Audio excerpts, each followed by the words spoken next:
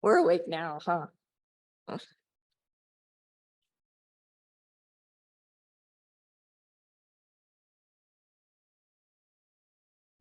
Good morning, everyone. How are you? So tell me who was staying at the Hampton last night? Who got woke up by the fire alarms? So we're having extra coffee, aren't we?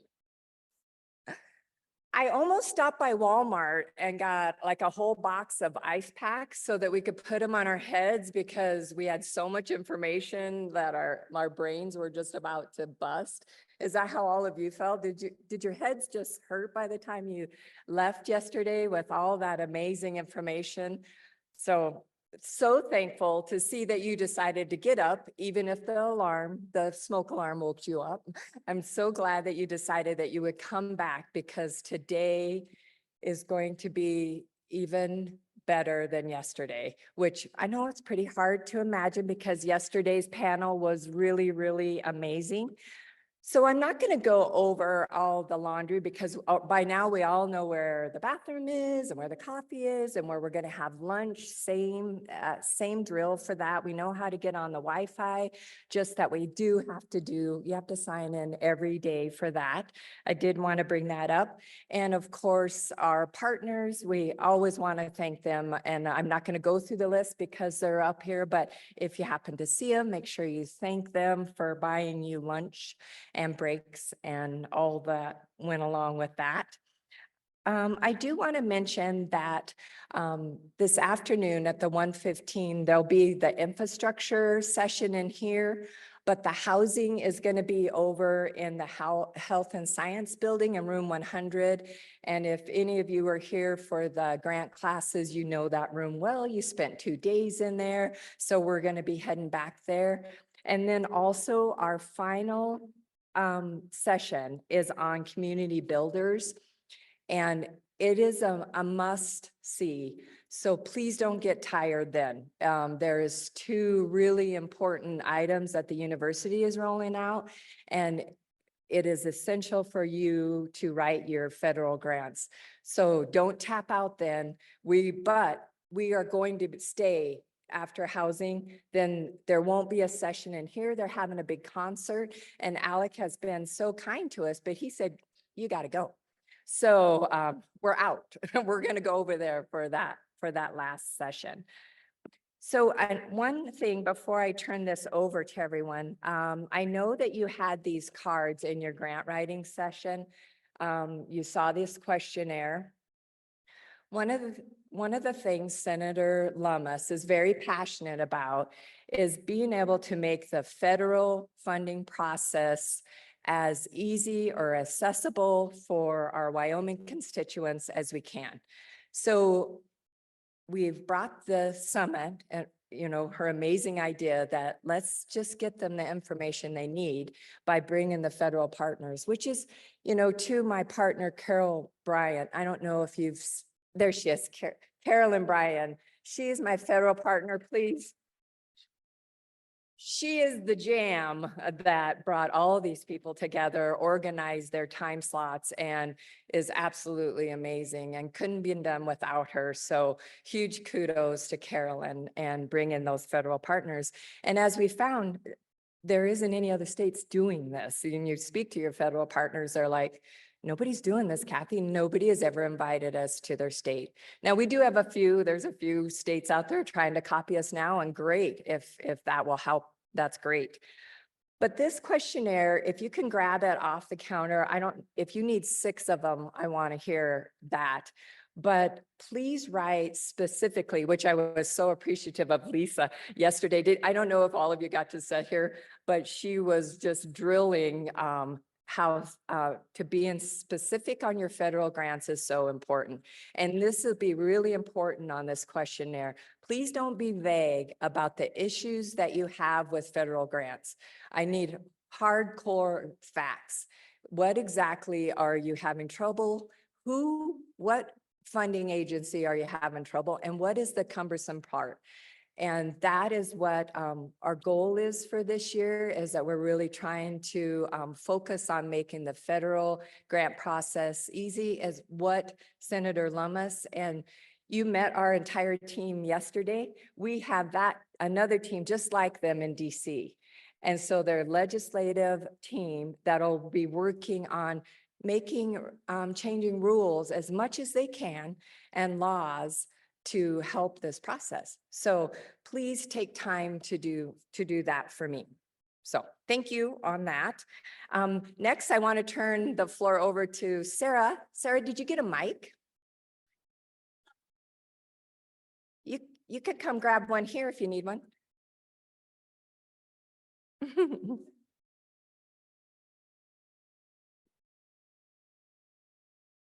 All right, we have our award winners from yesterday. So there's a timeline now. If you have not picked up your really great thing from yesterday, you have until noon today to pick it up. So these are the people that have been selected through our really great golden glowing turntable ball thing out there. So McCall Burrow, Michelle Keller, Amy Murphy, and Sarah Kukad, Amanda O'Keefe, Brittany Montgomery, Lori Ordaway, Carolyn Bryan, Anja Richmond, Shuri Lara, Marilyn Midauer, and Mark Lindstrom. We have a prize for you out at the table if you guys want to get it. Thank you. Let me make a quick announcement. Tonight at 7 p.m. here is the Wyoming National Guard Band, free. So if you're in town, show up 7 p.m. right here. Thank you. Thanks, Alex. The other announcement I have for you today is the Wind River Development Fund is opening an innovative, they're opening the Intertribal Center over just that building next to us from 7 to 8:30, just to invite you all to come over for a meet and greet and just talk about all the wonderful things that they have going. So they'd really like for you to stop over and visit with them there. All right, well, right now I'm going to, any other questions, by the way? Everybody's good? You're looking really good this morning. You're happy and you're bright-eyed, and I can tell you're ready to go. So it's my pleasure to introduce to you Kristen Walker, our Chief of Staff for the U.S. Senator Cynthia Lummis, and right behind her is Jamie Gronsky. She's the State Director for U.S. Senator John Barrasso with a virtual message for all of us.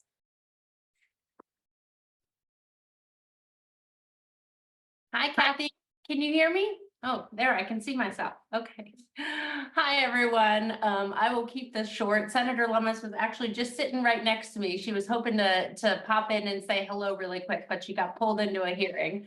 I just wanted to say a huge thank you to everyone who's participated in this summit, and just talk a little bit about how this came about and why Senator Lummis wanted to do this.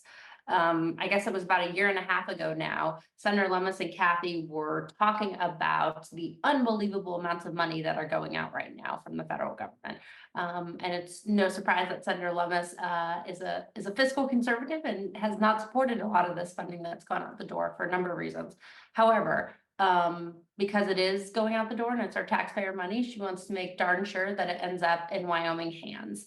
And so they came up with this idea for having a funding summit where the federal agencies, who have been great partners in willing to come out and spend time with folks and destigmatize some of the grant making process.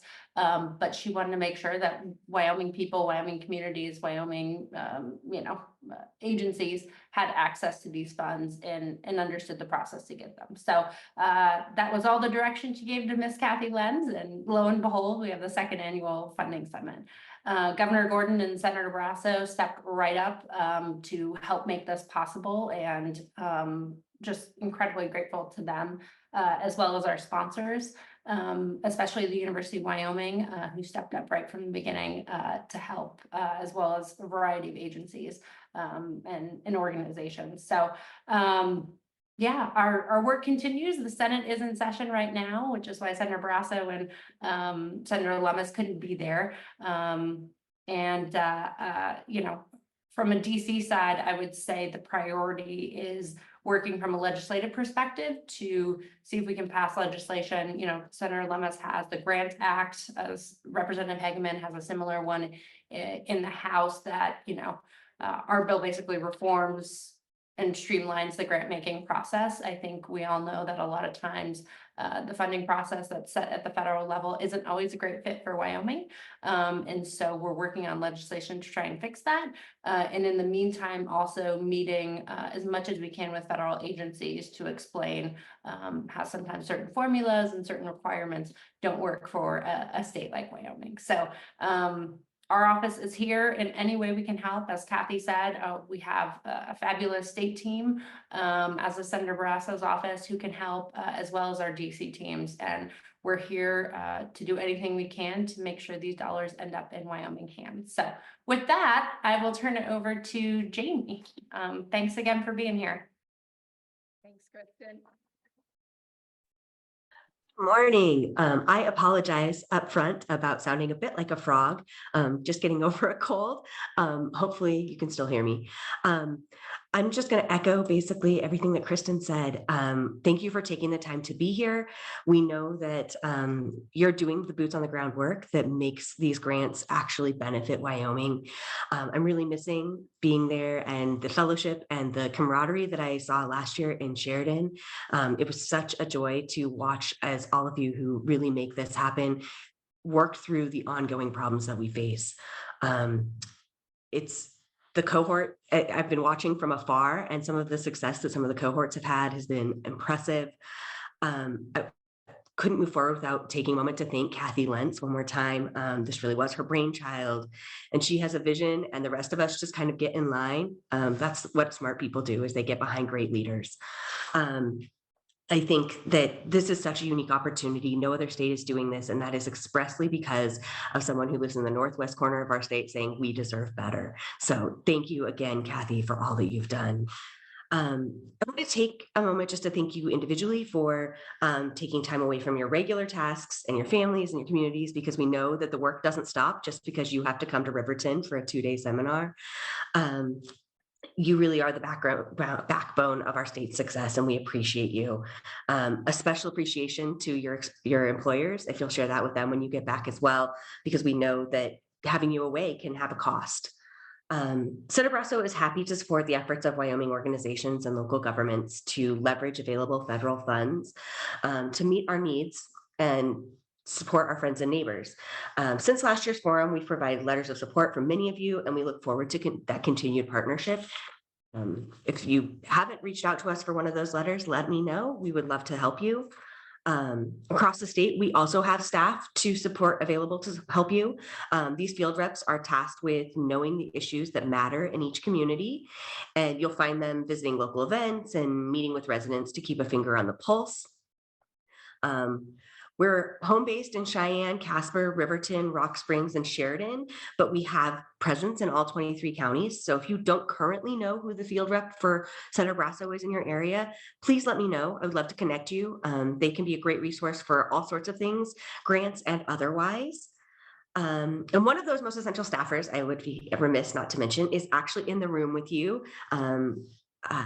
If you haven't had a chance to meet Pam Buline, then you are missing out, because she has been instrumental to the success of your United States senators for 40 years. So everybody turn to wherever Pam is. She's going to wave at you, and make a point to meet her before the end of this conference, because she knows the resources, the issues, the federal agencies inside and out. There's no better advocate for you, for other Wyoming constituents.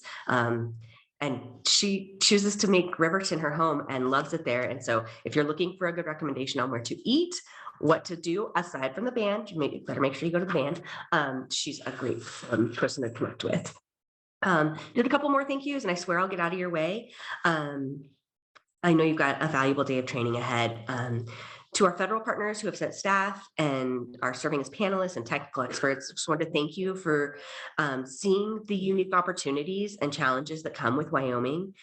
We look forward to partnering with you to ensure that available funds make their way to Wyoming as they should. A we wouldn't be able to do this without the amazing sponsors and Central Wyoming College for hosting this amazing forum. A special shout out to my dear friends at MC Squared. I'm really sad I can't be there with you, but I know that you are making this an amazing experience for everyone in that room today. Just one more nod of appreciation to Senator Lummis, her chief of staff, Kathy, the rest of her staff and team, as well as Governor Gordon for allowing Senator Barrasso to partner with you on this event. It's such a great game-changing forum, and we're really proud to be a part of it. I hope you'll find that there are resources and partnerships and answers at the end of the summit. And you'll find that there's camaraderie and partnerships that maybe we didn't know were a natural fit. So I want to wish you the best luck for a terrific meeting, and remind you that the forum doesn't end when you leave. You'll still have contacts and resources, and we are all available. All you have to do is reach out. Thanks so much. Thanks, Jamie.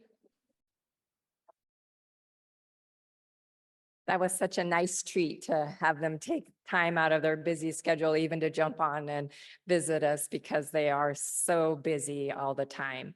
But we do have a special treat with us today. Thank you, Drew Perkins, Chief of Staff for Governor Gordon.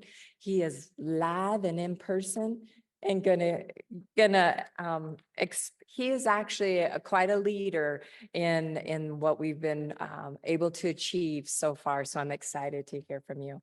Thank you, Drew.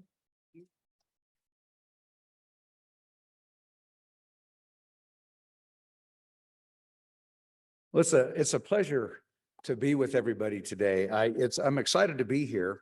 But I just want to start out. I know we have some people online. I think this is my only slide, so it's mostly just verbal today, and it won't be long. You're scheduled for an hour, but it's not going to be that long, so don't worry. Just curious, this crowd, how many of you participated in some kind of pool in March Madness that put something in $1 or $2 or $3 in an office pool somewhere? So raise your hand up high so I can just kind of see. So there's a reason I'm asking this question. So there's about maybe a dozen or so, maybe a little bit more. How many of you that put money in the pool won anything? So we got 1, 2. Let's give them a round of applause. So as usual, my bracket blew up on the first day, right? So, but the reason I bring that up is that is a little bit like grant funding around the state. If you're there's been a few folks that have been relatively successful in seeking and finding federal grants, and even fewer who are able to actually bring home the bacon, so to speak, and actually get those grants implemented. And so I know, and I don't know if Kristen's still on the line. Kristen, years ago, I was in the legislature for about 16 years, and when I was in leadership, Kristen helped us a lot with. We'd hire Kristen, and she would come down with Annalise Lummis, and they would help us out, help us write opinions, help us get messaging out for the things that we're doing. And Kristen is a great hand, and it's just fun to see her continue to grow and be successful in what she does. And certainly appreciate our partners, Senator Barrasso and Senator Lummis, who are just really helpful. Wyoming continues to punch above its weight in Washington, D.C. because of our congressional delegation, and we really appreciate their help and support. What I want to talk to you about this today is to give you a little bit. You've been talking about the what, federal grants, and the how, in how do you apply and how do you develop a capacity. I want to give you a little insight into the why, particularly with respect to Governor Gordon, the state of Wyoming, and where we're coming from and what we're hoping to see and what our vision is for this grants program in Wyoming and how we bring that in. And to start off, I wanted to make sure that I recognize a couple of our partners here. We've got our friends from Hagerty down here who are some contractors that most of you have met them. If not, the folks from Hagerty are really key to this. We've got a person in our office who runs our grants program for at least a little while longer, Jen Thompson, who's right here. And we've got we've got a number of, there's a lot of people. We got anybody from state budget here today? Where's Christine? There's Christine right there. Christine, who's a great state partner. And I want to give you a little bit of background about where this came from the state's perspective and Governor Gordon's perspective, and how this now ties in with what our friends in Washington, D.C. are doing.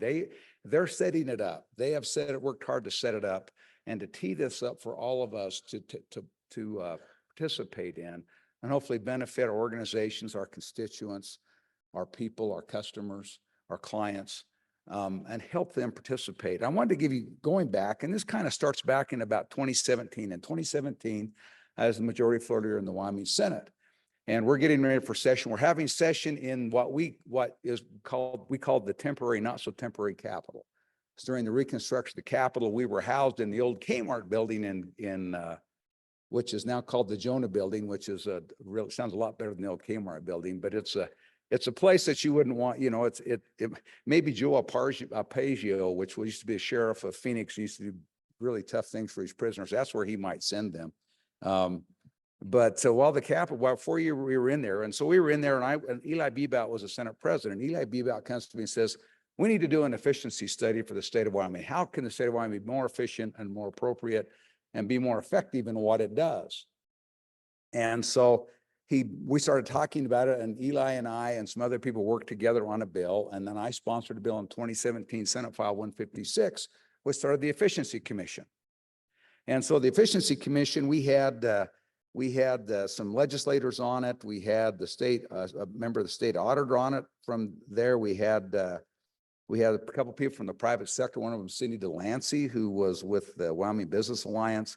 We had the Casper City manager. We had Mr. Carter. What's Carter? It's Carter Napier. Carter was on that. We had a banker on that. I can't remember exactly who that was. We had some, and then we had support from the state budget department. We had Christine. I don't know if she was involved back then, but I know Kevin Hibbert was involved back then. And we started working we started this thing. And so we went out and we got a national consultant to come in. Went through a procurement process, interviewed them. We had some folks called Alvarez and Marcel won the procurement. We had Alvarez and Marcel came in, and they did a dive across all state agencies looking for ways that we could be more effective and more efficient. And one of the things that they came up with in this Efficiency Commission, as they did where we did the work in 2017, came back with a draft report at the end of 2017. And it finalized it in 2018. We came out with this efficiency commitment. One of the things they identified was that Wyoming does not punch above its weight on the number of federal grants that are brought back into the state. And they found a couple reasons for that. And there were some hurdles that came up with respect to what they found as they did that. And those hurdles found a couple things. They found that there were these opportunities for revenue, but the grant programs that you lack the ability sometimes to have matches, lack the ability to sometimes even know or have the capacity, expertise that know the grants existed, and then have the lack of expertise sometimes to apply the grant or write the grant. And then maybe just as important is you have to, when these grants all come with, most of them come with significant strings. And you have to come back and you have to do the report, and you've got to come back and show what your outcomes or other data that they collect to be successful with grants. And so if you were the state of Wyoming, or you were a large agency in the state of Wyoming, not even all agencies, a large agency, if you were a county that was a little bit more organized and had a larger staff, same with cities, you were a little bit more successful. But overall, it just wasn't something that was available. And because of that, there would become developed what folks at Alvarez and Marcel thought was an overabundance or over-reliance on the state's ability to provide grants. And so out of this came this grants office. And of course, I've got a good friend of mine here. We've got Lloyd Larson, who sits on, Representative Larson from Fremont County, who sits on the Joint Appropriations Committee. Lloyd and I worked on that committee for several years together. Lloyd is a great asset to Fremont County. Lloyd, if you just want to wave so people see that you know that you're here anyway. It's good to see Lloyd. Is there any other legislators here today? Anybody else here today? it's election season, so you'd think they might show up once in a while, but anyway, we're glad to have you, Lloyd. And Lloyd is a very experienced and a very good hand at, particularly in the Joint Appropriations Committee. And what we can tell you, and I'm going to bore you now with a few statistics, but I was on probably 8 years of being on Joint Appropriations Committee, my 16 years in the legislature, and 4 of those don't count because you can't be on it when you're the president or when you're the majority floor leader. But we worked really hard. We started in 2017. We had 2018 report came back where there's been over 2,000 pieces, around 2,000 or more pieces of legislation that came out of that efficiency study. One of them in 2018 was, I think it was Senate File 20, I can't remember the name of it. Anyway, it set up the ability for the governor to hire a grants person. Yay, yay, yay, Jennifer. And to start a grants project. And so Kevin Hibbard and our friends at State Budget kind of caught this idea and have been keeping track of the efficiency. And then so we go to 2018, we get to 2019, and we had put a little bit of money in the grants officer. We had $10 million appropriation to start different things with this efficiency study. Started to put the grants, started to do a lot of work in the state budget department to track that. And then in 2020, something really remarkable happened. Remember what happened in 2020? Actually started at the end of 2019. We started to hear about this new sickness coming out of China, an illness. And of course, then COVID happened, right? And so I remember as we did the budget in 2020, and 2020, it started shutting down. We had, we finished the budget in early March in 2020 for the next 2 years in the biennial budget for state government. And we knew when we went home, as we were watching things starting to shut down, schools starting talking about closing and sure enough closing, we're going home just about time. We cast that budget for the next 2 years, and the ink wasn't dry, and we knew that budget wasn't worth the paper it was written on, because we all know what happened in 2020. And so we come back and we have a special session in 2020 where the state gets $1.25 billion, $1.25 billion of CARES Act money, but you couldn't use it to supplant budgets. Most of you who work for cities, towns, and counties or the state know that. You had that CARES Act, you could push it out, you could use it for some things. There were a few things you could use it for. It was directly related to COVID, but there wasn't a lot of uses you could have for that. And so we limped through there. And as we go through 2020, and if you remember the economic shutdowns that we had in 2020, so in 2020 and early 2021, for the first time in probably over 100 years, there was not a single rig working in the state of Wyoming, not one drilling for oil or one drilling for gas. And for a state that gets over half of its budget, of its state budget from oil and gas and coal, it was tough. And so we went into the budget in 2022. I was no longer president. I came and I was chairing the Senate side of the Joint Appropriations Committee, working with my good friend, Representative Larson, and others. And we put together a budget and we were slashing right and left. We cut so much that it hurt. We cut so much that when it went out to the floor, that even the ultra conservative Republicans on the floor of the Senate that you all swear at in the last budget session were putting more money back in the Department of Health and some other places because they felt we had cut too far. We had phase 1 cuts, phase 2 cuts, phase 3 cuts, as we were looking and pushed our budget below where it had been 10 years before. Well, and then guess what happened? Then CARES came out. Well, CARES just flipped the script. And so instead of using my hands and talking with my hands, not Italian at all, but still wave my hands around, the flip the script. And so then we come back and when we come back, just for even for the 2022 budget, working on and putting together a 2022 budget for the period that we're still in now, which would be for fiscal years 23 and 24, we come back and we put in, what do we have now? Now we can use ARPA, and we did revenue replacement, and we were able to put away, we had $500 million of general fund money that we could use ARPA funds to replace. knowing that when that was over in 2024, the session just happened, all that general fund money has to come back out of the state's coffers and go back into the budget that we have now. Why do I bring that all up? It's because what we see, and if you pay attention, and those of us who've been on appropriation, you see it, and the governor sees it, the revenues in Wyoming are maybe the most volatile in all states, except for maybe Alaska. So the total revenue of the state is incredibly volatile. That's why this grant office is so important. And we've learned some great things during CARES. Our friends at the State Budget Department, Christine and her team, and Kevin Hibbert and the team that Christine serves on there, they put together some amazing ability and some amazing capacity to track federal grants.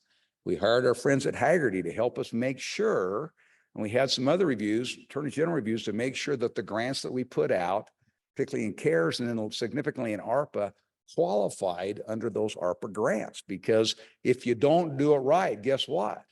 You got to pay the money back. That's not any fun. And so we set up this, and we've got dashboards, and we've done a lot of things that just enable us to track and monitor grants. Why is that important? Because that now brings us to where we are today with grants and and what we've done. We've been able to drive a skill set through in the state that we now know how to administer grants. We know how to track grants. We know how to report on grants. And we have some review processes, both to identify grants and also some expertise in how to track them and how to report on them so they come back. Why is that important? Well, this goes back, and that's what this slide is about here. So this was out of this is actually a page from the draft, I don't know if there's a draft or the final, but this is the state's grants management initiative that came from our friends with Alvarez and Marcel and set up. And where we are, the strategy was, as you can see, it was to drive strategic identification, analysis, and prioritization of federal funding opportunities. Why is that important? Well, it's important not only to know what the grant is, but to what it means and where it's for and what the requirements are, both to apply for it and once you get it, to report on it. Incredibly important. Otherwise, you may be asked to give the money back, or in many cases, sometimes these grants are reimbursable. You have to be able to have the ability to receive the reimbursement, and to do that, you have to dot some I's and cross some T's, as most of you know all too well. Of course, there's risk assessments and there's compliance reviews of federal programs that come in. We've seen a few of those even in CARES and in some ARPA, where states have had to pay back millions of dollars because the programs were not done correctly and the money had to be paid back. I don't know how your budget are. State of Wyoming has managed to save a few shekels here and there, but paying them back to the federal government, usually at a time when you need them for something else, is not any fun, and it's not going to be any fun for the state. It's not going to be any fun for you if we don't do that. Then the execution, monitoring those federal funds and grant programs for execution and timely reimbursements. As we said, a lot of those you have to spend money in the appropriate places. A lot of them are reimbursable grants. And so you can get the money as you go along, as you expend those things, but sometimes that money has to be fronted. And so there's compliance and reporting in doing that. And you find that consistently across the state in subdivisions, hospitals, other places like that really struggle. They've got the work in, they've done it, they've what they have to do, but they haven't been able to get the compliance down to be able to get reimbursed. So at the end of the day, if you can't really bring home the bacon, if the check doesn't make it to the bank account, it hasn't done you any good till you get to that point. Cost recovery, the SWI cap, you don't have to worry about that. It's a really ugly thing, but what it is again, the ability for the state to recover and use federal funds for administrative purposes. It's really important to state budget, but it's really boring for anybody else to talk about. So we'll move on from that. And then again, the technical assistance and the technology. That's what we've been working so hard in the budget department with our friends at Haggerty and other partners out there to develop that technical assistance. So one, we can know what grants are out there. Two, we can identify and pursue those grants. And three, that we can successfully administer and report on those grants so that they've done what they're supposed to do. So with that, that's the why. Because the state is not, we know we've been through boom and bust cycles. We'll continue to go through boom and bust cycles. Today, oil is over $85 a barrel. It's a little bit less than that because Wyoming has a sour crude that sells a little bit lower, but it still is it's in good shape. But natural gas is below right now it's selling below $1.50. That's probably $2 to $3. It's more than a year ago was about twice that, a little bit better than twice that. Natural gas is not doing well now. Coal, we all know about coal. We mine about 25% of the coal that we mined just 10 years ago. And so those revenue sources are tough. And when they're down, and when the state's revenues are down, there's not much money for grant programs. The ARPA money is just about gone. All that has to be committed by the end of this, all this has to be obligated by the end of the year, and whatever's not obligated goes back. Most of that has been, we've done a tremendous job. I mean, we've got really 90,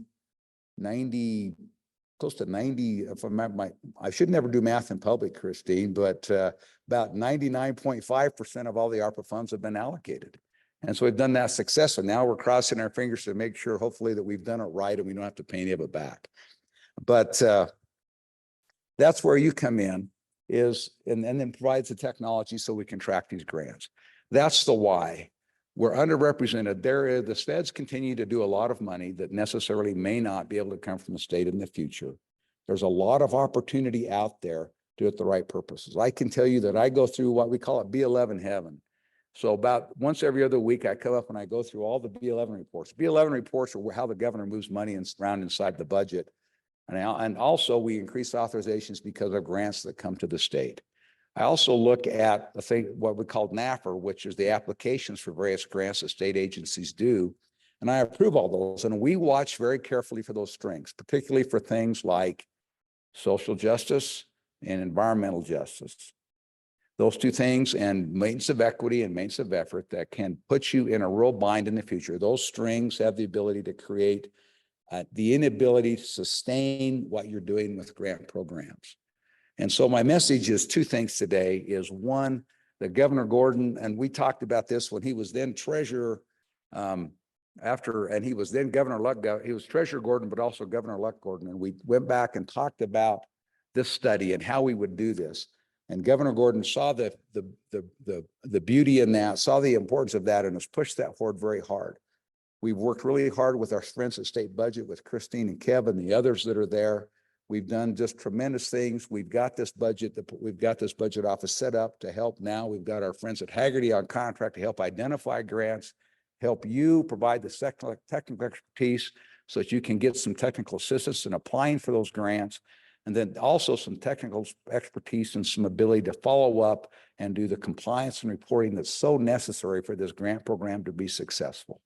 Dragging it in the door, applying for it and getting it may be the easiest part of the grant process.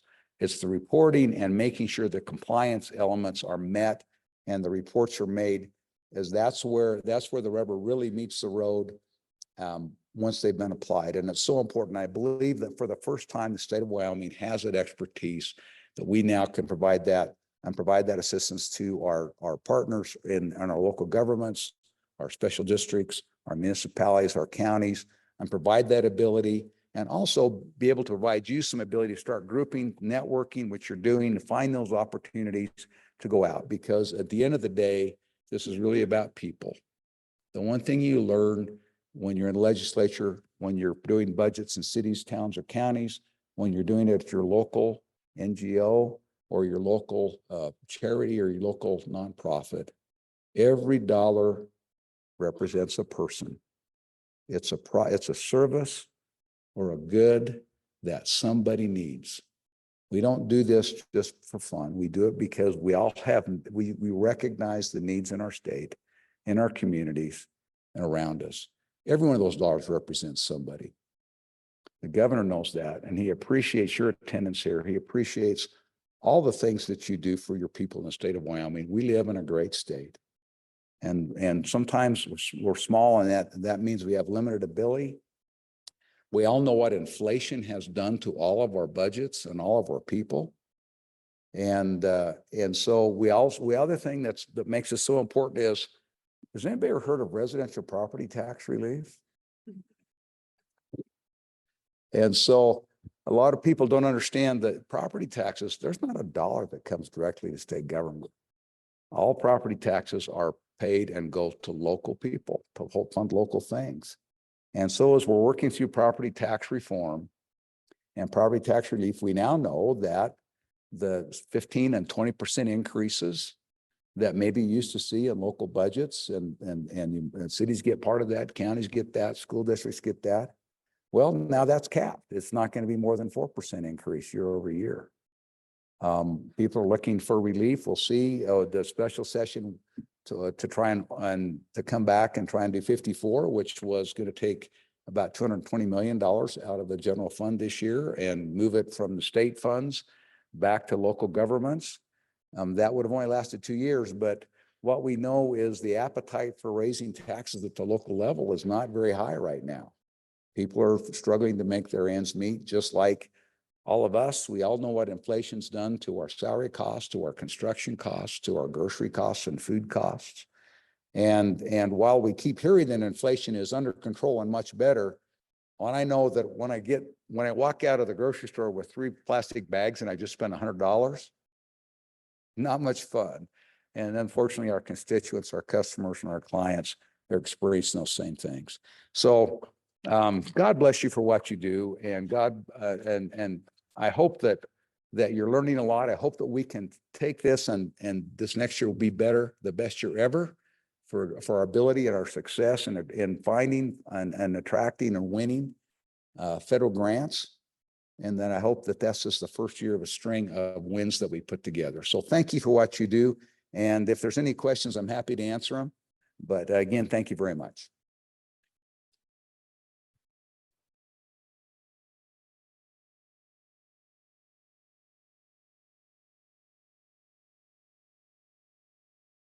Thank you, Chief. Those were for those wonderful words and sharing that, taking the time to come and be here with us. So we're going to start the morning off with capacity, and we were supposed to start at 9:45, and I'm going to look up at Carolyn. And do you think that we could just take 15 so we have some time for questions? I just feel like everyone's been a little disappointed about that. How does everyone do? Are you okay with just a 15-minute break and coming back in, and we could maybe leave a little earlier for lunch? Okay, let's do 15 and we'll try to get set back up. Thank you. Nice job. Thank you so much. It wasn't boring at all. You could have went on a long time. It was, everybody really enjoyed it. Well, thank you. If there's anything Drew, that you need from me or our office or, you know.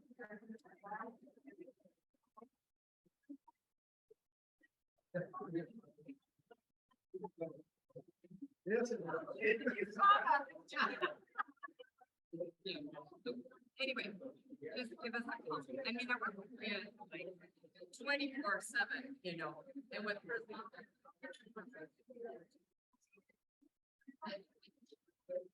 Yeah, yeah.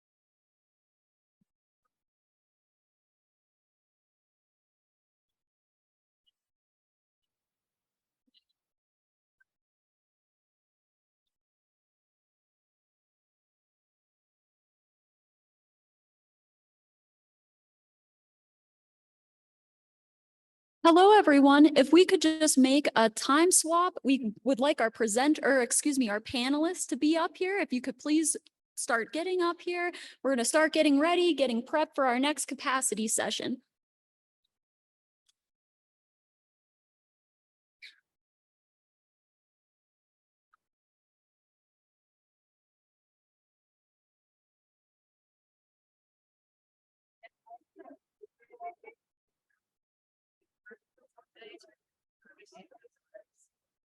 Oh, I didn't call on me.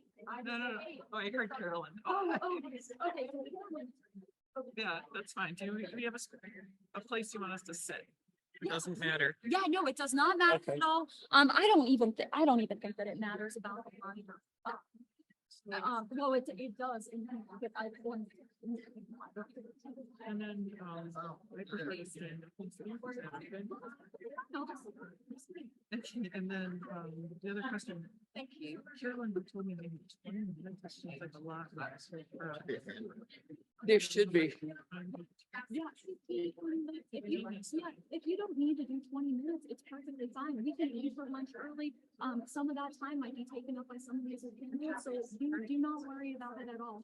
Oh, I can go on forever. I know, me too. And it's like, oh, I actually have to talk for 15 minutes. Oh, I could talk about this all day. Yeah. It was fun.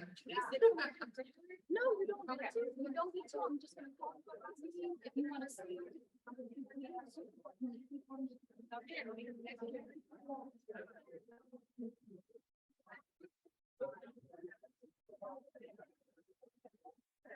Is there a way you want us to sit or where? Everybody was asking about that. If you just want to sit down where you would like to, that is fine. I'll call your name. You can come up, use the podium. You can use your microphone. Okay. Yeah, we're gonna keep this. I like that. comfortable. Okay, yeah.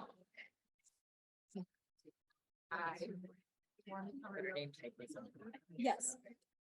Yes. So if I start really early, we can leave a little Yeah. for lunch. Yeah. And maybe questions that I just felt like we did. Don't you? Yes, and it's 15 and 20 minutes each, right? Yeah. Okay, I just want to make sure, because I didn't know that whole thing. I'm so sorry that you got Oh, that. that's okay. I'll ask Carolyn for sure. Okay. But they, I think they. Okay. Oh, yeah, they do. Yes, Okay. yes, and he just asked me about that. She goes, do I have to? Are you please? Yeah, that's fine. Is that sound okay? You're good with that? Yeah, I think we need to just make some more people. Don't you feel like this Yes, pass, right? just- Yeah. We've been going 100 miles an hour this whole week. We need to take a breath. That's what I'm doing. All right, I appreciate you so much. I appreciate you guys. You do your. You take care. Don't blame you.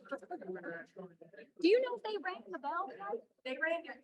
Oh, Yeah, I'll go wander out one more time, but I think it's fine. Okay. And then they'll come. Okay, great. Is Zach up there to put my presentation on? Okay. Hello, everyone. We're going to get started on our capacity session real soon. So if we could have everyone take a seat, we're going to get our presentation slides all put together. Zach, our technology person up there from DC, is going to help us out on that.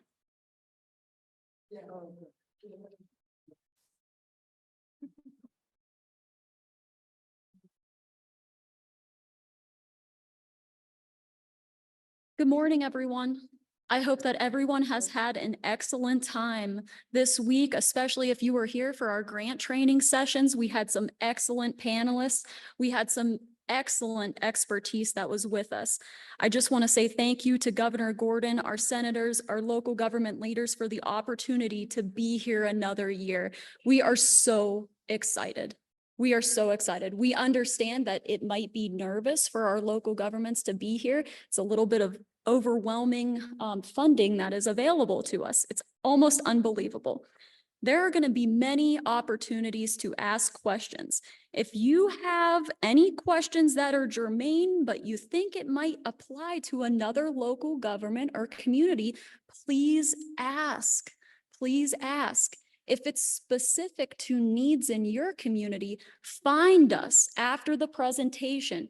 We have a state budget department grants management office table. We have people from the EPA. We have people from USDA rural development here to assist you and answer your questions.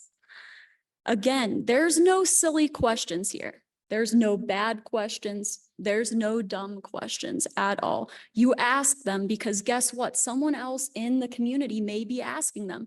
They might be 5 hours away in the state of Wyoming, but they might have the same question that you have. You have taken the time out of your day and your week to be here in the presence of subject matter expertise. Please ask the questions. You don't have to remember every single thing that they say.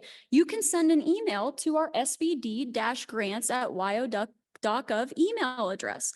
We have about 10 or 12 people on that resource account. And I am going to say, you send an email there, it does not stay there to collect cobwebs. We answer. And if you've noticed, and if you have sent an email address there to an email there to that email address the past couple of days, you might have noticed that our director, Kevin Hibbert of the State Budget Department, is so excited that he's been answering those emails. Everyone is here for the same reason, whether you're a local government, a nonprofit, a small business, a Wyoming energy co-op. You are all here to assist your local community and your local governments. It's better when we work together. We understand that many communities and local governments are struggling with low capacity. This is the time to dial in your focus. This whole session is going to be capacity related. It's easy to get overwhelmed with the amount of information. We have been running at 100 miles an hour this week. We've been everywhere. We've had 2 different sessions going on, workforce, water, energy. Let's take a second to just take it down a notch. Let's get comfortable. Let's listen to our panelists today. If you forget something, it's okay. Bring it up to us. Ask. Write down your questions, concerns, areas where you're struggling. Vent your frustrations. Send them to us. We want to hear from you. We want to make this technical assistance program for you. It is all about you and our local governments and our nonprofits and our small businesses. That is what brings our community together. Now look around. Let's find some faces and people that you networked with last year during the summit. Find some new faces. Find some new people. They don't have to be your neighboring community. They can be down in Cheyenne. They can be in Rawlins, Rock Springs, anywhere. Make those connections. Slide, please. This is our agenda today. I'm going to keep it short and sweet. I know that people are getting overwhelmed with information. I don't want to be part of that. So first, we're going to talk about how we got here. And the Chief of Staff Perkins, he addressed some of these areas. Then we're going to go on, where do we go next with this? We're going to introduce you to the Haggerty Consulting team. And then we're going to provide you with a conclusion and a way to connect with our team. Slide, please. So how did we get here? Well, we had some previous efforts underneath the State Budget Department in 2015 and 2016. The State Budget Department submitted an exception request and asked for 2 personnel to stand up a grants management office. Some stuff happened, as it usually does. We had the efficiency study, and the efficiency study noted that we needed a grants management office. We needed a central location to direct people to. We needed that location to provide assistance and direct them to the appropriate resources that are available to them right now. Now we had the influx of the pandemic-related funds and the CARES Act. Those were to address immediate concerns in our community. We couldn't use them to supplant the budget, but we needed to get them out the door, and we did. It was $1.25 billion, and Wyoming succeeded in getting all of that money out the door. Then the ARPA funds came, and I'm sure that there's more than enough people here that know about those ARPA funds, whether it's through our SLIB board, our Department of Health, our Water Development Office too. And through that, we identified that there was a very large need to assist the local governments in grant writing, capacity building, grant management, technical assistance, and other supportive services. As the Chief of Staff mentioned, obtaining the grant is only about 10% of the work. It's everything that comes afterwards that is very dire and critical to grants management. Now that we're experiencing this influx of IIJA and IRA funds, it necessitates the need for audit preparation, for CFA preparation, a foundation for risk management. It is dire and critical for these dollars. We have been notified by the federal government that they are going to be doing vigorous audits, and we're ready for them. Bring it on, is what I say. Now, last year we were together for the first time for the first Wyoming Funding Summit, and we had some initiatives stood up. We heard at the first summit from our local governments and our leaders. We heard you ask and identify what you needed. We heard you ask, where are your areas of concern? You addressed them. You said, hey, what can the state do to better position themselves to assist us? And we heard you. And we are glad to be here this week with you to introduce some of those tools and those resources. The State Budget Department Grants Management Office is spearheading this initiative with the governor's office. We are well positioned to be able to do this work. We have onboarded and executed a contract with Haggerty Consulting, who is going to be providing some phenomenal services for our technical assistance program. We also have Clifton Larson Allen. They started with us with the ARPA program. And now they're generating more traction in our community because they have such an emphasis in information on the Inflation Reduction Act tax credits. If you were here yesterday, you got to listen into Michael DePrema from Clifton Larson Allen. I'm telling you what, he could go on for hours about Inflation Reduction Act tax credits. And if you really need to listen to that, please get a hold of the State Budget Department. We can connect you with those subject matter experts. We can use Haggerty Consulting to help structure a framework that will best serve you and your community's needs. The state of Wyoming, not just the State Budget Department Grants Management Office, is here to help you. It's not just us. We are here to help you. And even if we can't give you a perfect answer, we can find you information and resources and direct you to the appropriate way to get them. We can tap into our state departments that we have available. Slide, please. So where are we going? What are we gonna do next? Let me tell you, we're gonna create an easier way to identify federal and state grant opportunities and apply for them. We listened to you. You had some problems with sam.gov.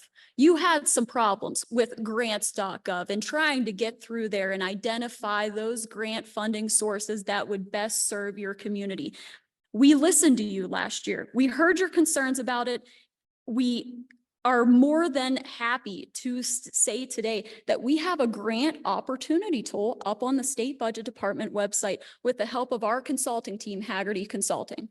They were able to develop a dashboard to make it easier for our local governments, our nonprofits, our small businesses, anyone in the local community to look at that tool and see where are the opportunities? What is available right now? When is the deadline to apply for these funds?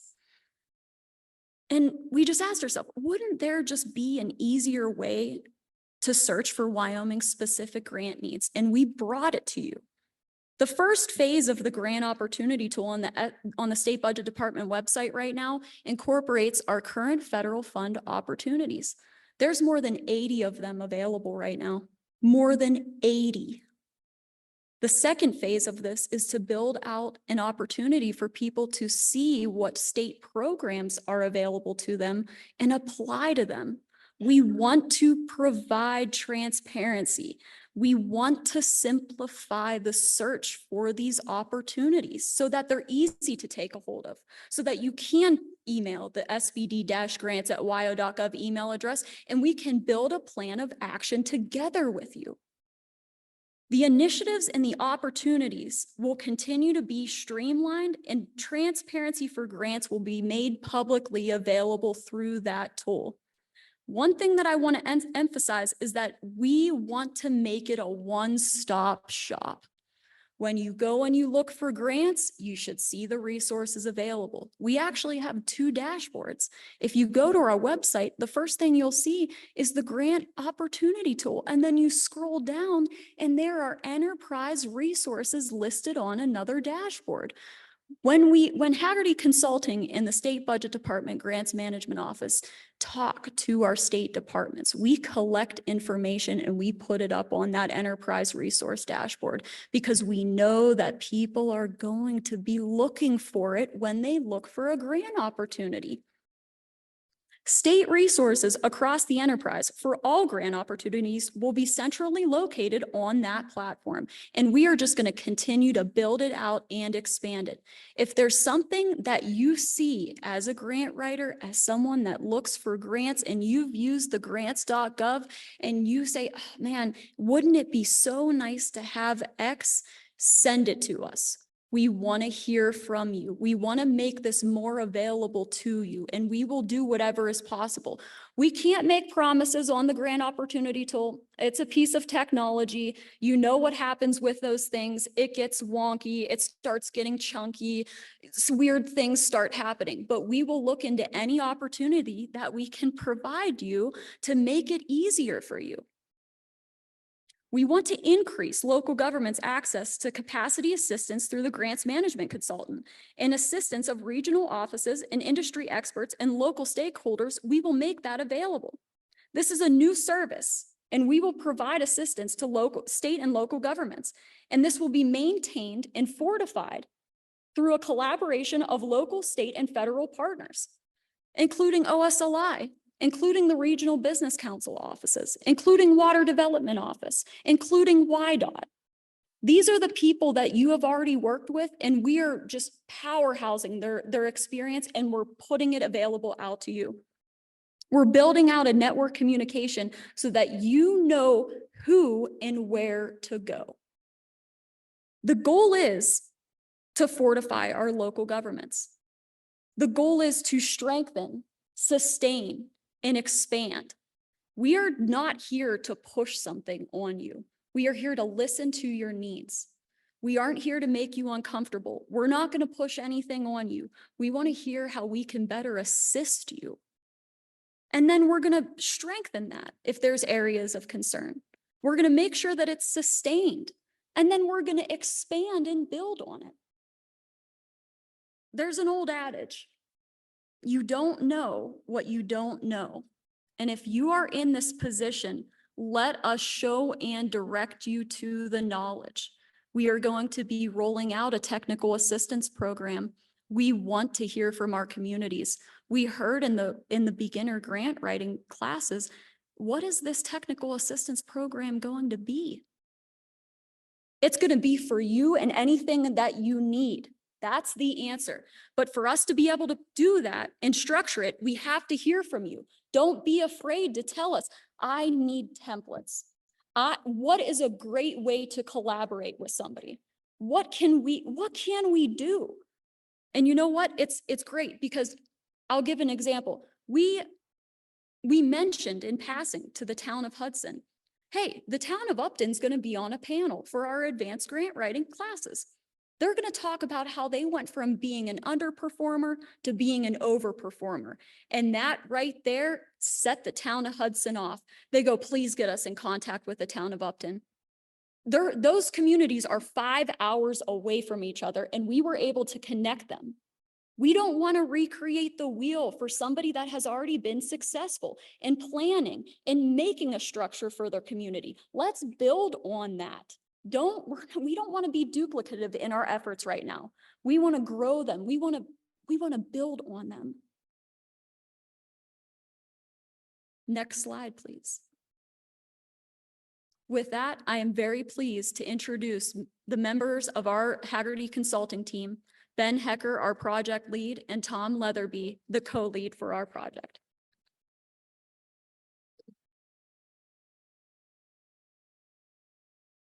Thank you very much, everybody. Thank you, Christine.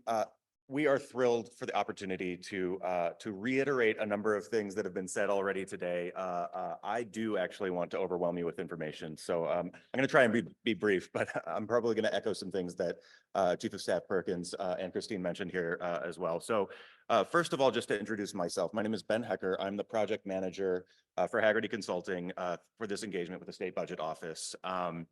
I have a local government background, and that's why I think being able to talk to you as part of this capacity building panel is so important. I know how hard it is to be asked continually to do more with less. I know how hard it is to figure out where to put your efforts, and Hagerty is here to help you with that.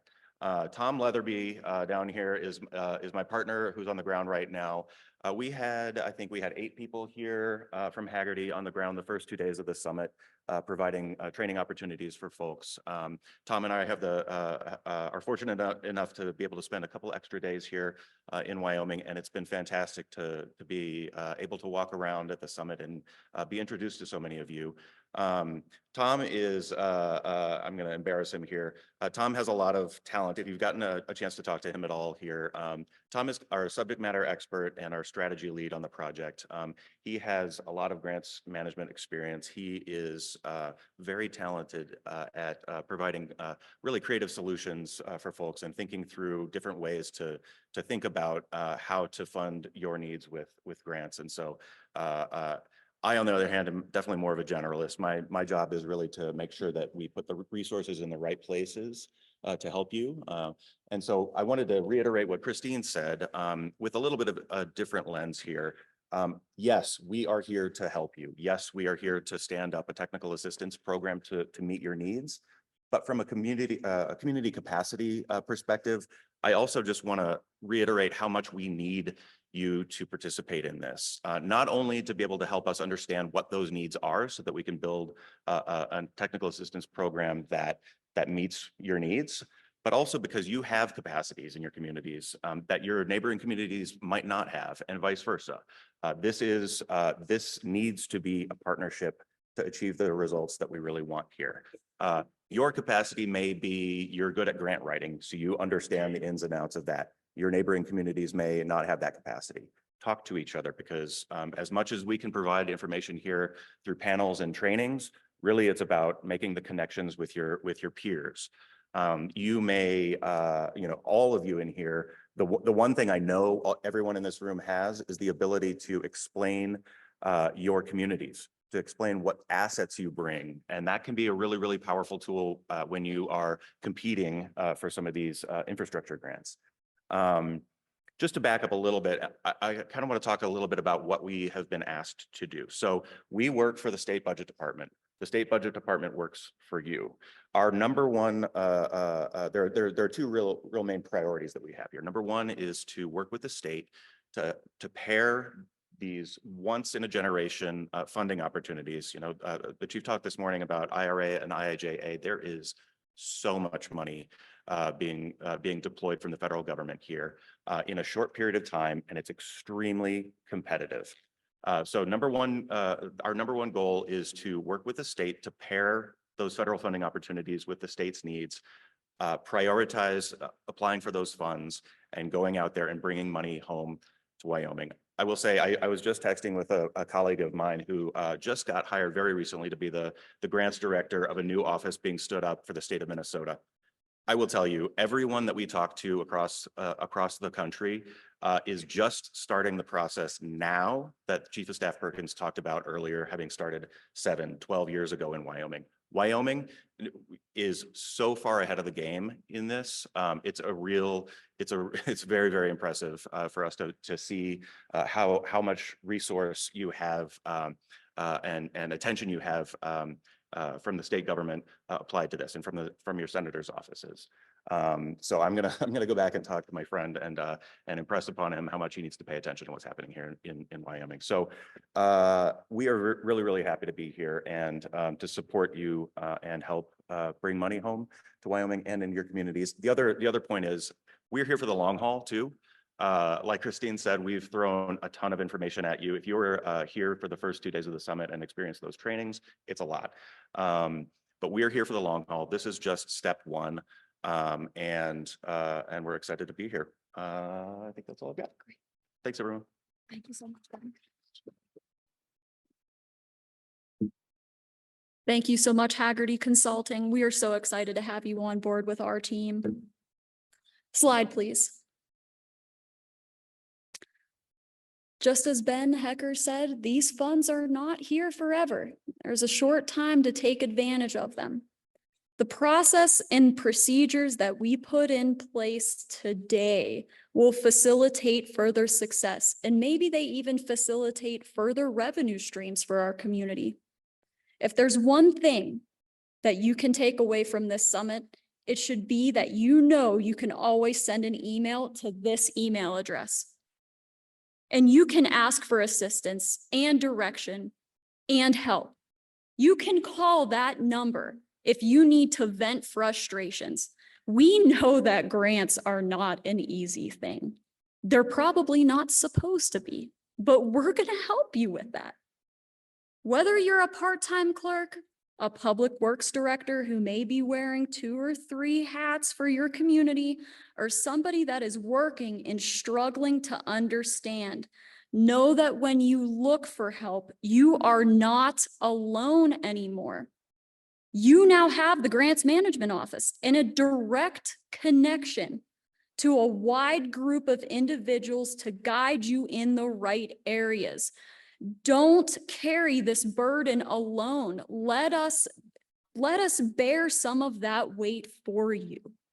Either through resources, technical assistance, grant writing. Maybe you just need to ask a question about the Davis-Bacon Act. We're here to help you. If you don't realize it yet, Your future is going to be very, very bright. So make sure that you stop by the grants management office table, grab yourself some sunscreen, and make sure that you communicate and introduce yourself to our team. Thank you very much, and please, please do not hesitate to reach out to us.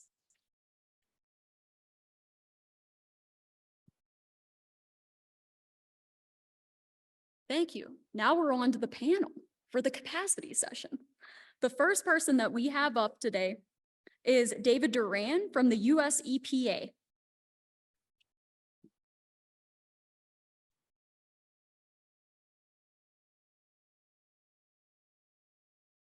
Greetings, everyone. My name is not David. I am Blake Huff from the EPA office in Denver, Colorado. I don't know who's running the slides. Let's do the first slide. David asked me to jump in today and share some slides he put together to talk about 2 technical assistance resources. And then I also want to share with you two upcoming grant opportunities, one of which I'll speak about this afternoon.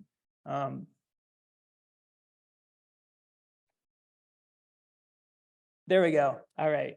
So again, I'm Blake Huff. I'm from our environmental justice grants section. I'm a section supervisor. David is the other part of that section, and he is, I would say, becoming quickly a national expert in our grants around environmental justice and anything in Region 8, I would say. So Region 8 covers 6 states, 28 tribal nations. We're located in Denver, Colorado. We also have an office in Helena, Montana, and a field office in South Dakota. I'm going to put David's email address up here, david.dorian.i@epa.gov. And again, my name is Blake Huff if you do have follow-up questions. So we'll go ahead and move on to the next slide, please. All right, so the first resource I'd like to go over is called what we're calling a TIC-TAC. It's Thriving Community Technical Assistance Center. There are 2 of them for Region 8. And these TIC-TACs are exactly what this session is all about. If you're feeling overwhelmed, if you're feeling like, I have this environmental issue, I have this problem, I don't know what to do, is there a grant that works on that? A TIC-TAC can help you figure that out.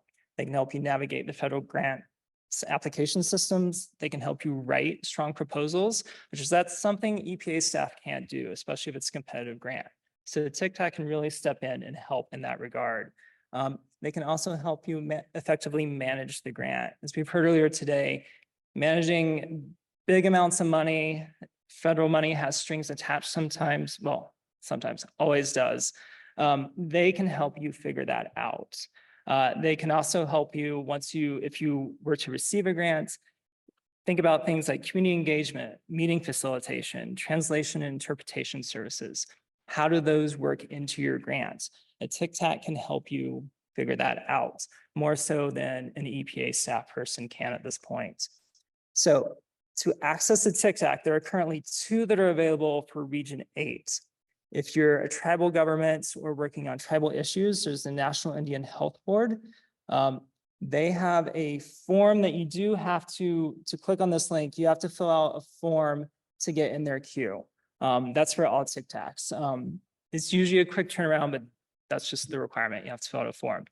If you're from another type of organization, local government, nonprofit, community serving institution, right now, EPA is working with the International City County Management Association, or ICMA. So if you work in local government, you're probably familiar with ICMA. They have an intake form as well. These are both national TIC-TACs. Realizing that we work in Region 8, and we have specific issues with tribes and states and local governments in Region 8, we're working on a new TIC-TAC that's going to be managed through Montana State University. So they will eventually come online and replace ICMA for Region 8, but right now, if you want assistance, go ahead and apply through ICMA and get in the queue.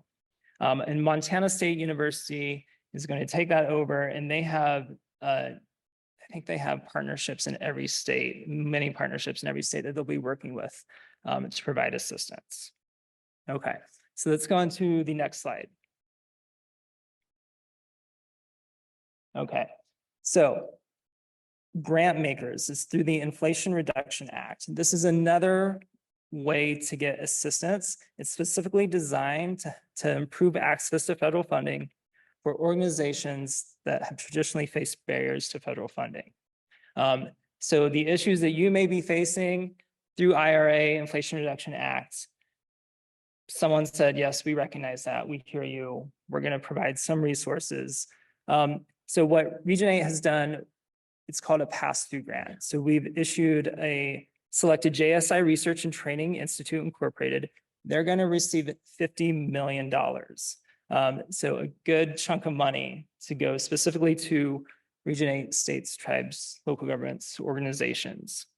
They will then work to distribute that money in chunks of $150,000 to $350,000.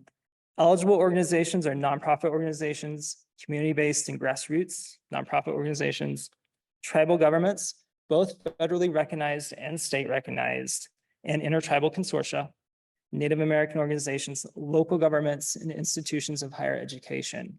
So JSI Research, Training, and Institute, they will help manage some of the administrative burdens of a grant. That is what they are there to do. For more information on this, there is a QR code here. I tried it out last night. It did work. I can't guarantee anything more than a day. So you can also just find grant makers on EPA's website. So those are the two resources I wanted to go over that EPA is currently offering. If we go to the next slide, I wanted to make you aware of two more things that are coming.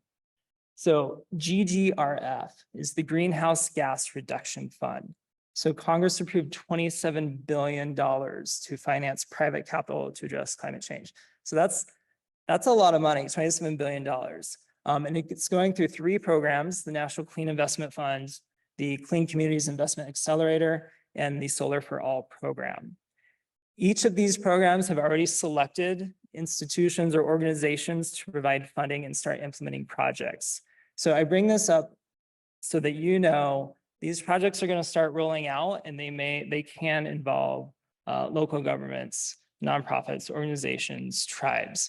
So this is more of an awareness slide. Again, there's a QR code here of things to come, because this is a great opportunity for local governments. And I'll mention one more. So next slide. And finally is our community change grants. I will be talking about this more in depth this afternoon during the housing session. But these are another opportunity to provide a lot of funding for organizations that want to partner. So it's a unique aspect of this grant program is you have to partner with two community-based organizations, and that can be a tribe, a local government, a nonprofit. I'd have to check if it's a state, but you have to partner. So there's lots of opportunities to kind of do some problem solving around issues that maybe one organization can't solve by itself. So I'll speak more about this afternoon. Okay, so I'll leave it right there. But again, my name is Blake Huff from EPA Region 8 in Denver, Colorado. And thanks for having me today.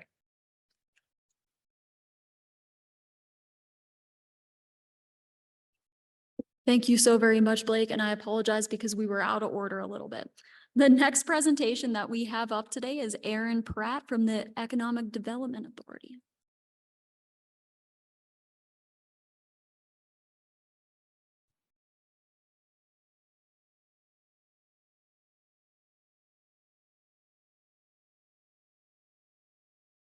Good morning. Can you all hear me?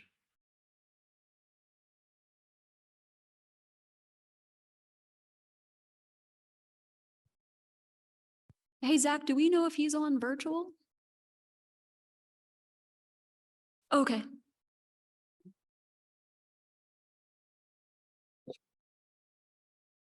Hi, Christine. Can you hear me?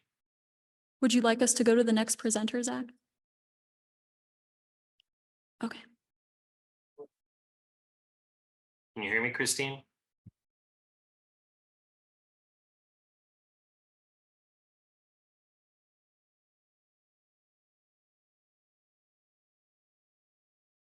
Christine, can you hear me? Yes, we can, Aaron. Thank you so much for attending today. Of course. Thanks for having me, Christine, and thank you for moderating. I also want to give a quick shout out to Kathy Lenz for inviting me to this for the second year. And also to Carolyn Bryan from EPA, who's really helped organize a lot of us who are here today. So I want to show my appreciation to them. My name is Aaron Pratt. I'm the Economic Development Representative for EDA, covering Montana and Wyoming. I'm based in Helena, Montana. Next slide, please. So EDA's mission, and this may be repetitive for any of you who were on the workforce meeting yesterday, but I'll go through these quickly. Our mission is to lead the federal economic development agenda by promoting innovation and competitiveness, preparing our regions for growth and success in a worldwide economy. How do we do this? We provide financial and technical assistance and locally driven, regionally oriented economic development. What that means is we're a bottom-up organization. We take the best ideas from our communities, from our tribes, from our states, and help fund those ideas to move the needle for you in your communities. Next slide, please. So we in Wyoming are in Denver's regional office. So you can see in the center of the map. I cover all of Montana and Wyoming. I'm the only EDA employee in those two states. So cover a lot of square miles, but proud to do so. Next slide, please. So just a snapshot of what EDA has done in Wyoming in our last full fiscal year. We did about $18 million in projects across the state in a variety of regions, as you can see from the dots on the map. Next slide, please. And what I'm going to do next, I'm going to talk about 5 projects that we're doing across Wyoming, kind of give you a snapshot of some different kinds of projects we do around capacity building, and hopefully inspire you to think about projects in your community that we could potentially fund. So anyway, these will kind of give you a high-level view of what we're doing and where we're doing it. The first project I'll talk about is the Office of Transformation, which was funded through the Gillette College Foundation. And this is, if any of you know Rusty Bell, he's heading up this office and doing an exceptional job. We provided a $580,000 grant matched with some local money for a total of $725,000 to hire a couple people to develop a diversification plan and strategy for their regional economy. Gillette's really looking forward. What can we do to diversify our economy, make it stronger, build the future economic development map for the region as we look to energy transition and as we look to making a stable and growing economy for their children and grandchildren. So really innovative work that they're doing, and expanded the role really into different aspects too, including housing and other aspects that are childcare, the things that all of our regions are struggling with. So they're taking a lot of the existing data, consolidating that, and building new plans off the back of it. And really excited to see the strategy and implementation plan finalized through that region. Next slide, please. The second is sort of a similar grant that we're doing with Wyoming Energy Authority. I'm not sure if Anya is there this week, but she knows a lot about it too. So we provided a $595,000 grant for an $800,000 project to establish a regional economic coordinator. So hiring staff to research, identify projects for business growth and regional collaboration, and develop what they're calling roadmaps and strategies for development of hydrogen, nuclear, carbon capture, energy efficiency, and conservation opportunities. So again, we're hiring a person to build capacity, in this case, sort of statewide around energy. Next slide, please. This is a project we're doing in collaboration with the International Economic Development Council. We're calling it the Economic Recovery Corps. And we're placing sort of mid-career economic development professionals in communities that have historically been distressed economically. In this case, this economic development fellow is housed in the Wind River Development Fund. And their job is to build capacity in these under-resourced communities. Having someone with some economic development skills that can kind of drop in, work for 2.5 years in that community, help build capacity, but also sort of an overarching goal of this program is to build the next generation of economic development professionals and leaders who are all networked across the country. So these fellows all talk to each other as a way to build capacity and build their professional credentials, but also really embed themselves in a community that needs them and can drive economic development activities that are locally driven in those communities. So in this case, the woman's name is Alexandra Callaway Nation. She'll be working for 2.5 years with the Wind River Development Fund. And her sort of project is the sustainable ecotourism model to expand opportunities for sort of outdoor recreation that respects the environment and the tribe. So really cool project. Next slide, please. Kind of a relatively newly awarded project was with the Jackson Hole Center for Global Affairs. And I don't know if Nathan Wendt is there, but he's leading this project. We granted $168,000 to build capacity and build a network of investors that we can attract to support these clean energy projects we're hoping to kind of sprout across the state of Wyoming. We can develop the projects, but we also need the investors to fund them. So this is the project that Nathan is working on, and also really making sure that these underserved communities that we've been talking about are not left out of this process and not left out of this investment opportunity. So it's a kind of a communication strategy, but also a network building and capacity building strategy to kind of drive economic development in new energy opportunities. So next slide, please. And kind of the last project I'll talk about today, this was relatively recently awarded through our University Center program. This is a $1 million grant for University of Wyoming spread across 5 years. And the university is kind of remapping their org chart as it comes to processes and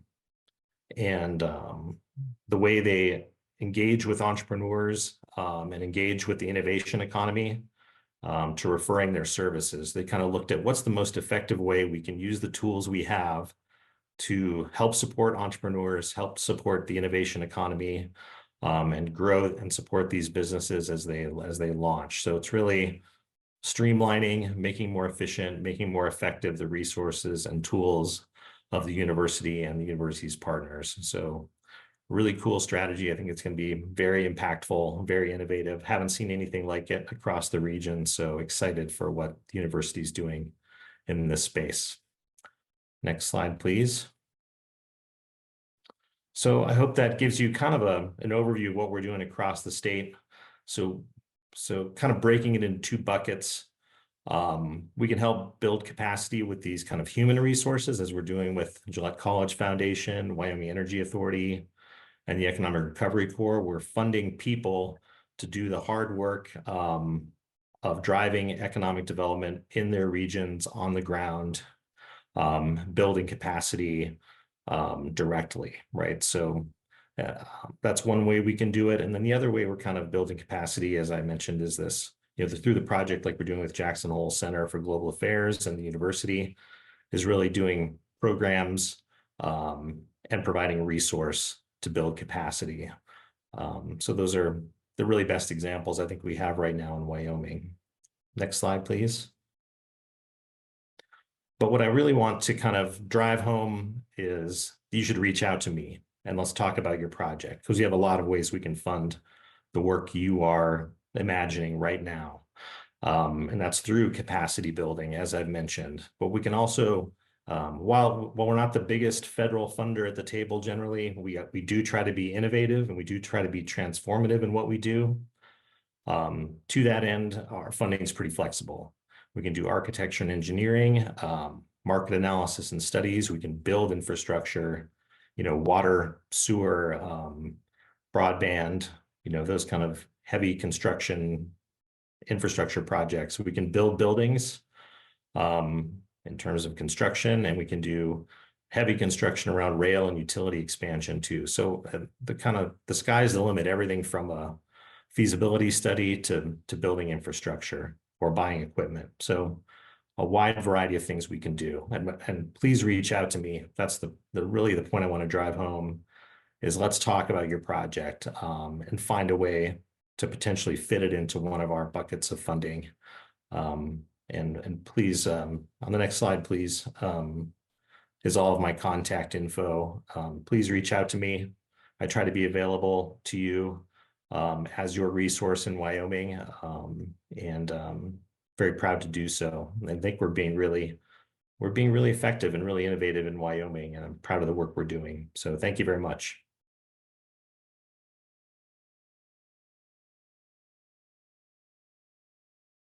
Thank you, Aaron, for all of that great information. Next up in our capacity section, we have Erica Yarber and Paul Huberty, which is with the Wind River Development Fund EDA Recompete Grant Opportunity.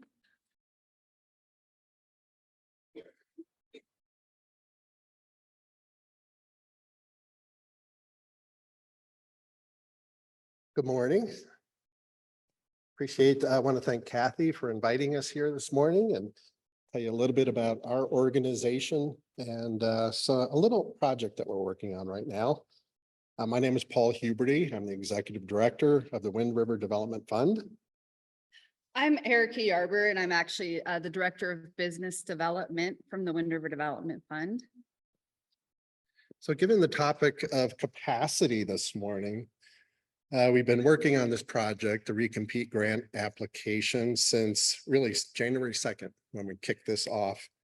And I thought we'd talk about tackling this massive undertaking. We have 7 projects that we proposed to EDA, which is turning into 10 individual applications requesting $50 million for the region. And that has been quite the lift. And so we thought about talking of how we created capacity over the past three months just by collaborating with so many individuals and organizations. So Erica is going to get us kicked off with the first slide.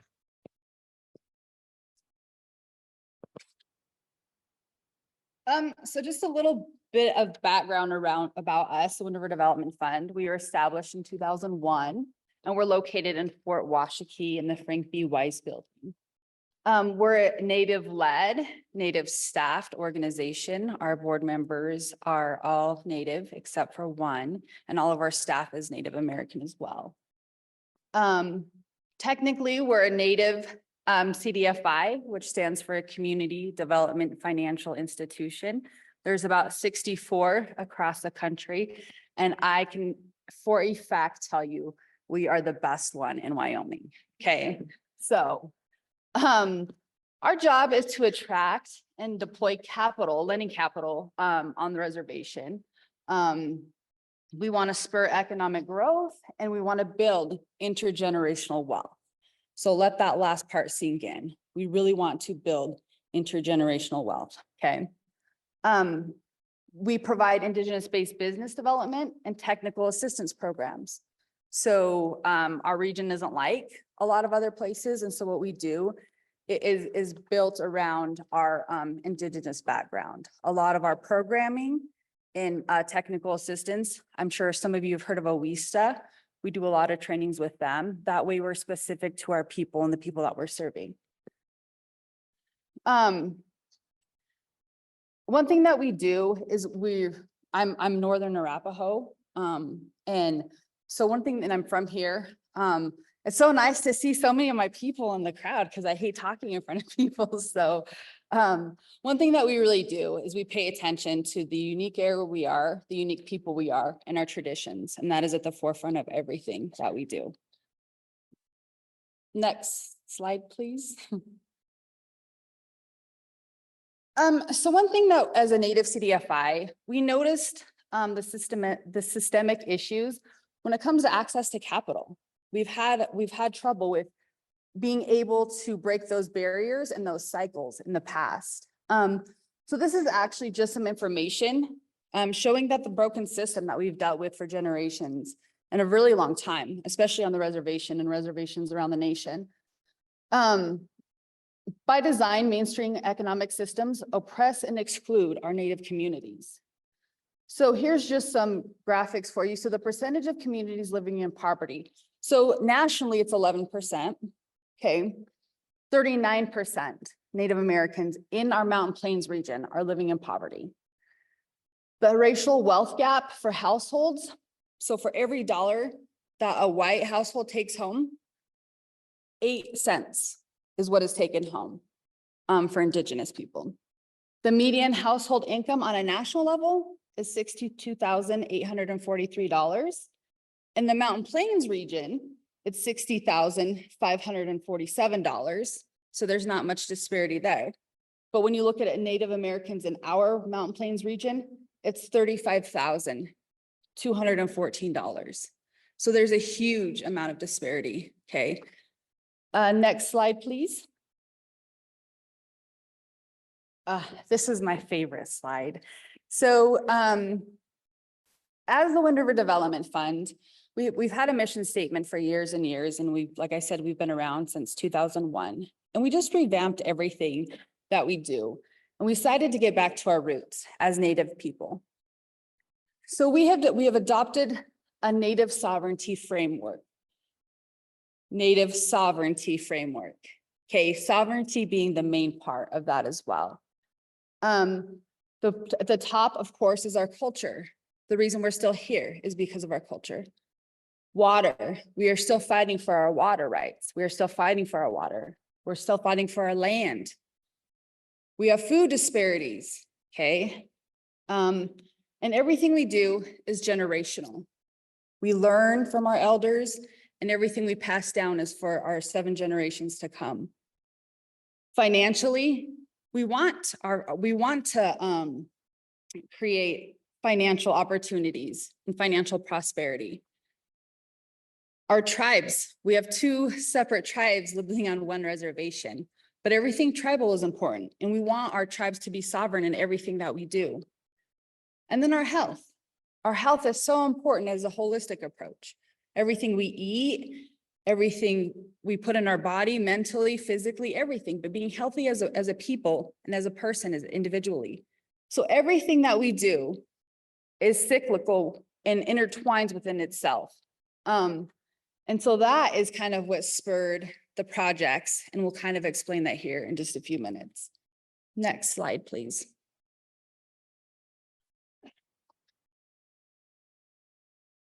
And we'll skip through a couple of the slides we have in the interest of time, but I do want to talk about our partnership with EDA. Even before Recompete pilot program came up, we had an existing relationship with the Economic Development Administration through some funding that they provided to us over the years. We run a revolving loan fund that was originally funded with EDA funds.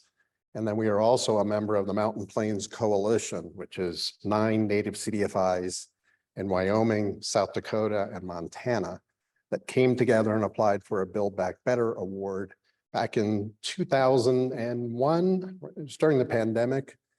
And we won a $45 million grant from EDA to strengthen the indigenous finance industry in the region. So we have an existing relationship with EDA. We really appreciate their partnership with Aaron and Scott and Rachel, Asia, and Michael, who we are now working with actively on this Recompete grant.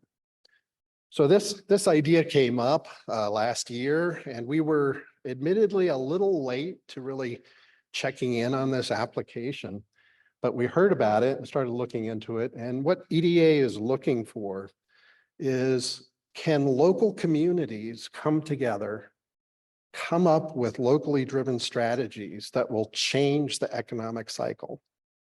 And they're specifically looking at communities where they have seen a decade after decade after decade cycle of economic distress. And for some reason, whatever reason, that community can't seem to break out of that. And so they put out this NOFO, and they said, you know, for all of the applicants, if you had somewhere between 20 to $50 million, how would you implement that in your community to be successful? And so given that, that's a pretty big number. we decided to look into it. And the first thing we did is went and met with both business councils. And we said, here's a unique opportunity. We're willing to put the application together. Would you like to work with us on this and would you support us? And both business councils said yes. And they even provided a letter of support for us and they worked with us in developing this initial application. EDA's number one goal that they've said with this particular fund is equity, creating equity in communities. Next slide, please. So we submitted our phase 1 application in October. And we weren't even sure what was going to happen with this. We thought it was going to be a pretty long shot for us. But we also submitted for a strategy development grant for $400,000 that will provide money to do continued economic development planning in our community. And so we proposed these 7 projects. And next slide, please. So right before Christmas, it was actually the week before Christmas, our team was out bowling for a Christmas event when this email came in that I didn't see until the next day. But we found out we were named a finalist. There were 565 applications submitted for this particular program. It was the most competitive program in EDA's history. And we were one of 22 organizations selected for phase 2. Next slide. So this is the map. And so EDA awarded 2 things. One, you're named a finalist, which means you can now move to the next stage and recompete for one of the big grants. So we were one of 22 there. We were also awarded a planning grant for $400,000 that we requested. We were one of 24 organizations in the country to get a planning grant. So you'll see this big dot right in the middle of Wyoming. We're proud to represent Wyoming. And what's interesting is one of our partners in our other coalition, Plenty Doors up in Montana, was also named a finalist. So we are supporting each other. We're encouraging each other. We want both of us to win this planning grant because we know just how important it will be for our community. Next slide. This phase 2 application, talking about capacity, is a massive effort. Perhaps if we knew how much work this was going to be crammed into 3 months, we maybe would have thought twice, but we still would have gone through with it. But yeah, we've got a massive application we are putting together. It's due April 25th. Our 7 projects have turned into 10 applications because EDA wants to separate construction and non-construction projects. So we're doing really well. We're kind of finishing up right now. $50 million, we're sticking with that as our total request.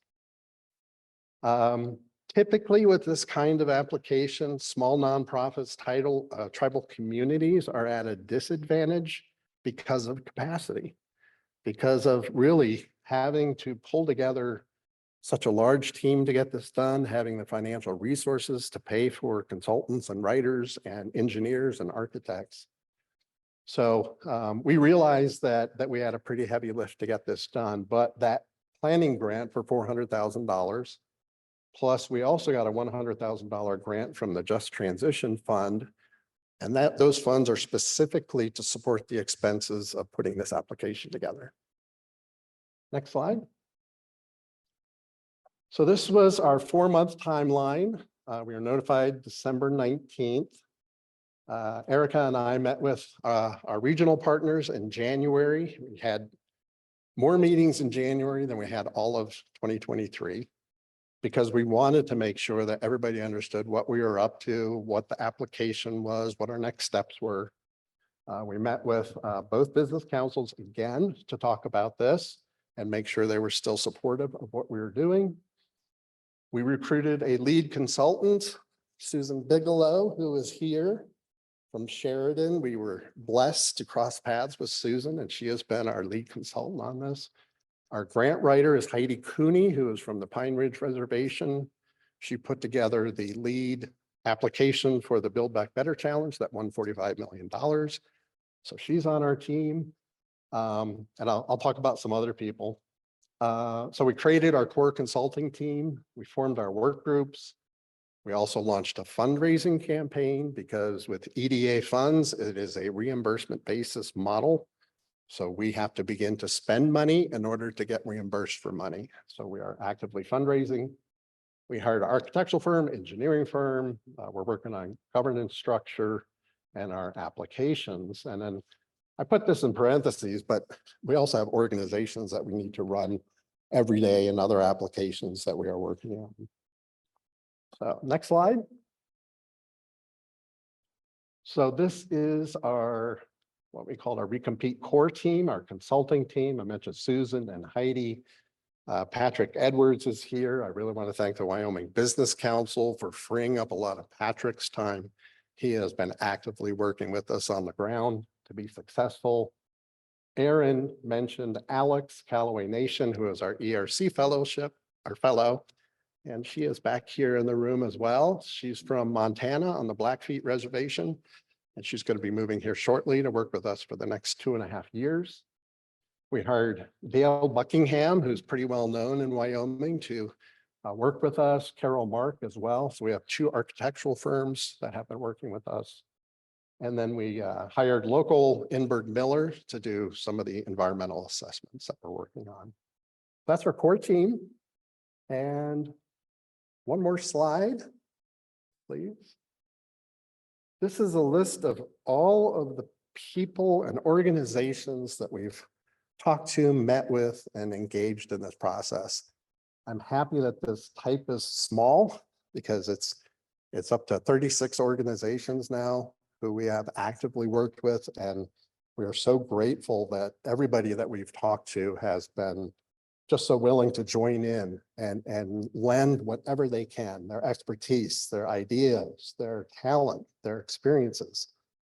There's no way that us as a 6.5 FTE organization could do this amount of work in 3 months. So all of these people, we want to say thank you.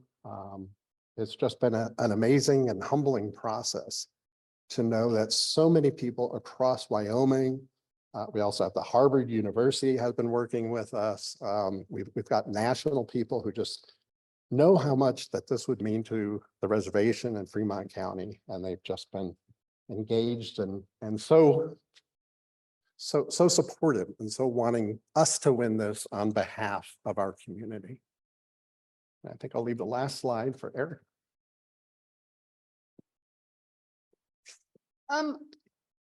Like Paul was saying, like our job is attracting capital and deploying it as Wind River Development Fund.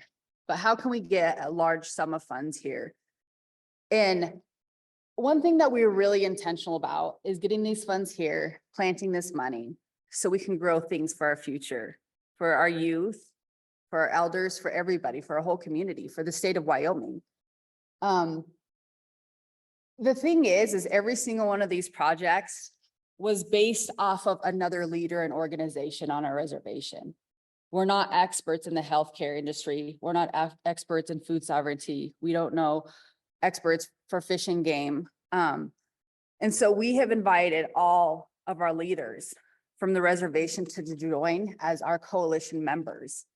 This funding is going directly to these organizations and to these leaders and to everybody that's working for the same thing every single day, day in and day out.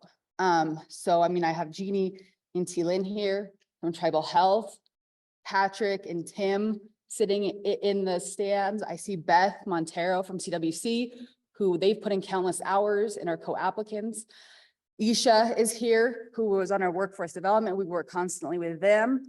And so, yes, we're trying to attract this here, but it's for the whole reservation and to support all these organizations. I know Kevin's here. He's been on our collaborating team. And we truly wouldn't have got this application done without everybody coming together as a community and being dedicated to this, because we know that we can plant these seeds with this funding and we know we can make a change. So I just want to say thank you all for your time. Thank you for being here, but especially to everybody that has helped with this effort. I'm excited to get this money here so we can get to getting. Thank you.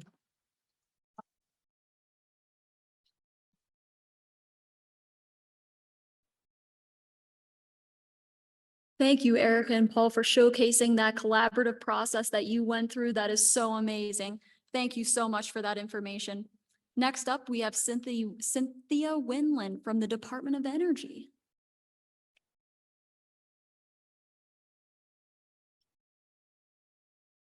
Thanks very much. We're pleased to be here today. I say we, yesterday you heard from Brian Anderson, who is the Executive Director of the Energy Communities Interagency Working Group, has a bunch of names, all big, lots of words, but the point being that this is a collaborative effort among 11 federal agencies and sometimes 12. And most of them are here today to try and help get federal funds to you. We hear time and time again how difficult it is, and we've been hearing from the agencies, also from you. So this is really an effort to make it easier from the federal level down. Next slide, please. These are our agencies. Brian mentioned them yesterday. I have a couple repetitive slides from Brian that I'm going to use again in the context of capacity building and the kinds of things that we're trying to do to make it easier to speak to federal agencies, apply for money, and just use the resources that are out there. Next slide, please. So for most federal programs, you've probably heard of these. They conduct a request for information from people and say, so what do you think? What do you want? Tell our legislators what to write in this. Don't let them do it in a vacuum. And so we had a request for information that came out, and we had many responses, and I won't quote you all the statistics, but a lot of them were from Wyoming. And they said, here's what we need. And so you can see it's a lot of the things we've been talking about, not new news. A lot of the things that are being applied for right now that are available have already been awarded. So I was pretty thrilled to hear from Wind River that all the partners that you've brought together on the non-federal side, including philanthropy, which I'm diverting a little bit or digressing a little bit to talk about, because one of the things we're also trying to do is encourage you to engage with philanthropy and private funding. And in full disclosure, I worked for the Just Transition Fund when they first started out. So I'm pretty thrilled that they're writing checks to good projects like this. So next slide, please. So again, Brian used this slide too, but you know, the real point being that all these things that we heard are the needs. And here are all the different federal agencies that can do this. And while you can't match federal money with federal money, there are occasions where you can use various federal grants. So if you don't use it for the same project, you can use it, within the same grant application, you can still use it for the same project, as long as you either meet the match requirements. So we want to encourage you to think creatively when you're talking to all these federal representatives that are here, because different parts of your project may be fundable through different parts of the federal government. And I'm also happy to hear that the Haggerty folks are creative, as well as the Wyoming folks, about looking for money. We try and be creative too, and we'll talk a little bit about some of our tools that are out there. We can't be as creative as you are because we're the feds, and there's so many rules. So you can quote me on that, but I'm an urban planner. I've spent my entire life in communities where there's been major transitions, either industrial or academic or institutional. Worked for states. I had a private consulting business. I worked for nonprofits, and I can tell you that it's, I don't like to use the word nightmare, but there are some nightmares about it. And so we get it. And, my official title is subject matter expert. I call that like gray hair and wrinkles and lots of travel, but we do get it. So when you talk to the feds, it's big, it's a behemoth, it's tough, but there are humans behind that. So let's move to the next slide, please. We want to tout a little bit of what the Interagency Working Group has done, and we work all over the country. However, I will say that Wyoming is our first rapid response team, which we'll bring up in a little bit later, one of the on-the-ground things that we do. But unfortunately, these guys are folding their arms, which we know for body language is one of the worst things you can do. They weren't allowed to show contractors like me. They had to show the feds.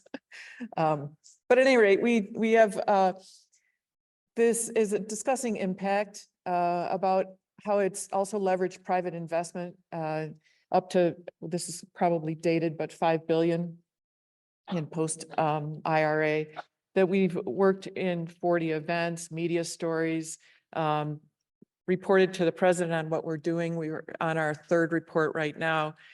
This is the, I believe, and I might be wrong, I think we're the 22nd interagency working group that the federal government has had. And we think we've been on the ground and in people's backyards more than any other.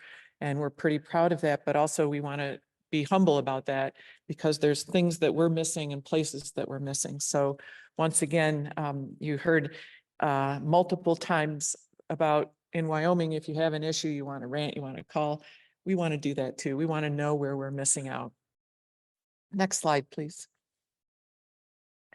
So we have some tools, and this program is about capacity. Capacity is the project that I lead, among some other things, but we realize that it's really tough to do this. So I should also note to you that generally speaking, the federal government cannot fund grant writing, although they have done a really good job through the EPA with the TIC tax, where they do actual grant writing, with the EPA, again, through brownfield technical assistance, where I think they're not allowed to put pen to paper, but they sure can get really close.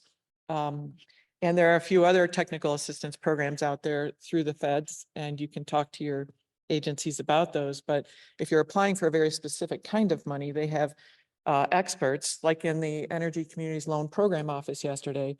They have all kinds of a stable of people that they can call to help you talk about your project in particular. So we have a clearinghouse. I hear that, you know, DOT has one.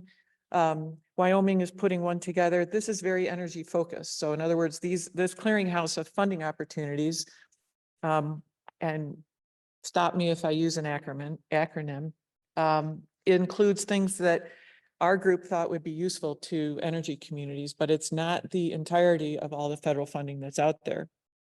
For that, you can suffer through grants.gov. When I say suffer through, it's because it will take a long time. There is so much out there, and I'll be, you know, the 29,000th person in this summit to tell you that. We have the rapid response teams I mentioned. We have a navigator function, which is both an email and a phone number. Originally, it was my email and my phone number. Now we have a team of 5. But our point with that, and we'll talk more about that, is to give you a human to talk to. So we answer emails in 24 hours unless the sky is falling. We also answer phone calls. We provide not only information and teaching about how to use the clearinghouse, but all the other resources that are out there. We want to hear if you can't get a hold of a federal agency, we'll help you find somebody. We'll talk on the phone with you. We'll set up the appointment. We'll translate into federal language if it doesn't seem like they get what you're trying to say.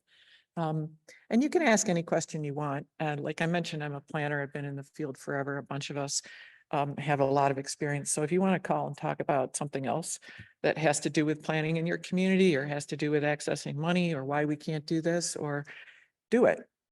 Because you're talking to a group of people with a lot of experience who can say, but have you thought about this? What if that? Can I put you in touch with this other person? So while we can't endorse any other folks, if we can't do it, we want to put you in touch with somebody who can. We have a getting started guide, which is something that I actually started while working for the Just Transition Fund, and they call it now a blueprint, which is a little more technical. And this is a getting started guide, which is available on our website. And it has an audience that is supposed to span people who are really just getting started. Have you ever tried to touch federal money? All the way through people who are looking for something very specific. Can you show me an example? So it has a rabbit hole of sorts set up. You'll see, we'll look at a couple of those pages here with resources, with examples of other federal agencies, some private agencies, some NGOs who are doing a great job. And we want to lift those kinds of things up. So for instance, if you want to write a community benefits plan, what is that? How does that look different in the EPA versus the DOE, or not? Who else has done it? Can I read one? And then resources. And this is the catch-all of everything that's out there. So it's not only federal resources, it's all kinds of things. You know, the Aspen Institute was quoted here by Wind River, but there for information about income. And so we want to give you as much information and resources to help support your grant application, specifically for things like data, for finding good examples. And so it's a list of all manner of things. We don't vet all of them. We do vet a lot of them.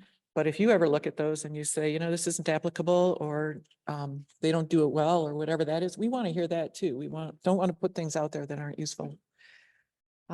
So next slide, please. And here we are saying the same thing you keep hearing: once in a generation, once in a lifetime, once in whenever. There's a lot of money. And it's important, you know, don't get overwhelmed by the fact that it's a lot of money. There's a lot of money out there, but some of it is actually suitable and focused on energy communities. So I won't go through that. Next slide, please. So let's look at some of these tools. So our clearinghouse looks a lot like you might see in many of them. Again, it's energy focused. I hope it's duplicative of some of the things that are in the Wyoming clearinghouse, and we would encourage Wyoming DOT, everybody who has one, pick it up and copy it. You want us to download it, you want us to put it in, you know, data sets that you can use, let us know, we can do that. Or if you want to talk about how to make yours better, different, whatever, how did you do that? We have a whole data team, a whole communications team who can do that. So it's not only, this isn't ours to own, this is your tax dollars. We want to spread it around. We want to make sure that whatever we've learned, you can not have to bother learning if we can help you do that. So it's searchable, like you might imagine. We have 607 funding opportunities in there right now. We have taken the tack that we're going to list the funding opportunities that are open, and you can search on those. We list the funding opportunities that are closed, that we know are going to be open again in the coming fiscal year, in another quarter or something. And then we also list a few that we think should be open, depending on how they're reflected in the budget in the coming year. But that also gives you an opportunity to say, hey, this is a great thing. Call my senator and say, I hope you fund this next time. So if it's useful for you. So it's a little bit of overkill in that regard. Next slide, please.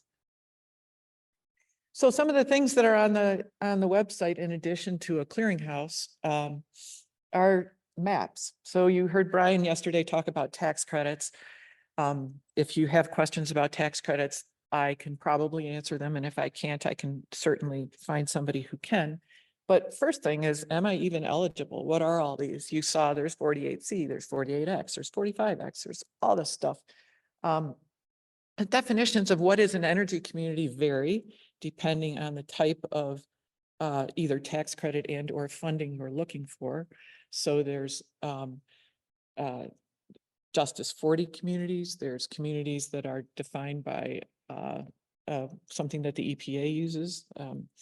There's something for the tax credits, but you can see where all those things are on the website. So this one on the left here is designated energy communities for the 48C tax credits, which are the most common ones that are being applied for. You can zoom in on this and it's interactive too. So it'll show you your actual census tract, because for 48C, it's not only the actual community, but it's the surrounding, the abutting census tracts. And if you don't see it, you think it ought to be there, call us up, because there's an appeal process, which isn't that hard, which says, you know, I think you guys got it wrong because you used a census map and there's a river over here and that doesn't apply and whatever. So it's been changed. The map gets moved and changed periodically. I think there's a new one coming out next week that has such minor changes in it. You might not see it unless they're Wyoming, and I don't think they are. So then here's tax credit bonus on the right, and that's a different set of communities and types of projects. But once again, you can zoom in on those kinds of things and just say, what's up in Wyoming? Which census tracts, which communities, why what kind of census, what kind of tax credit is applicable here? So it's kind of the reverse lookup. So you can look up by geography. And this, of course, is only true for tax credits and those things that are specific to energy communities. Next slide, please. Here's another one. This is intended, this is a redevelopment, a coal power plant redevelopment map, which is showing all the power plants that are still open, and some that are also closed, but are could be used for redevelopment purposes based on their existing assets and infrastructure that's there. Even those that have been closed for quite a while still have things like rail spurs, still have access to gas lines, all kinds of things. And so what we wanted to do here is show that there are redevelopment opportunities that can maximize the assets that already exist in your community. And you've probably heard, one of the economic development 101 discussions is use what you have. And so while you aren't going to get probably another energy producing manufacturing kind of thing on your previous coal, natural gas, or mine, you may get something else that will help shore up the tax base, use what you already have. You may also be able to develop a relationship with your utility if you don't have one by letting them know that, what you have here doesn't have to be fenced and ugly for the, time eternal. I will say that the energy and utility sector has been involved in this so that it shouldn't be a surprise to any of them about the redevelopment opportunities that are out there. And that's something, just as an example, sorry, my nose is running I travel a lot and every place has a new allergen for me. So so the one of the other things, just as an example, so you call us up, you say our utility won't talk to us. Well, what utility is that? We probably have contacts there. We can probably call them back and say, we'd like you to talk to these folks. Just, don't be shy. They're not gonna, hold you responsible for whatever it is, but they have an idea. And so we also can say, we know places that buy facilities, holding companies and develop them, and they specifically buy things that have a lot of environmental issues with them. So that doesn't have to be a fear either. So many of the energy producing communities are dealing with remediation, everything from coal ash ponds to tailings to all kinds of other things that are not necessarily deal breakers for future development. Next slide, please. So I talked a little bit about our rapid response teams. Here's where they are so far. You can see this is Wyoming, this is the first one. And the green shading shows where there's a focus area and or active activity. However, Carolyn Bryan is here and she can tell you all the detail about everything going on in the Wyoming RRT.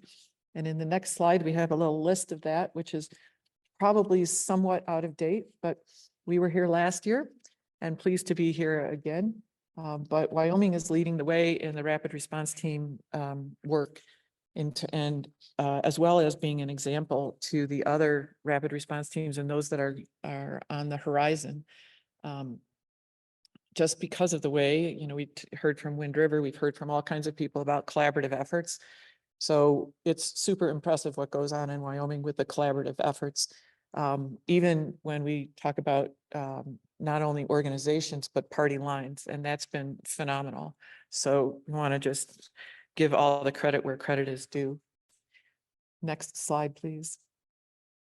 Here's one of the ways to contact our navigator. We'll be at the, I think we're calling it office hours or tomorrow morning. And we have cards, we have different ways that you can get a hold of us. It's easy. You can also, you don't see a phone number there, but you can call my phone number, which is on my email, which will be available through this. And again, we want to be humans about this. So we want to talk to you. I will tell you one thing, though, is that when you're asking about tax credits, we are required to use the IRS provided answers, which are almost always quoted from the Federal Register. And that's not English. And so I'm not sure what it is necessarily. I do read it. But so we're going to try and help you figure out what exactly that means. And I'm pretty thrilled to hear that Wyoming has hired folks who can translate that for you. I learned a ton listening to them talk because they were speaking English and in applicable ways. So that is, you are, again, so far ahead. Next slide, please. Little quick addition about our Getting Started guide. You can read the guide. We're going to make some changes on the next slide, please. It's set up this way. I wish we could make things prettier, you know, flashier and more like private sector. I want to go read this, but it doesn't come out that way. So apologies for that. But I will say that I'm plenty of time. Okay. We've set it up into sections. And so we've tried to put best practices in each section. And again, an inundating amount of resources and case studies and options and things that you can look at. And we also have tried to put, when you look at one of those case studies or those resources, a name and a phone number or an email or a something so that you can dig as deeply, as you want into that. Some of the things, this is our 1.0 version that came out in October. And this summer we'll have 2.0, and we're adding, in response to folks who have used this, we're adding a lot more interactive discussion about funding with opportunity zones, opportunities for revolving loan funds, for authorities like brownfield authorities that you can set up independently that give you access to all kinds of other kinds of money and services for your local folks. CDFIs, just thrilled to hear that. Also, nice shout out to the folks in the Crow Nation Plenty Doors that spent a lot of time with. We're also adding more case studies. We're trying to make it more print friendly because we know that not everybody is able to access it with broadband. And that makes it clumsy because there's a ton of URLs that then you have to type in, but it's better than nothing. So we want to be able to make it downloadable. You can now, it's just not as pretty as it could be. Examples of strategies. So case studies, if you want to call them that, but they're really examples of strategies. How did other people do this? And then finally, if we can get away with it, I want to put in some sample applications. So if you're filling out EDA, economic adjustment, for instance, what do they mean? What is the SF 424? And maybe you covered this in grant writing, but what does that mean? Where do I find the single point of contact to make sure that I have done that for my state? And when I get into these questions, B4 says what? Well, it's the same application. And so the answers, these are the questions to answer. So there are plenty of places, including applications that I've written that are legitimate to repost. Although we're going back and forth on that about whether we want to do something like that with actual words, because every place is unique too. And so we don't want to say, this is the template to get the money. But what you can be able to say is these are the important things that need to go into this section of the application. So when you talk about data, why is this going to be impactful for us and how are we going to measure that in the future? That sort of thing. So that's really things that are really top of mind. As a planner in the field, I have written a bunch of applications and they're tough. They're, even for people who have done it for a long time, they're tough to, and that's why I would encourage you also that if the programs that the feds put out don't match the needs in your community, let them know. Your senators, let the agencies know. I was thrilled to see Aaron talk about the flexibility in EDA money, that it can now pay for actual architecture and engineering. That's phenomenal.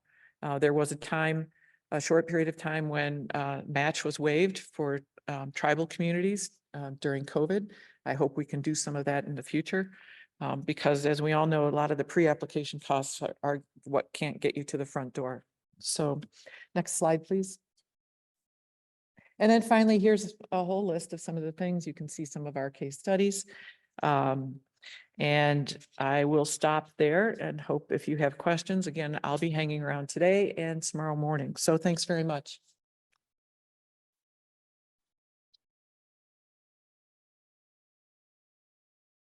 Thank you so much, Cynthia. And if anybody is interested in that inner working group, we have a bi-weekly meeting that is set up. If you would be interested in being included in that meeting, please stop at the grants management office table. We will take down your information, add you to the list, and send out an invitation. Our next presenter today is Amanda Rogers from the Department of Transportation. Clap before. Well, my name is Amanda Rogers. Well, Oh, great, right there. So I work at U.S. Department of Transportation in the Office of the Secretary and Policy. But particularly, I work on what's called the Routes Initiative or Routes, depending on how you say that. It varies from place to place. But it stands for Rural Opportunities to Use Transportation for Economic Success. Next slide, please. So our goal is essentially to help uplift and address rural disparities in transportation. And so we have 3 core things to help do that. So we engage rural communities. So like this, we do this very frequently. I was in Northeast Arizona last month. And so we try to make sure that we get everywhere in rural America.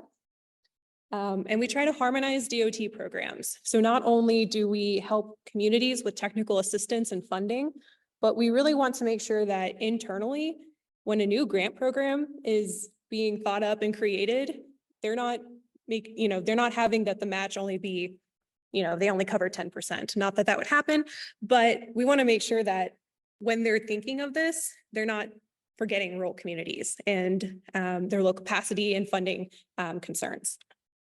And lastly, a whole of government approach. So I'm one of the staff members who's on the IWG for Wyoming and also in general. And so we really try to make sure that even if I can't help you, you ask me about water infrastructure, awesome. I'm going to refer you to a contact I have at another agency. We want to make sure that, as everyone else has said, we're the one-stop shop for transportation, but that doesn't mean that we're just going to say, oh, we can't help you, bye. Figure it out. That's not what we want to do. Next slide, please. Oh, I covered most of this already, but we do have some webinars on our website. And one thing I forgot to mention, the QR codes in your right-hand corner will take you to whatever I am talking about. So this QR code will take you to our website. But we also have funding opportunities, modal specific pages, contacts, as well as a rural eligibility map. So you can filter by program to actually determine whether your community is considered rural or not. I think for Wyoming, I think all of Wyoming is considered rural for most of our programs. But if you want to check, you can. Next slide, please. So we do have 2 toolkits. One is for rural EV infrastructure and charging. So this covers not only the basics and the different charging types and which might be best for your project, but also the benefits and challenges, partnership opportunities, and funding. So this was updated early 2023. And we did expand content into transit vehicles, school buses, micromobility, and included new bipartisan infrastructure law programs. Next slide, please. And then our other toolkit is our Rural Grant Applicant Toolkit. It's probably very similar to the Getting Started guide, except more focused for DOT funding. So this is essentially to help walk communities through the funding process. So if you're new to it, it's going to help you understand the difference between discretionary and formula if you aren't sure. How to apply, we have a roadmap. So you can see it even goes into post-award. Because sometimes the hardest part is the federal reporting requirements that are typically quarterly, and trying to make sure that you can actually not only get the funding, but actually finish the project to get what you want to get. And we did update this in November 2023 to include bipartisan infrastructure law programs and non-DOT federal grants. So if EPA has a new Clean Ports program, I believe, that won't be in there because it's new, but it would be in there when we update it. So things like that, we want to make sure that you just have access to it. Then next slide, please. Our last major tool is our discretionary grants dashboard. And so this is similar to the clearinghouse that I think was mentioned, but it's transportation focused. So you can search through, we're probably hitting about 100 or more grant programs now. And it also includes all DOT agencies and non-DOT. And it allows you to search by not only keyword, but eligible entity. So you can search by nonprofit, local government, tribal entity, whether there's a match waiver, so whether you can actually get 100% match. You can also save it as an Excel file, and also by transportation type and activity. So if you're interested in rail, you can search by rail, and then you're not looking at 90 programs, you're looking at maybe 15 that are specifically for rail. Next slide, please. And then I'm going to go into some USDOT overall technical assistance that we have.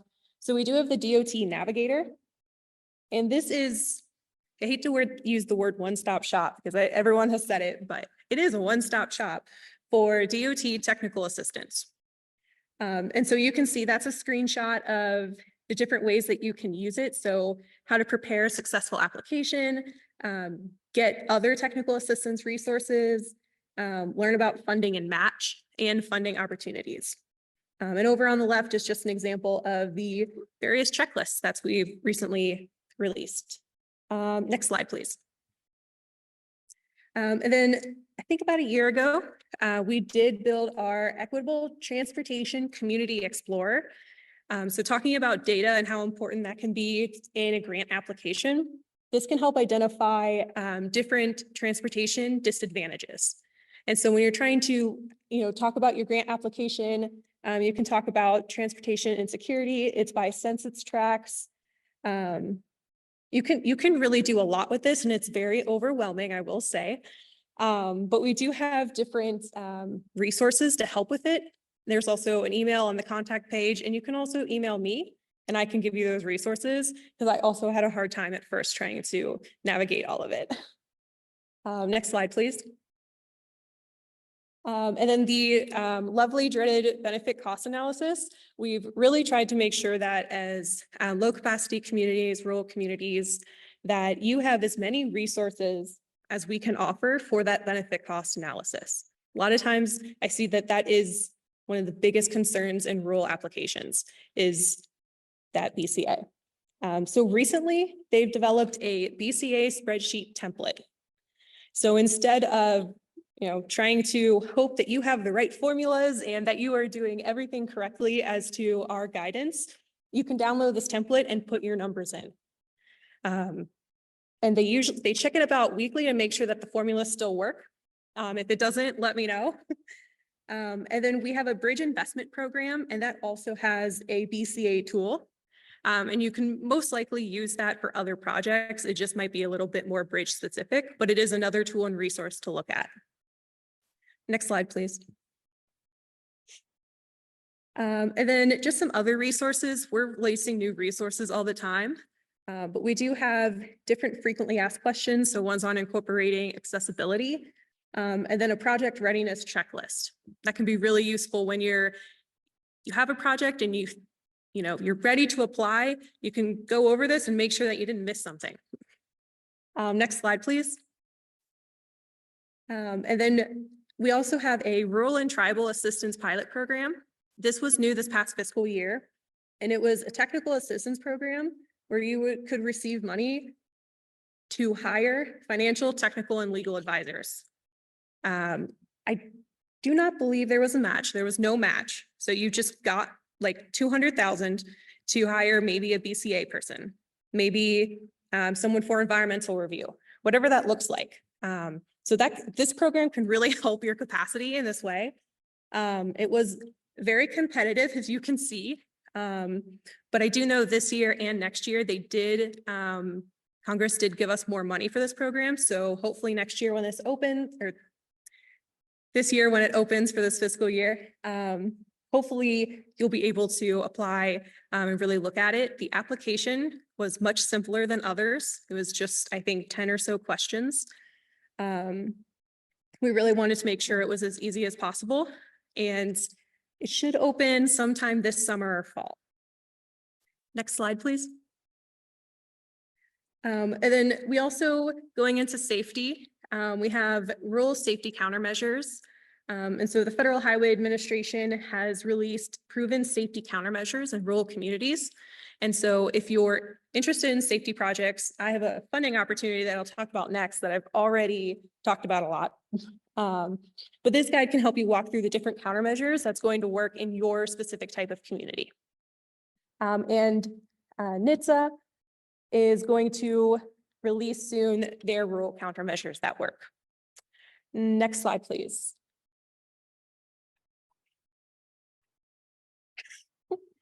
So lastly, I want to talk about a safety program. If you were in the development session yesterday, I've already talked to you about it, but I'm going to talk to you about it again. But this is our Safe Streets and Roads for All program, or SS4A. And this is just to prevent deaths and injuries on our roadways. So any roadway project that deals with safety, which really could be all of them in some capacity, is eligible for this funding. So over fiscal year 22-23, we've given over $1.7 billion to over 1,000 communities. And for this fiscal year, applications are currently open. The first deadline passed, but we still have plenty of money, trust me. The next one is May 16th, and that is the second deadline for planning and demonstration grants. And also the sole deadline for implementation grants. And then August 29th is the third deadline for planning and demonstration grants, and that's when the NOFO closes. Next slide, please. So this grant has two different components. There's planning and demonstration activities and implementation activities. So for the implementation grants, you do have to have a safety action plan. So basically you received funding in order to apply.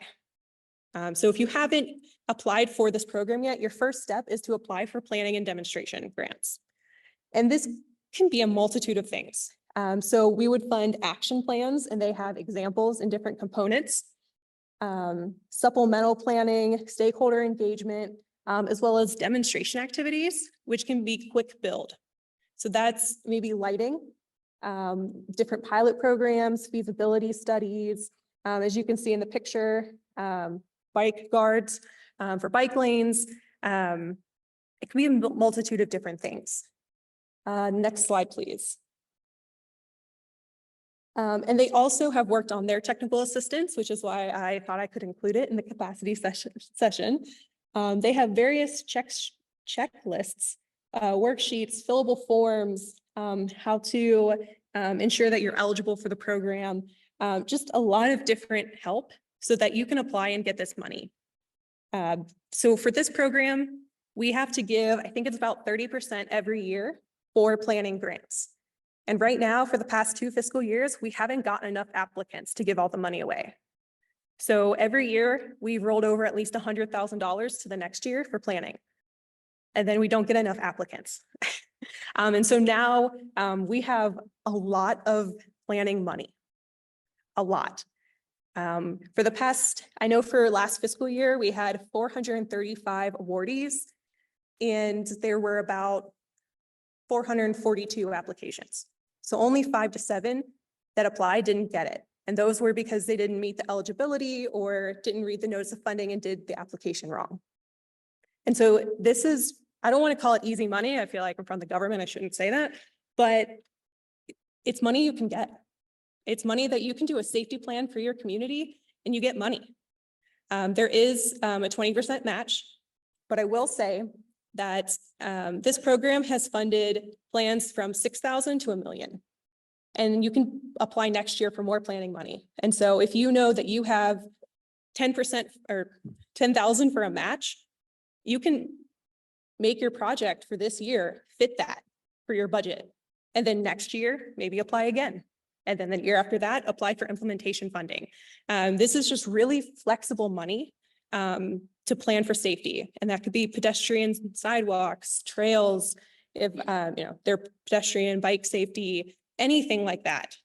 That's roadway safety can be included and you can get money. And the application is also simpler than a lot of our applications. We've had a lot of rural communities say that they want this type of application for all of our others. And I wish I could do that. We're working on it. Next slide, please. Should be my last. And so lastly, feel free to reach out to rural@dot.gov. And this QR code will take you to our routes newsletter. If any of you are currently on our subscription list, you will know that our newsletter is kind of long, but there is a table of contents and you can also control find. We make it long so that all of the different resources and funding opportunities are there at your fingertips for the month. We keep a funding table. We also include non-DOT federal agencies. And so that might be not all of them because there are a lot, but those that might be really applicable. So feel free to reach out. We're happy to help connect you with funding and programs and anything that we can do. Thanks.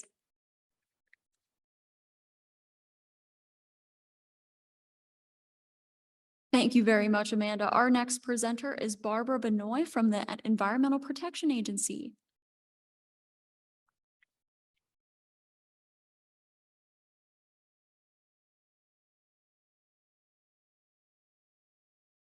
Good afternoon. I am Barbara Benoit. I'm with the Environmental Protection Agency out of the Denver office, and I am in the Brownfields program.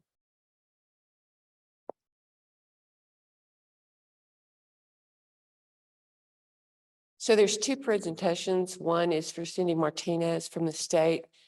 Mine should be previous.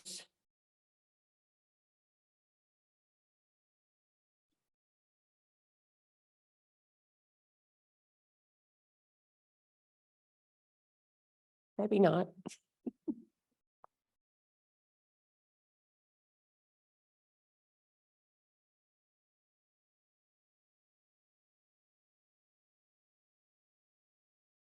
Back up. That's it. Yes, thank you. So this presentation is going to focus on what I call the infrastructure funding. Typically, our funding is from the Infrastructure Investment and Jobs Act, or EJA. I'll also refer to it as the bill funding. So all of those might be interchanged. Next slide. So we have a good bureaucratic definition of a brownfield site. It's a property, the expansion, redevelopment, or reuse of which may be complicated by the presence or potential presence of a hazardous substance, pollutant, or contaminant. So in short, you see 3 sites. These are all from Cheyenne. Basically, they are sites that have either become blighted, they've been abandoned, they might be old gas stations, old buildings with asbestos and lead-based paint. So forget about our bureaucratic definition. I know everybody, every town has brownfield sites. Next slide, please. Oh, so this is sorry, those 3 sites are all in Cheyenne. One is an old hotel that the legislature used to go to. One is the steam plant, and this is the Bell building. All of these have been assessed with the Bell building already cleaned up and in reuse. Next slide. So we got a huge amount of money in addition to our regular appropriations, which will continue on after the infrastructure funding is gone. But the main objective, or some of the objectives of the infrastructure funding, is job creation and stimulating public-private partnerships in redevelopment of properties. Next slide. So the majority of our money goes into funding additional grants, both competitive and non-competitive programmatic grants. We also have increased funding for what we call direct technical assistance. Next slide.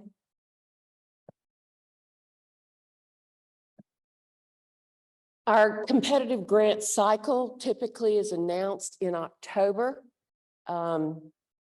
The application period pretty much goes to early to mid-December when the applications are due. We're in the 3rd year of the infrastructure funding, so we're anticipating 2, possibly 3 more years. Next slide. The first grant I'll talk about are multi-purpose grants. These are fairly new for the Brownfields program. This grant provides both planning, or all 3, planning, assessment, and cleanup in one big package, which we've advocated for quite some time. All of these grants under the infrastructure funding have no match. They are available for communities, states, tribes, and nonprofits. And that again is for all of our grants under the infrastructure funding. For a multi-purpose grant, the owner or the applicant must be owner of the site. And these are up to $800,000. Next slide. We would love Wyoming to have a multi-purpose grant. We don't have one in Wyoming yet. So please consider your community and what might be a good fit for you. This is an example from Canyon City in Colorado. The riverfront industrial properties in the left, you can see where the sites are. The grant is to assess and clean up the contamination left from the industrial site use. And this is a rendition of what they're hoping to do, which is going to develop riverfront and tourism amenities for the area. Next slide. The second type of grant I'd like to talk about is the assessment grant. These are up to $1 million for coalitions, $500,000 for community-wide, and then up to $2 million for states and tribes. The state of Wyoming does have a $2 million assessment grant currently. Next slide.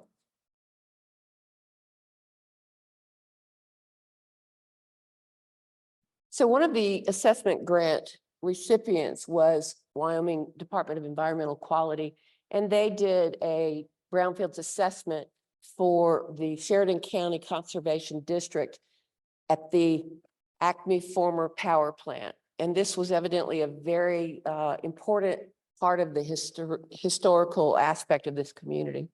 Next slide. The last one, not the last one, sorry, the cleanup grants. Cleanup grants now are available for both multi-site or single-site cleanups.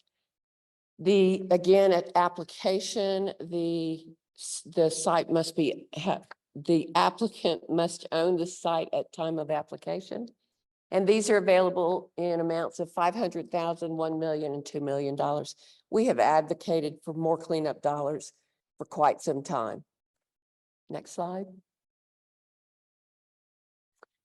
These are two sites also in Wyoming. I've already talked about the Acme former power plant. They have a cleanup grant now where they're abating lead-based paint and asbestos, and they are coupling it with some cleanup funds from the revolving loan fund that the Colorado Business Council has.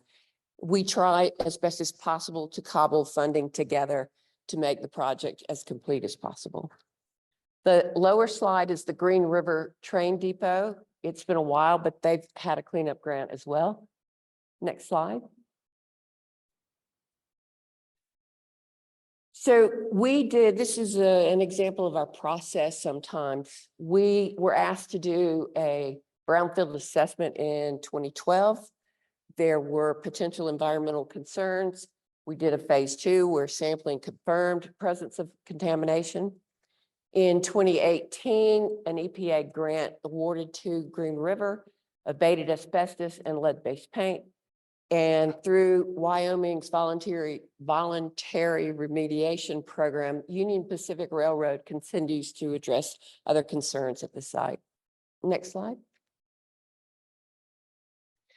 Revolving loan fund grants. You've heard several people talk about revolving loan fund grants. They are up to $1 million for new grantees, and successful grantees can ask for supplemental funding without going through the full-blown grant application process again. Next slide. There are two current revolving loan funds in Wyoming. One is through the Wyoming Business Council. And then the second one, Cheyenne, has had their grant for quite a bit longer. And so if you know anybody in Cheyenne, because they still have funds to spend before their grant expires, if you know of a property or people who could use this, please don't hesitate to reach out to them and to the city of Cheyenne or to EPA. Next slide. Job training grants. This is for workforce development. We've had job training grants for quite some time. Wyoming doesn't have one yet. We'd love to see Wyoming have a workforce job training grant. These are up to $500,000. Next slide. Again, we don't have one in Wyoming yet, but this is an example of Groundwork Denver. They celebrated their first graduating class in 2022. Examples of some of the training are OSHA, HAZWOPER, building science principles, rain garden, stormwater. So there has to be a nexus to environmental work. Next slide. So those are our grants. And now I'm going to talk a bit about our direct technical assistance. We conduct what we call targeted brownfield assessments. And yes, the acronym TBA, where EPA pays for the assessments of sites. When I say pay for it, it's still taxpayer dollars. So you're getting hopefully your money's worth. We do phase 1s and phase 2s. And again, even the potential of contamination can get us out there. The applications are accepted year round. It's very easy. It's online. We got significant increased funding under the infrastructure funding, and it's a great way to engage your community. Most people have knowledge of sites or properties that are just abandoned, they're blighted, and the community generally has some ideas of what they'd like to see the property used for. Next slide. So this is a site in Colorado. Next slide. The other technical assistance that we provide directly is land revitalization, technical assistance, and this includes community visioning. Our contractor will come out and do community meetings, public meetings, market studies to see what is appropriate or what could be used, what would fit, what would work in a community, such as would a coffee shop work? Sorry, do you need a grocery store? These are also conducted throughout the year where we will receive applications, and you can contact your Brownfields project manager. I'm one of them. That's how the application is done. You work with our regional office, and our regional office provides the application directly to headquarters. Next slide. One of the sites that received this kind of technical assistance is the Acme Power Plant again. And this resulted in 3 alternatives for land reuse. All of them were going to be recreational. There's also the Tongue River, so there could be an input along the river for kayaking, water park.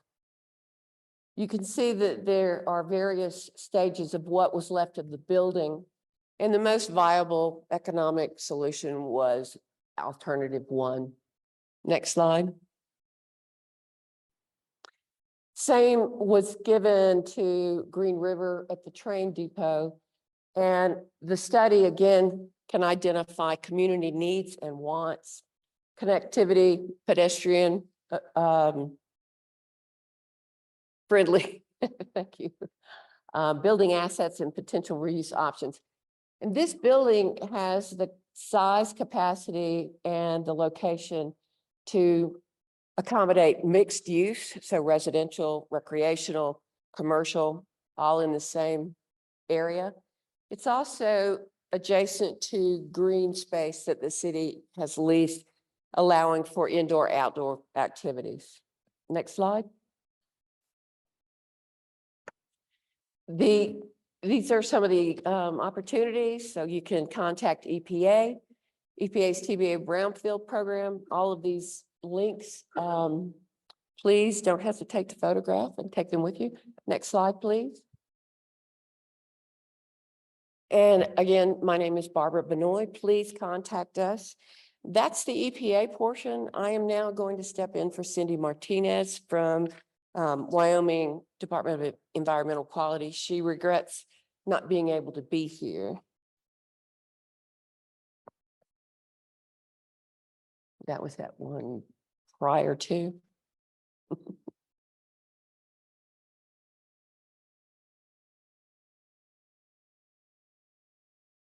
Thank you. So there's a brownfield program. The state has what we call programmatic funds, both our regular appropriations and for the infrastructure funding. And they have developed a program they call SPUR, which is appropriate for Wyoming, right? State partnerships for urban and rural redevelopment. Their goal is to dig in their heels to increase the economic viability of Wyoming's community by enhancing environmental quality. Next slide, please. This should be a video.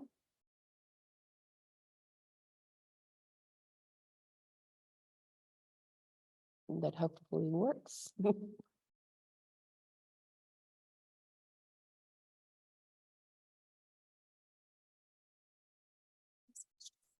Okay, next slide, please. It worked for me this morning. So again, brownfields redevelopment, they want to support infrastructure. Typically, we try to reuse the infrastructure as best as we can. Job creation. It is also aimed to address economic inequities and to create affordable housing. Next slide. So I don't think you can see this very well, so I have a slide that I'm going to hand out. So the first one is the community assessment grant that I talked about. It's statewide and it's $2 million. I'll have some contact information for the state contacts at the end of the presentation. The second one refers to the bill program funding, which is currently providing phase 1 assessments and lead-based paint and asbestos containing materials surveys. This is a substantial benefit for communities. It doesn't cost the communities to use their own municipal funds. You can lean on the state to do this, allowing you to have your funding for other projects or further down in the project life cycle. The third one is technical assistance grants. These are also through EPA.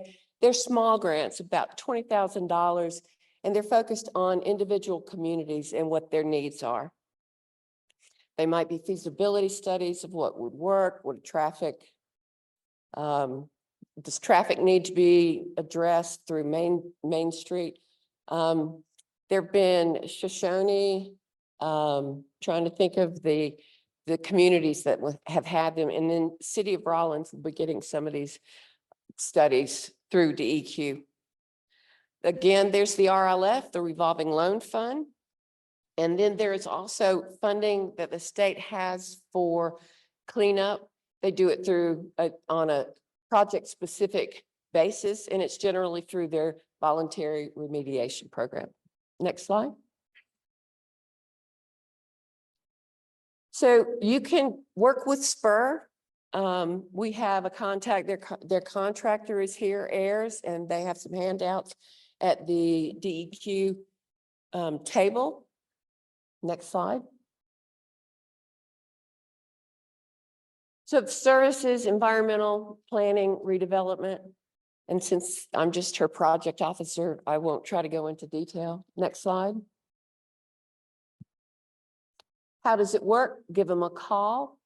If you want your property assessed, they ask for a short site access application or agreement. They do a site eligibility on each one of the properties. And then if you're approved, they'll do an assessment and a request they can do a cost estimate for cleanup. And she says, we want to start work with you and get you results. Next slide. Redevelopment process can be timely.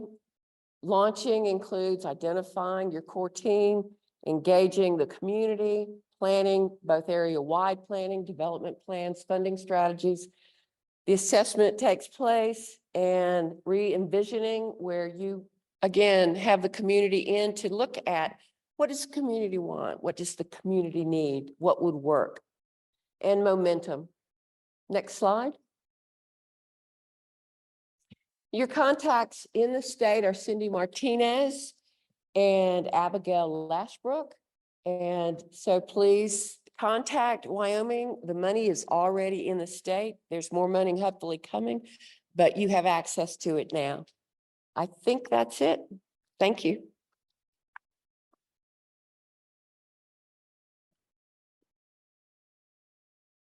Thank you, Barbara, for that presentation from the EPA and also stepping in for our Department of Environmental Quality. We very much appreciate you.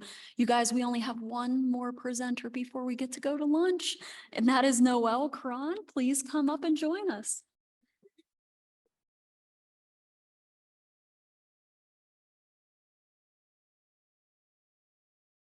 All right. Thank you guys for taking the time to talk to me about building capacity with AmeriCorps. I was supposed to be joined with my executive director, but unfortunately she's not here. She had a family emergency. Next slide, please. So again, Shelley McAlpin is our executive director. She's been with Serve Wyoming for quite a while. Before I kind of jump into Serve Wyoming and AmeriCorps, I just kind of want to get a feel for the room. Does anybody, by a show of hands, know what AmeriCorps is? Awesome. That's great turnout. Do we have any alum? Awesome. So exciting. Thank you guys for being here. So these pictures reflect some of what AmeriCorps members are currently doing in Wyoming. The one furthest from me is a gal with the Wyoming Food Bank. She's an AmeriCorps member there.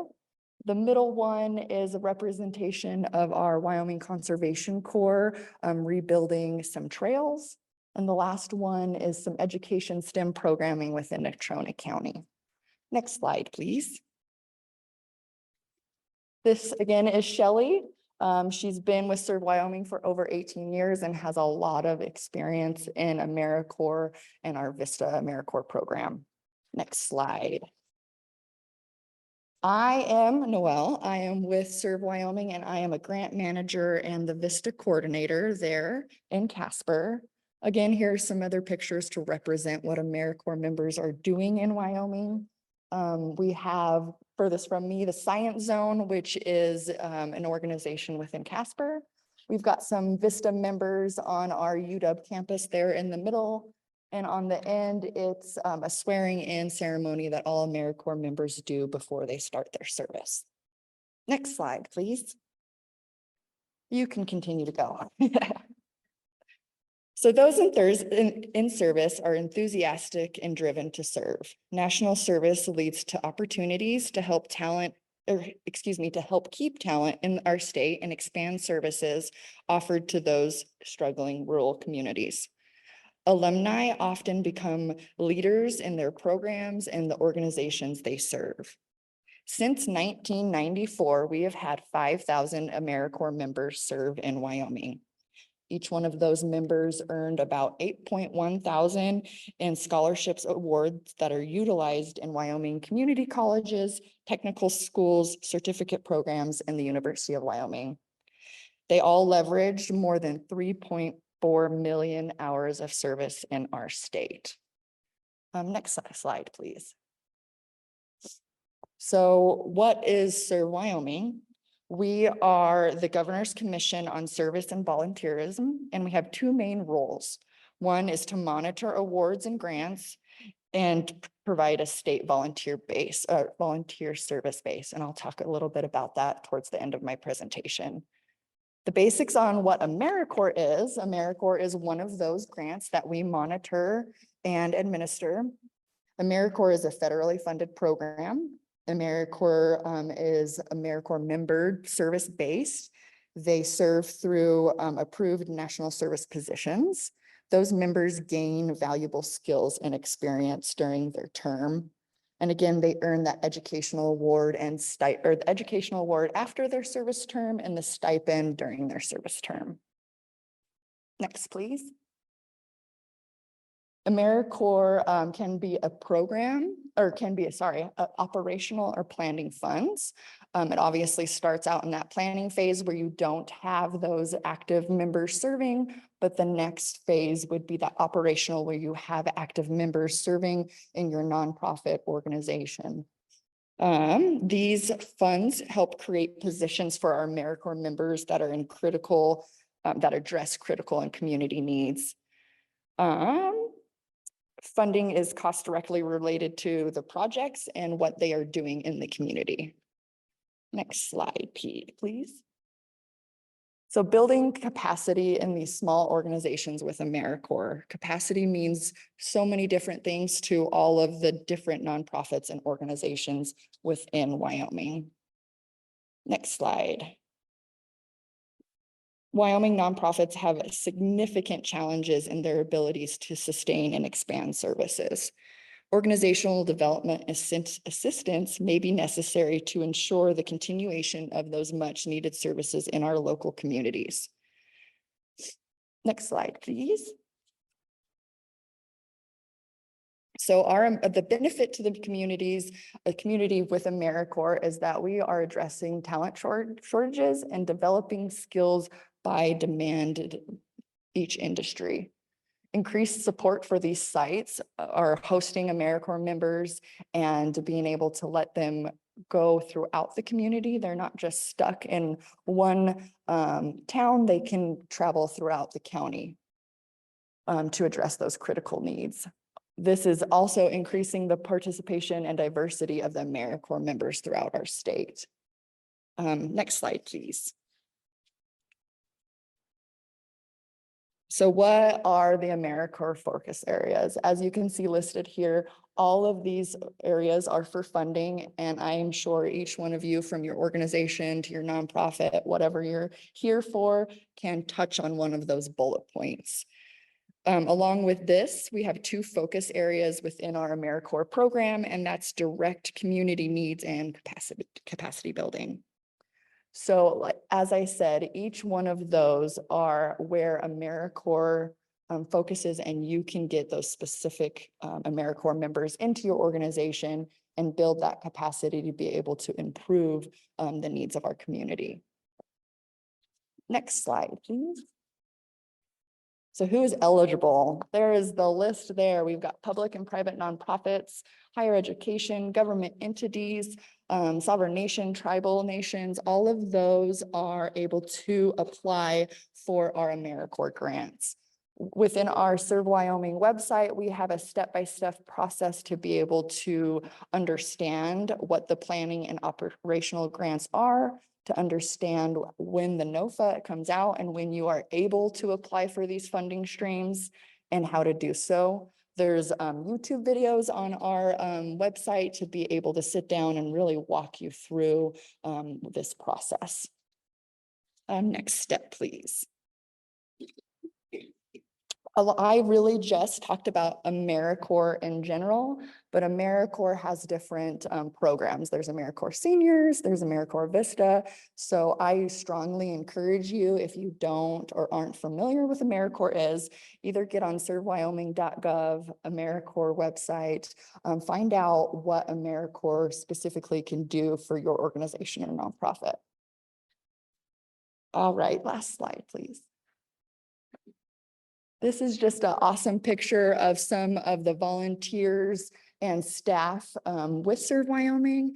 We had the Freedom Trail Project in Casper where we went around the river in North Casper and were able to do awesome memorial, or I'm sorry, why am I forgetting what I'm trying to say? Sorry, we redid the parks and did murals, and were able to bring people back into that area of our community.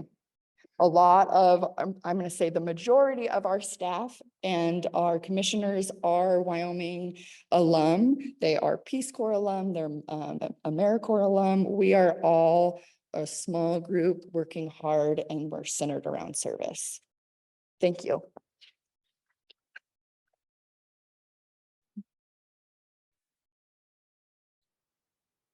Thank you very much, Noelle from Serve Wyoming. hey, you guys, it's time for lunch. But when we come back from lunch, we come back at 1:15. There's a water infrastructure session that is in this room at 1:15. There is also another 1:15 session that's on housing, and that's going to be located in the ITC classroom which is where the workforce session was yesterday. If you have any questions. On that, Oh. we had to move that from the ITC over into the Health and Science 100. Health and Science 100. So those folks who were there for the grant training, beginning grant training, you're going to go back to that room. We can provide navigation services if you were not here. Kathy, you got anything else? And then following that class, then the final one, as we mentioned earlier today, is also going to be in that room, the community builders. And before you all leave, Miss Sarah, who has the mic again, tape, stapler, just beware. She has the last winners, and we're loading up and heading out at 12:15 just because we need to be out of the building. So run and get your prizes. Go ahead, Sarah. I also got a full night's sleep because I did not sleep in the hotel with a fire alarm. So another thing to factor into the crazy. Winners are Kevin Wilson, Shelley McAlpin, Grace Templeton, Lisa Smith, Amy Gorbe, Connie Guntley, Janae Harris, Karen Younger, James Sorrells, Denise Rodriguez, Brady Carroll, Holly Hines, Keith Gill, Donald Carolo, and Pete Myers. So please hurry, go grab your stuff, and then enjoy lunch.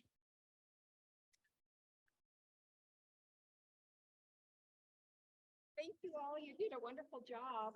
Thank you.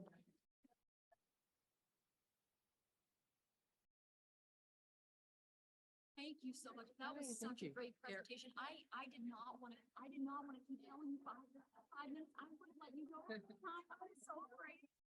It was really good. It was really good. It was really good. If we have any questions, can the grant management office contact you? Oh, thank you.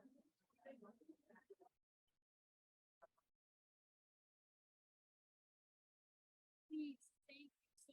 We're so grateful for the opportunity to have someone like you show up today. It is so beneficial for our communities. Yeah, they're on information overload, and I know they're going to be asking about those programs. I know they are. I'm so happy.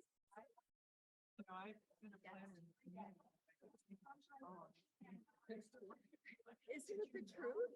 It was so funny because other federal partners and folks, they're like, I didn't know that existed. So, that was a benefit we didn't know would happen. So.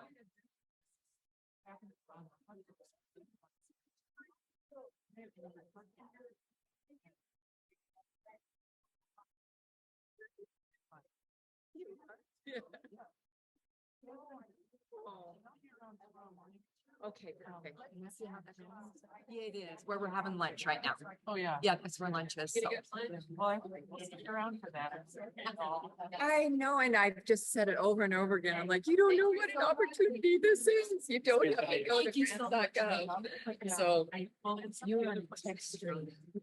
Somewhere in the middle, just turn off the whole thing. Yeah, that makes sense. Yeah. Take a break. That's what I wanted to ask you about is our brainstorming dumps.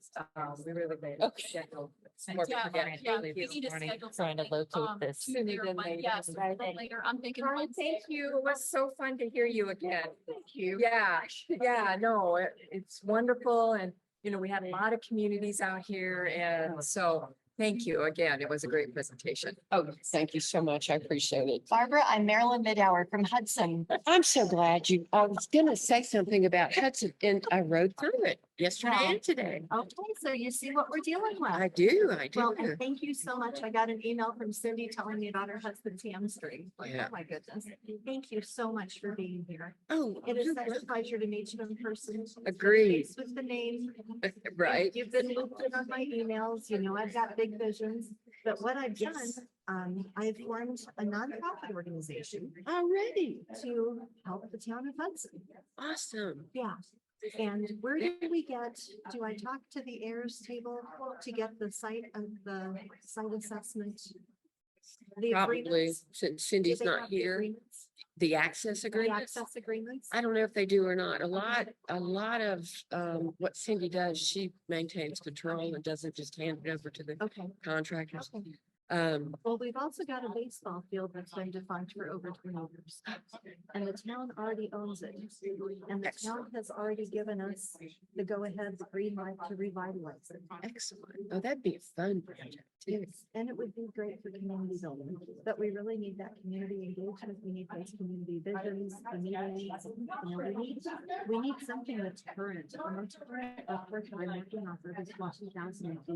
Oh, wow. So it's 16 years old. So a lot of those people, a lot of the needs are changed. Or maybe they Yeah. haven't. We don't know. Some have, some haven't, just Yeah. because we've gone through COVID. Well, Things have really changed. and 16 years ago, there's probably people that have passed on, you know. Absolutely. We're engaged in that survey. There's young people that weren't even thought of yet. So what Cindy can't do for you, we probably I can. appreciate it. I Oh, appreciate it. Do you I'm so have a glad. card? You know, I don't, Well, because they it's so digital. They went so fast forget through your information, but that's okay. I got it all on my email stream too, so. Good, good, good. But I'm open. Well, and I have so many still, and, we've gotten so digital. Every time I travel, I'm like, I still scan them. I like to carry my business card and mess around with it.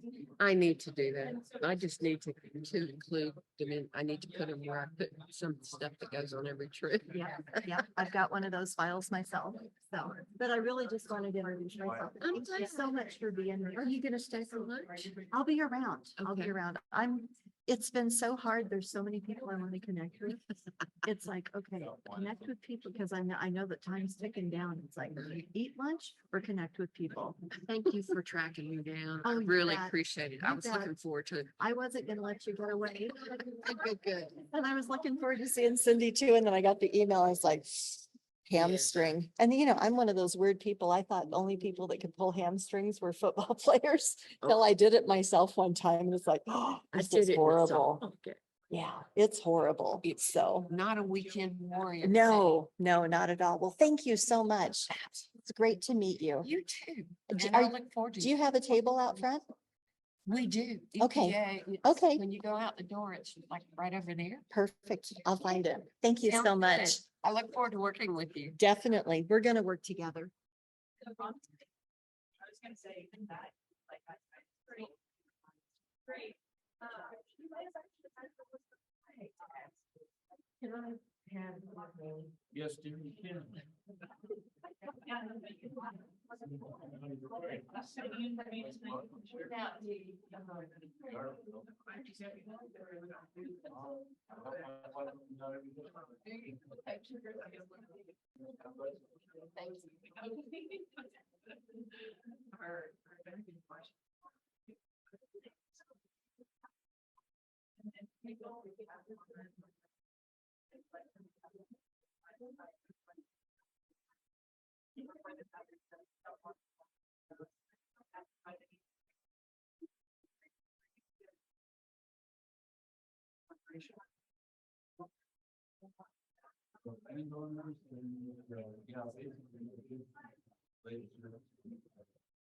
Already have.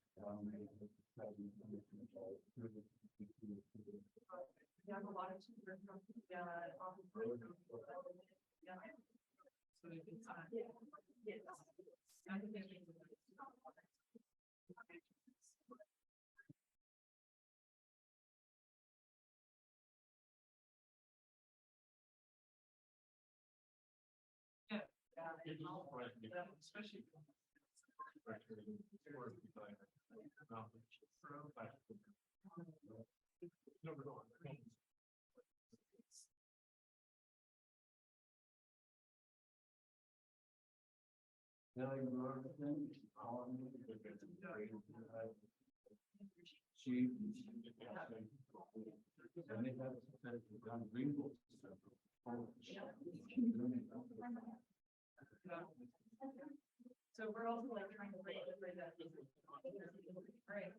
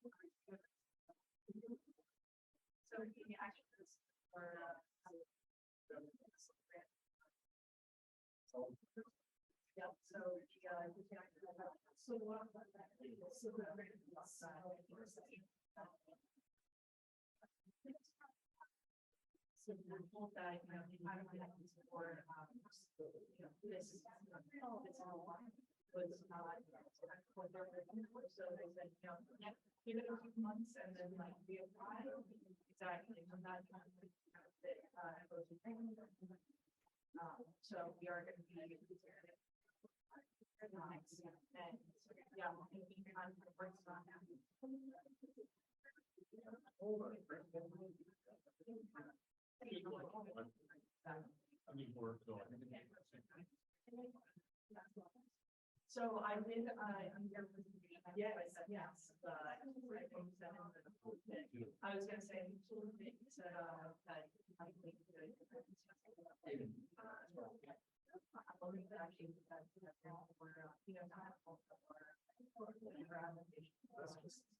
I think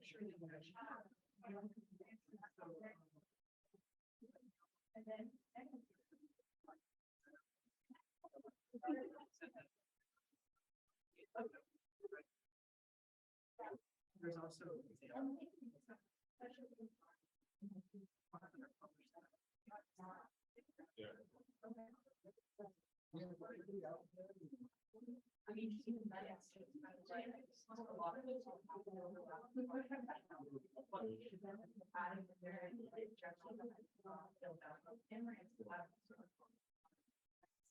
All right, well, nice to meet you both.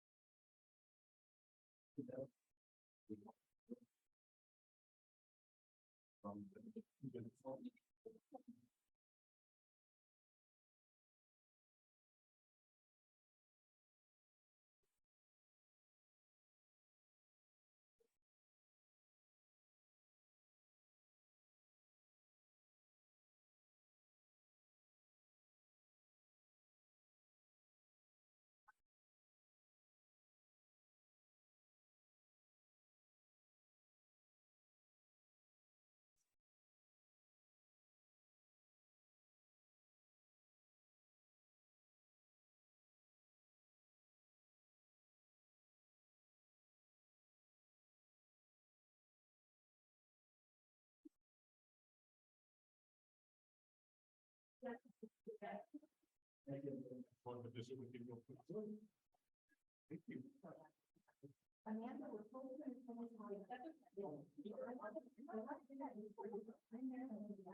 working with the town of Hudson. I'm the nonprofit.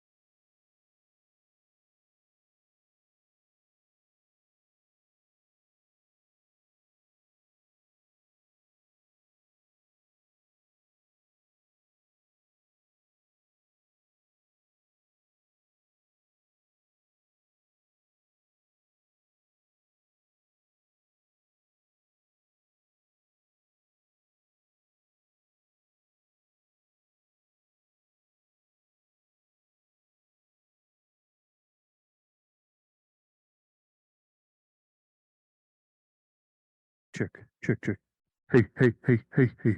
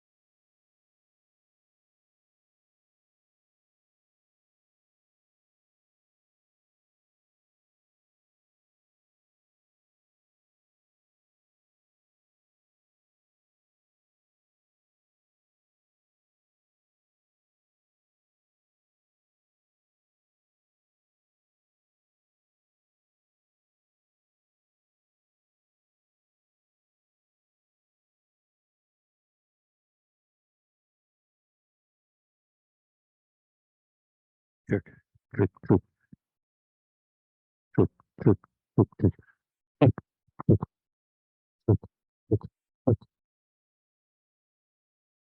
trick, trick.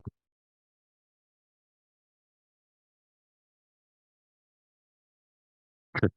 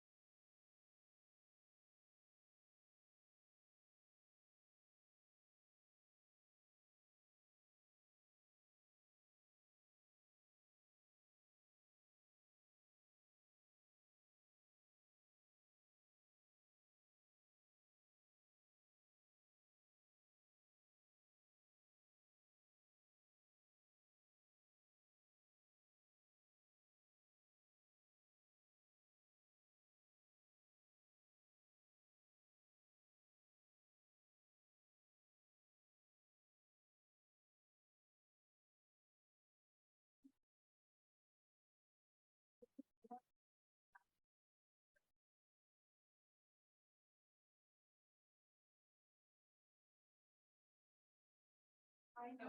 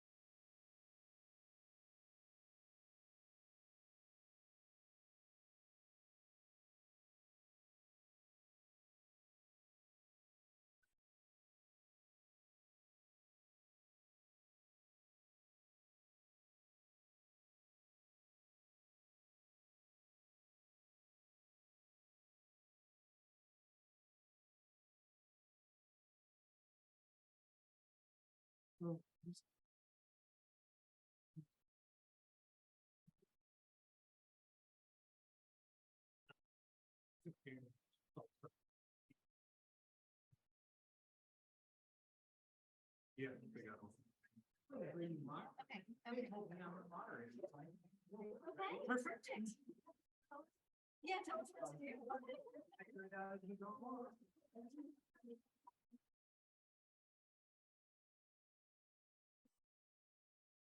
So first of all, let me say hi. Hello. Tom. Taste the really wonderful. Nice to meet you. Sorry, I got my hands full. Noel Reed, Wyoming Business Council. Nice to meet you. Nice to meet you. It's been presenting too from EPA, or is he not in this one? I saw that he was and that he isn't. I don't. Like the last one. No, you know. All right, perfect. Okay. I think we're doing the same. Yeah. Right? My husband is Tim Reed. From the, yeah, he was at the DEQ video. Yep. Just works across the hall. Yeah, I was like, I'm talking with somebody and they're this and he's like, I bet it's Keenan. I was like, that sounds right. Yeah, they say too. Tim has to go up there and he has to go down. He does, yeah. Hi, I'm Beth. It's nice to meet you in person. Yeah. How's it been going the last few days for you? So glad that, I mean, just having been here for actually not working, it's kind of been 6 months of virtual meetings, you know? It's been so great. It's amazing. And I have But so a much to talk small- about. Me? Oh, boy. Yeah. It is, I think there's a lot of room to do a lot of good.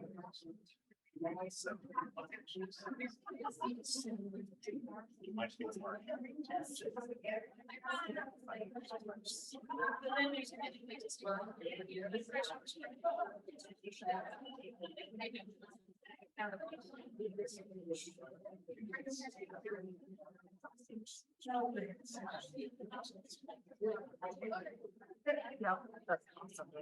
And we're working on my. And I really. It's the big, single biggest need we've seen the whole time is that it's adequate, so they don't have to use the process. And so, I'm gonna tweak my conversations sort of like, I've already turned it on, so. You're going to give the long lecture of city. The not fun conversation, but the one that they need. Sounds fair.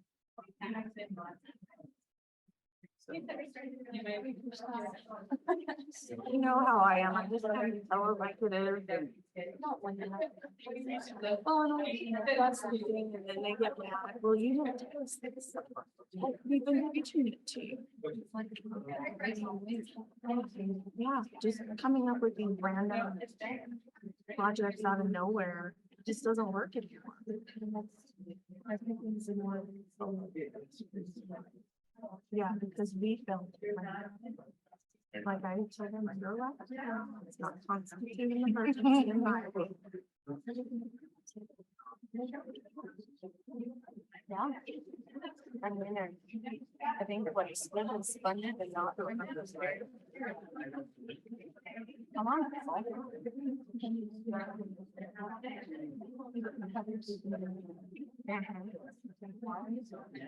In the next week or so, I'm gonna be sending you a spreadsheet with a list of projects that have applied for MRE funding. So you can go through and look at those. If I need to share the applications with you, let me know. Because we'll be having that meeting on the 20th. And reach out to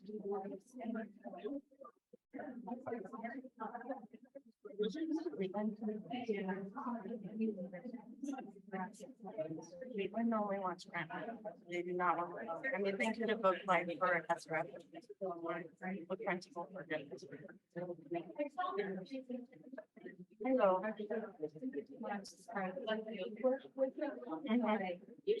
Yeah.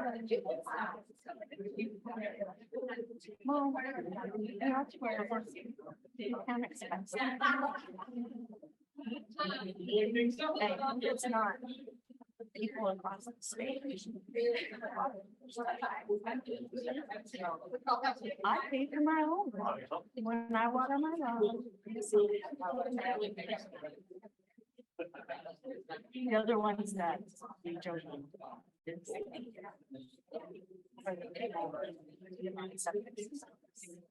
And haven't saved to take care of their septic system. Yeah. And then there's, but you help all these people, you have to, I do not have to help anybody. You have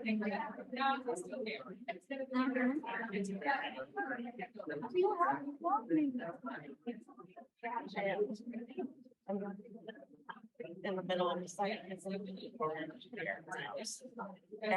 they have a well system. So like those are being inspected very thoroughly. It's fun.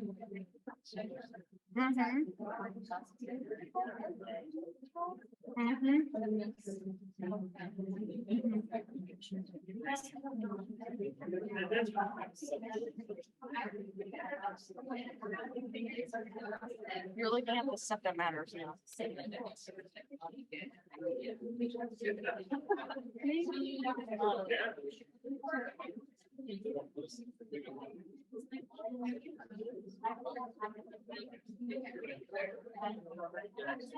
Kathy's giving you the finger. We have 1 minute. They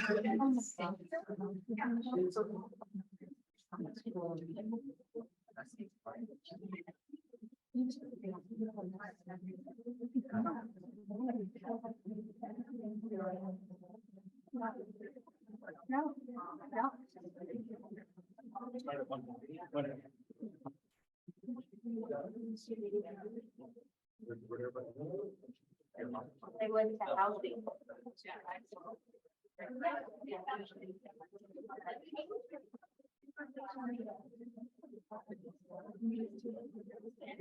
Yeah. That's a trend.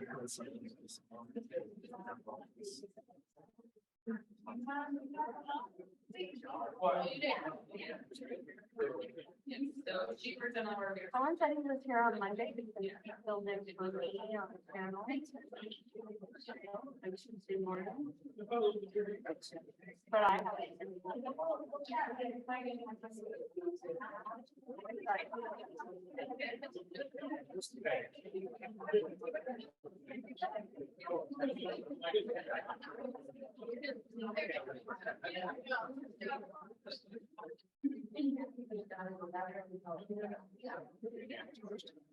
I have first connected. I had done this.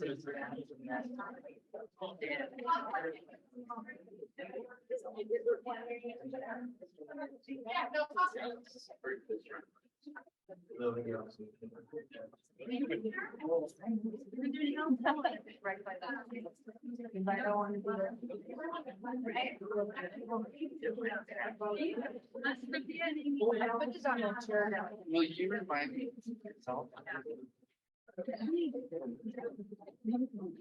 Yeah, just right. Well, that's a good way to get started. I just heard from the audience, somebody needs to care about water. Well, I sure care about water. And I know these panelists care about water, and I know all of you in the room care about water. So for the next little while, we're going to talk about water. Tom Leatherby with Haggerty Consulting.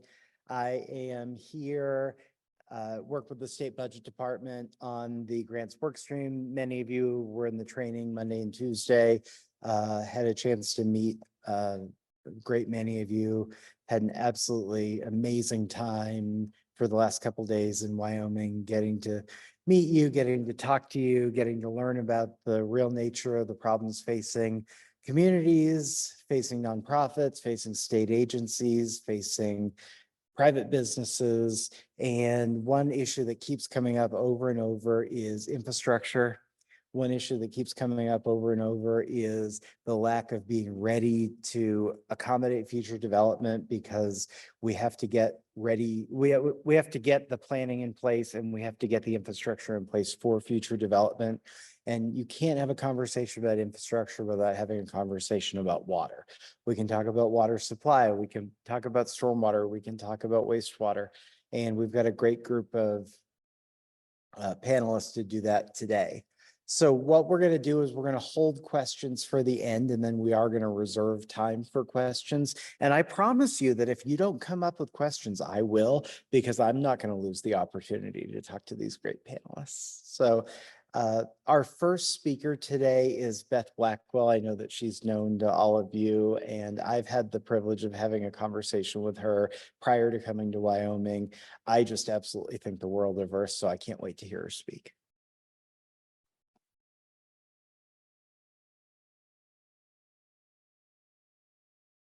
Hi, everybody. Most of you I've interacted with, you probably have heard me talk a million times. So before I get started, I just want to see a raise of hand. Is there anyone in here who hasn't heard me talk before? So there's a few hands. Okay. So I'll hit all the normal stuff, but I'll hit all new stuff too. So you repeat visitors aren't bored. Is there a clicker? There is not. You tell the gentleman up there to advance your slide. All right, next slide. All right, this is my soapbox. Everyone loves when I get on my soapbox. And this is a big issue. This is a huge issue, but this is an issue that if you address and you address it appropriately, that it will help you in the end. So asset management planning, having a program, this is just getting your poop in a group, people. Really. It's looking at what you have. What is the condition of it? What do I need to do to it to make sure it keeps working? How important is this item to my system? And this applies not to your water systems, not just to your wastewater systems. This applies to your communities, because all the communities in Wyoming are experiencing growth. So you have to look at this in many different ways. So you've got to look at it. Do we have the appropriate schools for people? Do we have enough grocery stores? Does our grocery store get deliveries often enough? But today I'm going to hit it related to your water and sewer projects. So asset management planning is something that is required in the SRF programs, the state revolving fund programs. They're called different things, but at the end of the day, it's all asset management planning. There's 4 areas or 5 areas you address. Like I said, what's the current condition of your assets? What are they? Where are they? You would be shocked at how many times I hear from people, we pulled our designs off the shelf and they're stamped, built as design, but when we dug them up, they weren't where they were supposed to be, and they definitely weren't made of what they said they were going to be made of. So this is something that is a problem across the state. And now is a great time to start inventorying everything, because you have to take inventory of your lead service lines.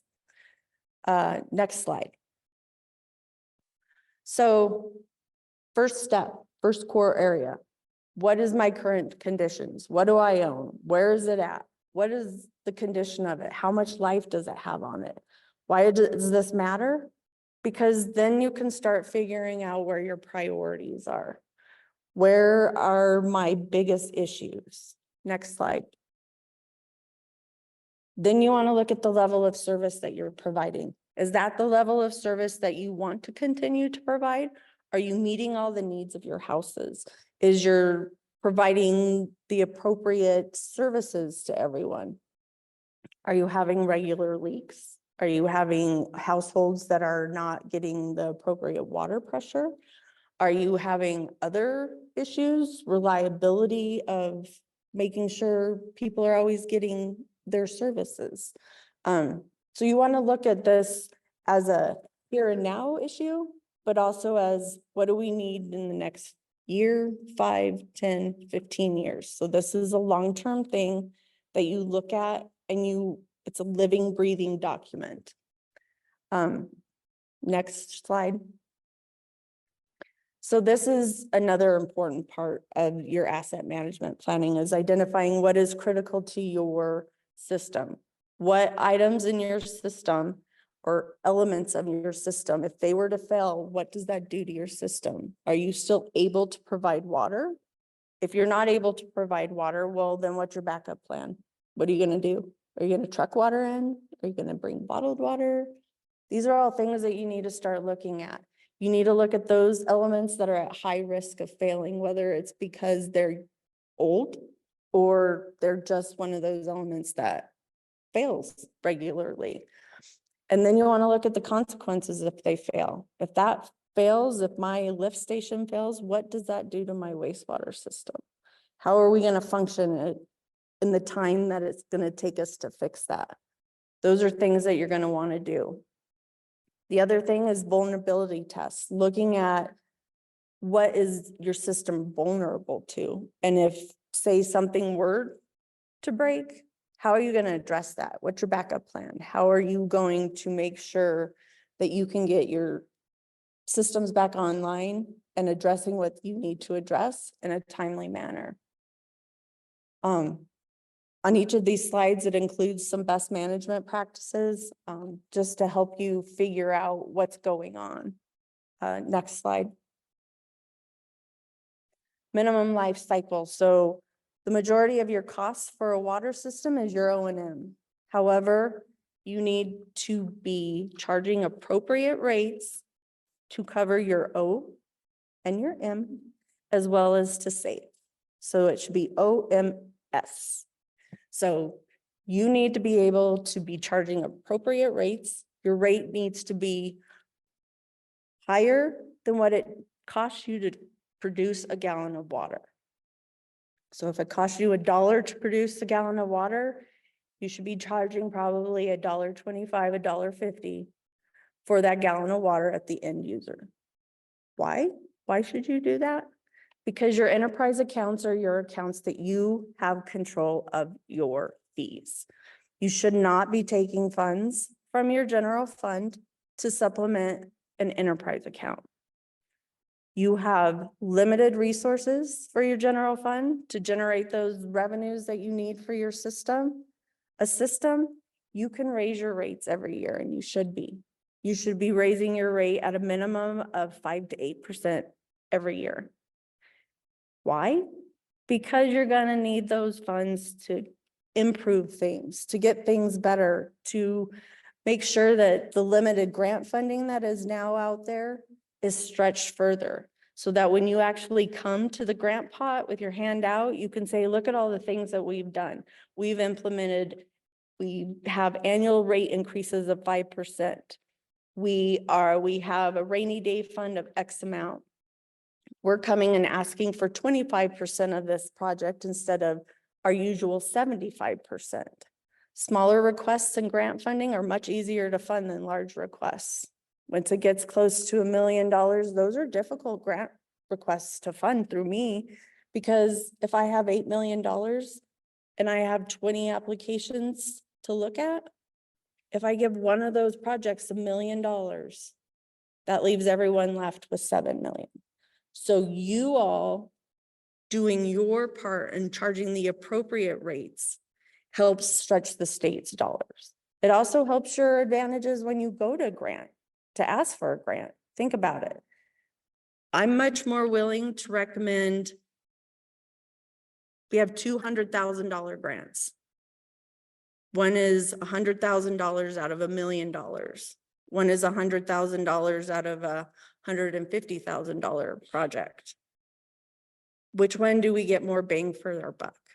These are things you need to think about, especially when you're competing nationally. That's just statewide. I just see it stateside. But when you're competing nationally, you got to think about, you're competing against communities, counties that are in urban states. We are not urban by any stretch of the means. We are very rural. We do things the easy way because we can do that. But these people you're going to be competing against, by nature of their lives, they are more sophisticated. They have more resources, but that doesn't mean that they're better than you. It means that you need to tend your home, take care of your assets, make sure you're saving and charging appropriate rates so that when opportunities present themselves, whether they're grants or loans, because sometimes people, it doesn't make any sense, but sometimes a loan is better than a grant. Sounds weird?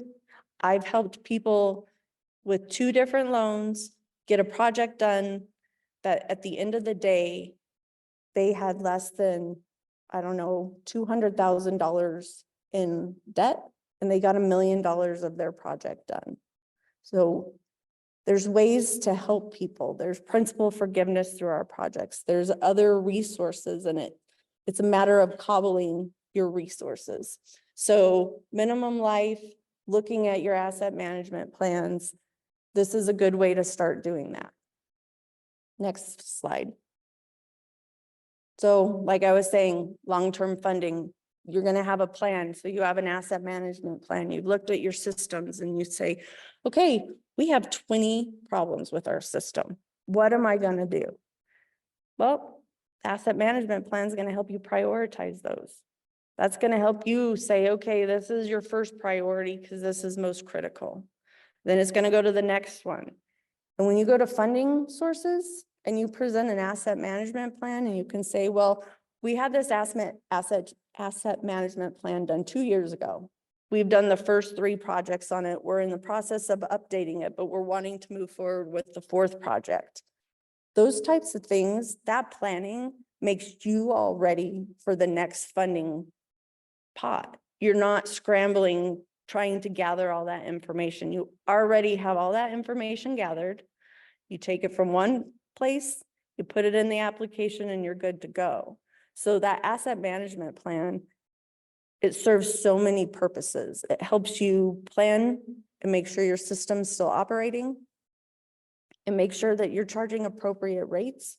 It's making sure that you're meeting all of the requirements that's required of your system. Next slide. So once you do all of that, then you get your plan together and then you evaluate, you modify, and you keep progressing. There's always work to be done. And so I can't stress enough how important asset management planning is. Sometimes it's called capital improvement plans. One of our programs, the Clean Water, calls it fiscal sustainability planning. There's all kinds of keywords, but it all comes down to planning. You're going to have better projects and you're going to have better luck getting funding if you are well planned out. If you're not just running with a new idea, oh, this project came up yesterday and so that's what we're going to do. No, when you come up with an idea, you start thinking about the funding and you start figuring out how you're going to do that. Because I can tell you, with less grant funds, it's going to be harder to get them. And so you've got to be able to show yourself as doing everything you can to help yourself and help make yourself stand out from everybody. All right, next slide. So you hit some of this earlier this week, grant management. Like I said, when you start thinking of a project, you better start thinking about your funding. Hopefully you've been saving and you have a pot reserved for your projects that you need to do. Also, how did you determine whether it's necessary? This is one of the questions that I like to know when I'm funding grant programs. Is this a wanted project or is this a needed project? You should never forgo needs over wants. But a lot of times I feel that needed projects are swept aside for the wanted projects because they look better. Water and sewer projects are never sexy projects. People generally don't complain about it unless they're not getting their water or their toilets aren't working. They're more apt to complain about a giant pothole in the middle of the road.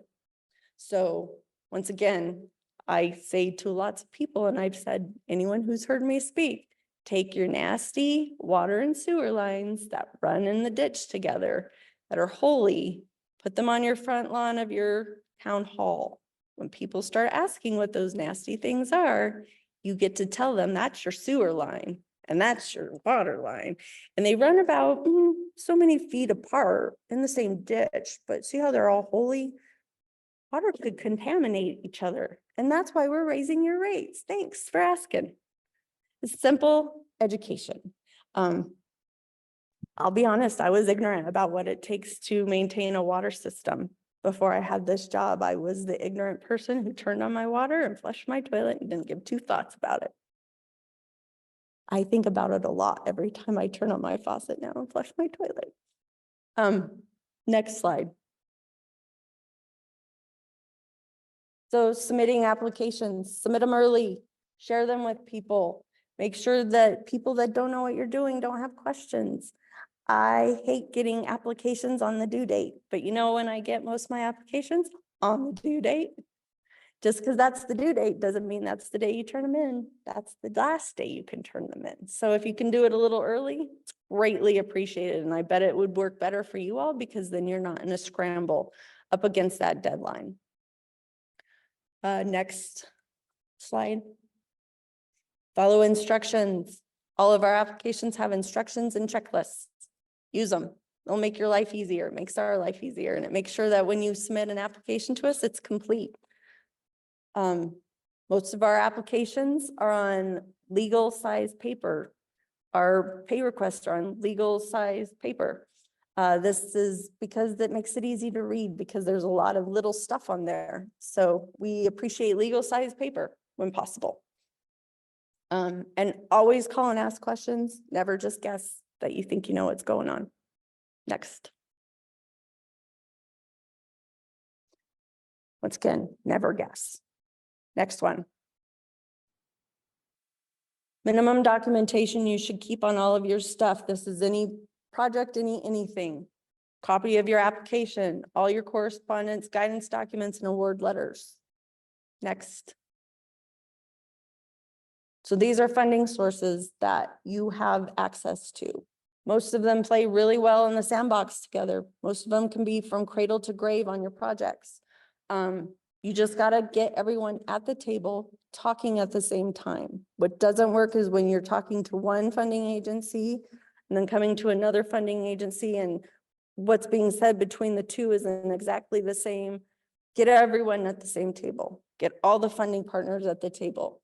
It may be a virtual table, but get us all there, get us all talking. Because what you'll find out with everyone up here, we all want the same thing. We want to fund successful projects to make sure that our communities are doing well.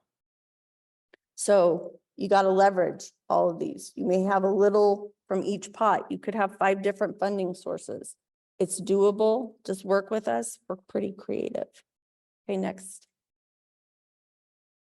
ARPA. Everyone wants to know what's happening with ARPA funding. I would too.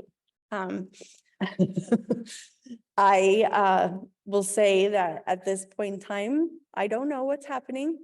I do have several meetings on my calendar for next week with people above my pay grade to tell me what's going to happen with those funds. And so just pay attention, make sure that you've signed up for notifications from my office to stay informed of what's happening with those funds.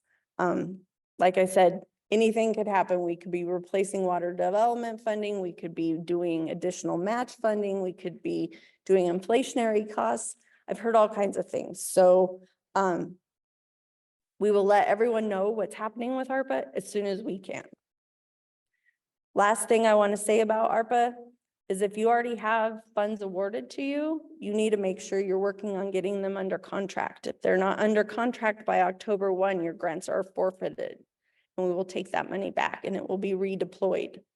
That means if your project is currently being designed and you need to have a construction project done, you better get going on that design and get your construction contract bid out and signed. Next slide. Countywide consensus. Folks, just use your money, please. Next one. Capital construction loans. These loans can fund any kind of infrastructure, water, sewer. This is a good partner with SRF loans because we can finish the rest of the roads. You can only replace certain parts of your road and streets when you're doing SRF projects. So this can take care of the rest of the road, gutters, sidewalks, things like that. It is a loan. The legislature messed with the interest rate 2 years ago. It was a max of 2.5. It is now tied to the yield of the US Treasury of the same duration of the loan. Talk to your legislators, have them change this back to 2.5. This was starting to get traction and now this program has just kind of stopped. So capital construction loan, it's a good opportunity until legislature changed the interest rate. Next slide. All this stuff about capital construction. Next one. So state revolving fund. Everyone's heard about IIJA funding, bill funding, the Investment Infrastructure Jobs Act, the bipartisan infrastructure bill. That's SRF for us. That's where we're getting most of our money. We have an allotted amount through the legislation that is coming directly to us. So with SRF, we have our base program. That's the normal program we've always had. Then we have the IIJA program. That program came with lots of extra funds, but lots of extra boxes to check. So essentially, clean water and drinking water, we're here to provide low interest loans to communities to deal with water, wastewater, whatever your water issues are. Next slide. These are federal funds for the most part. They come with federal requirements such as public meeting, environmental review, Davis-Bacon. You have to be on what we call the intended use plan to be eligible for these funds. The intended use plan for this year just closed beginning of March. So watch out for the next one opening in January. We did clear the plate for this year's SRF. And so we started fresh with our IUPs because we too are trying to improve and do some asset management in our area of trying to do some budgeting and make sure that we're doing the best with the programs we can for the communities. Next slide. You can skip through these. I just provided you information on these items that are required. And keep going, keep going. Next one, next one. So clean water. This is more than just sewer lines. This can be wastewater, or it can be your stormwater. It can be capital improvement plans. It could be best management practices. There's lots of things we can do with clean water. Next slide. The two agencies involved in this part of the program is OSLI, my office, and DEQ. Our office is the administrator. We do the financial stuff. We're the bankers. DEQ is our technical folks. So in my world, things are thingamajigs, whatchamacallits, doohickeys. They know the real term for those things. Next slide. SRF loans, clean water, all loans are now at 1.5%. If you have a green loan, which is essentially water conserving, energy conserving, get a 0%. If we don't have principal forgiveness for you, you get a decreased interest rate and potentially some principal forgiveness. We have large loan incentives up down to 25 basis points. And then we have new 0% interest rates for loans that are an equivalency project. So that means you meet all the federal requirements, as well as for consolidation of other systems. Next slide.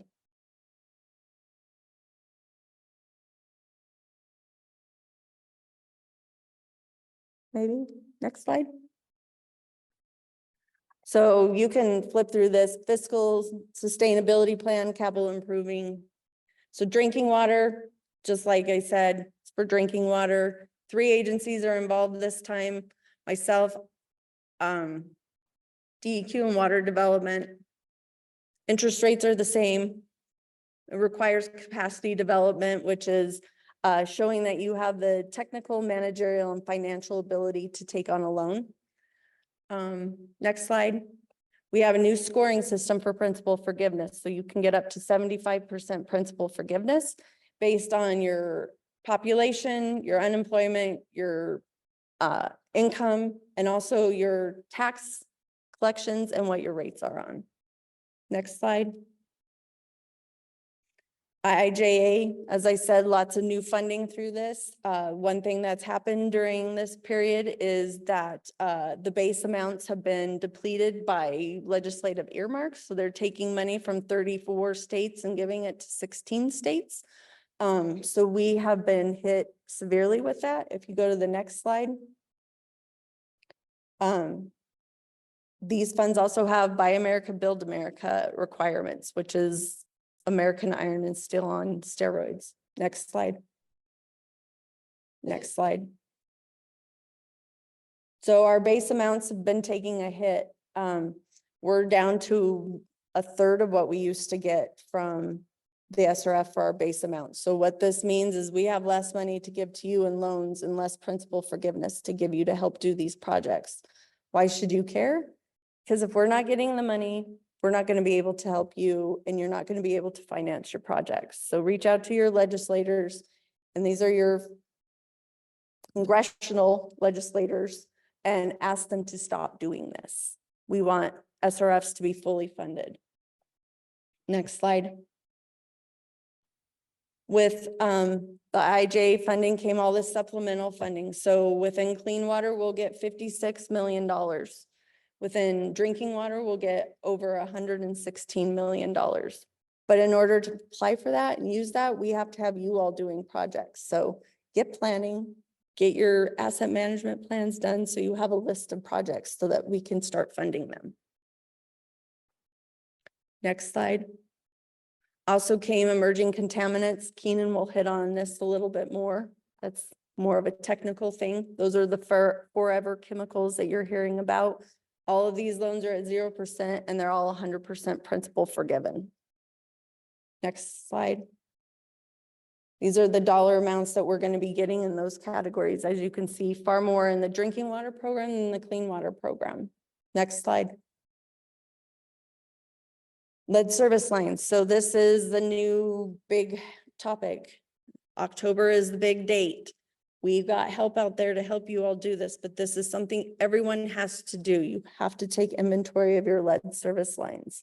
And the service line is not the part of the company or of the community. It's that piece of the line that is on the people's property. And the nice thing that we heard last week is that if you have customers who do not want to partake in this and do not want their lines replaced and whatnot, you can get them to sign a form that says, we do not want to participate. Next slide.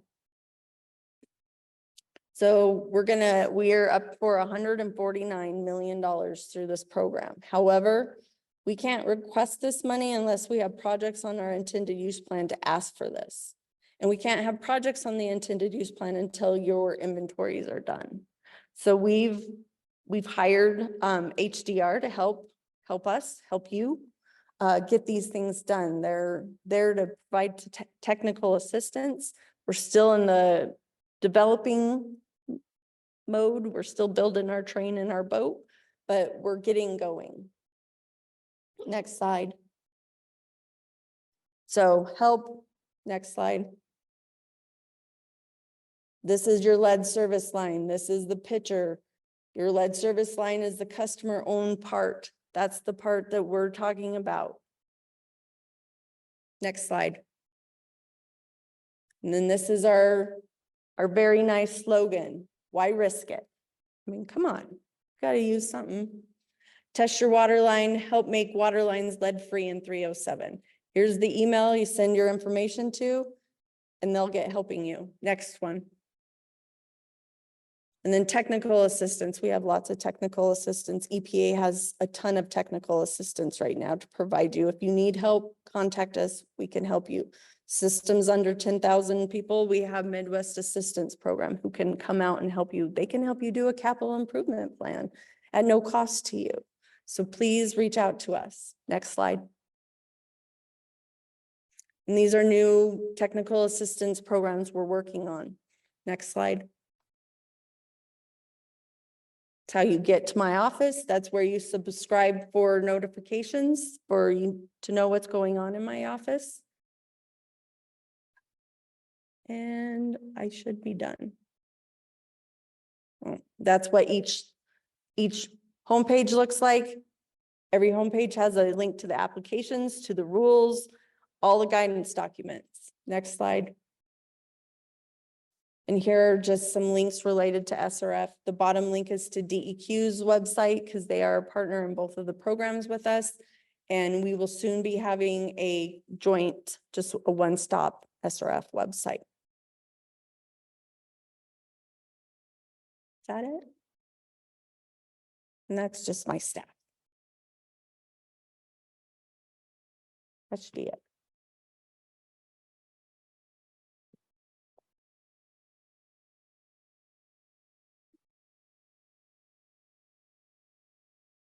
Thank you so much, Beth. A little bit of a logistical question for us. Is Ben Betts from EPA Region 8 here? Didn't think so. And there doesn't appear to be a virtual speaker whose head's appearing on the screen. So we're going to go ahead and move to the next speaker who is present in the room, and that's Keenan Hendon, to talk a little bit more following up on things like lead service lines and emerging contaminants and some capacity development. So welcome, Keenan.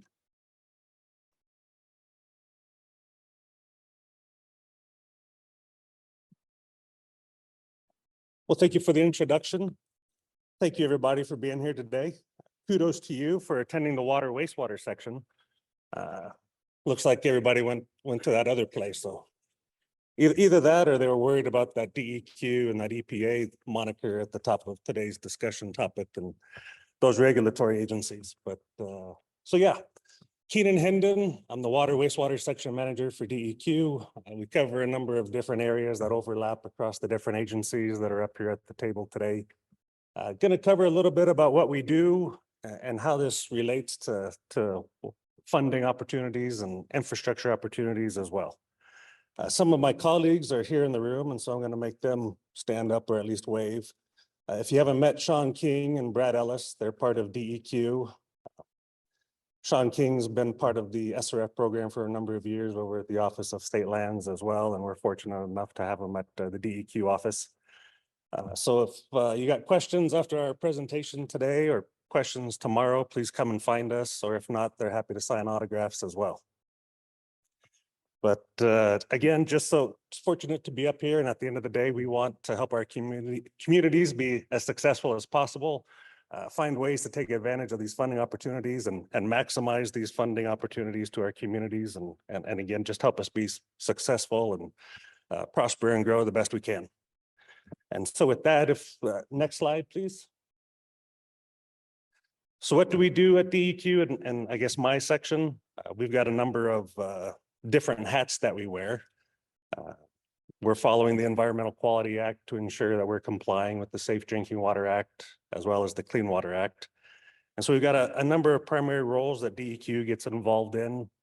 We also get to be in coordination in some of those aspects with EPA. Some of those could be positive and some of those could be friction related. But overall, we try to have a good working relationship with all entities and communities and systems across the state. For topics here today, we do permitting for water, wastewater systems. We cover a number of the other topics that are listed up here on the screen. But with that being said, as you got a project, whether or not it's in the infancy stage or maybe it's in the queue and you're looking at a 10 or 50% design review, please reach out to us, get us involved. We're more than happy to see if we could provide some insight, maybe provide some alternatives. And it also helps just streamline the process, perhaps later once you get that permit submitted. Avoids any pitfalls, anything at the last minute, should a permit get forget. Not that that ever happens, but sometimes permits don't get submitted on time and then it creates a time crunch for everybody. But some of our Safe Drinking Water Act responsibilities that we take care of at DEQ, those include working with the Office of State Lands and the Water Development Office with the State Revolving Fund Program. We also do capacity development and capacity development reviews within our office, operator certification, and source water protection plans. And so next slide, who essentially does that for us here at DEQ? We got a great staff of 14 engineers located in some district offices around the state, located Cheyenne, Lander, Casper, and Sheridan. Along the lines, Wyoming's unique, and we'll get to cover that a little bit later, but I'm sure that everybody here already agrees Wyoming's a little unique for a multitude of reasons, but one of those is back to the EPA conversation. And with our drinking water systems, EPA has primacy over our drinking water systems in Wyoming, which we're one of 50 states. So we're the unicorn in the room when we go to a number of different meetings with EPA on this issue, or to meet with our other states to collaborate. What does drinking water primacy mean? Essentially, DEQ is conducting the permitting aspects for our water systems. EPA is conducting the enforcement and compliance with the Safe Drinking Water Act for our water systems. So we do our best to work together with EPA, and sometimes we may have some disagreements. And when we have disagreements, we are happy to work with our communities and see if we can find resolution and find a path forward with regards to those disagreements. Oftentimes that program at EPA is referred to as the Public Water System Supervision Program, or PWSS. So how could you get a hold of us? Great question. We'll go to the next slide. Thankfully, my phone number is not up there, but there's plenty of folks that you could reach out to and ask some questions with. Essentially, this map outlines the various district engineers or the districts across the state where we've got folks that manage the responsibilities for those counties. One note is that the Northwest District Engineer, James Bruff, has left. He's pursuing a consultant opportunity. So shameless plug, if you want to pursue an engineering opportunity in Lander, Wyoming to do some work, please reach out to us or find us afterwards. Maybe we could split the referral bonus and go from there. But yeah, lucked out. Phone number's not up there, but unfortunately it's plenty of other places. But again, feel free to reach out to us. It's on our website as well as with the slides, so we can get that information to you. Next slide, please. So we're going to cover water, wastewater in just a little bit more detail and the permitting. And so if we could go to the next slide, please. So do you really need a permit? So unless it's routine maintenance, essentially you got to burst pipe, replacing a valve, things of that nature. Typically, you're not going to need a permit. You're replacing something in kind, a pump. You don't need a permit. But if that ruptured line turns into a 6-block pipeline replacement, you should probably reach out to us and get a permit in place, get some coordination activities going on so that we can ensure that we're getting a permit issued if necessary, or ensuring we got proper compliance and reporting back to EPA. Up here on the list, we've got the permits that are kind of applicable to what we're discussing today. And with that, what we call is a Chapter 3 permit, might also be called a permit to construct. And so for a water system, you're going to need a Chapter 3 permit that's following the rules and requirements of DEQ Chapter 12. And if it's a wastewater project, you're going to be following a Chapter 3 permit, meeting the rules of Chapter 11. Again, probably going to be a consistent theme up here. Call ahead, reach out. If you have questions with regards to a project, we're more than happy to get involved, assist you, see what we can do to help streamline the process or provide some other alternatives with regards to your project. What's the timeline to get a permit completed? By statute, we've got 60 days. Typically, we try to get that out the door in 30 to 45 days, depending on what's been submitted. If we get an application package that's missing a number of pieces and parts, it's probably going to take a little bit longer. But again, call ahead, get involved, happy to help. And if we get an application package or a permit package that doesn't have all the necessary criteria, you may get some feedback you don't want to hear, but at the end of the day, we want to work with you to see if we can get that project up and running and moving. So with that, we'll go to the next slide. So we'll cover OPCERT and the SRF program and a little bit of an overview here. And so next slide. So for the operators in the room, do we have any by chance? Anybody get to do double duty? Most likely operators are going to be headed out next week to the Wyoming Rural Water meeting. I believe it's in Casper. But operator certification program is managed by Kim Parker in our office. She does a great job working with our operators to ensure that they're meeting the testing and certification requirements for our state. As somebody mentioned, good quality drinking water is important. So we like to have safe drinking water for all our communities. And Kim does a good job of establishing testing criteria and continuing education credits to get our operators in a good spot. SRF program, it's probably one of my favorite programs. I've been fortunate enough to work at the Water Development Office for 10 years, worked for a couple of years at the Office of State Lands, been in my current position at DEQ for a couple of years. And so been able to see the SRF program for a number of different angles, as well as the funding programs that are available across the state.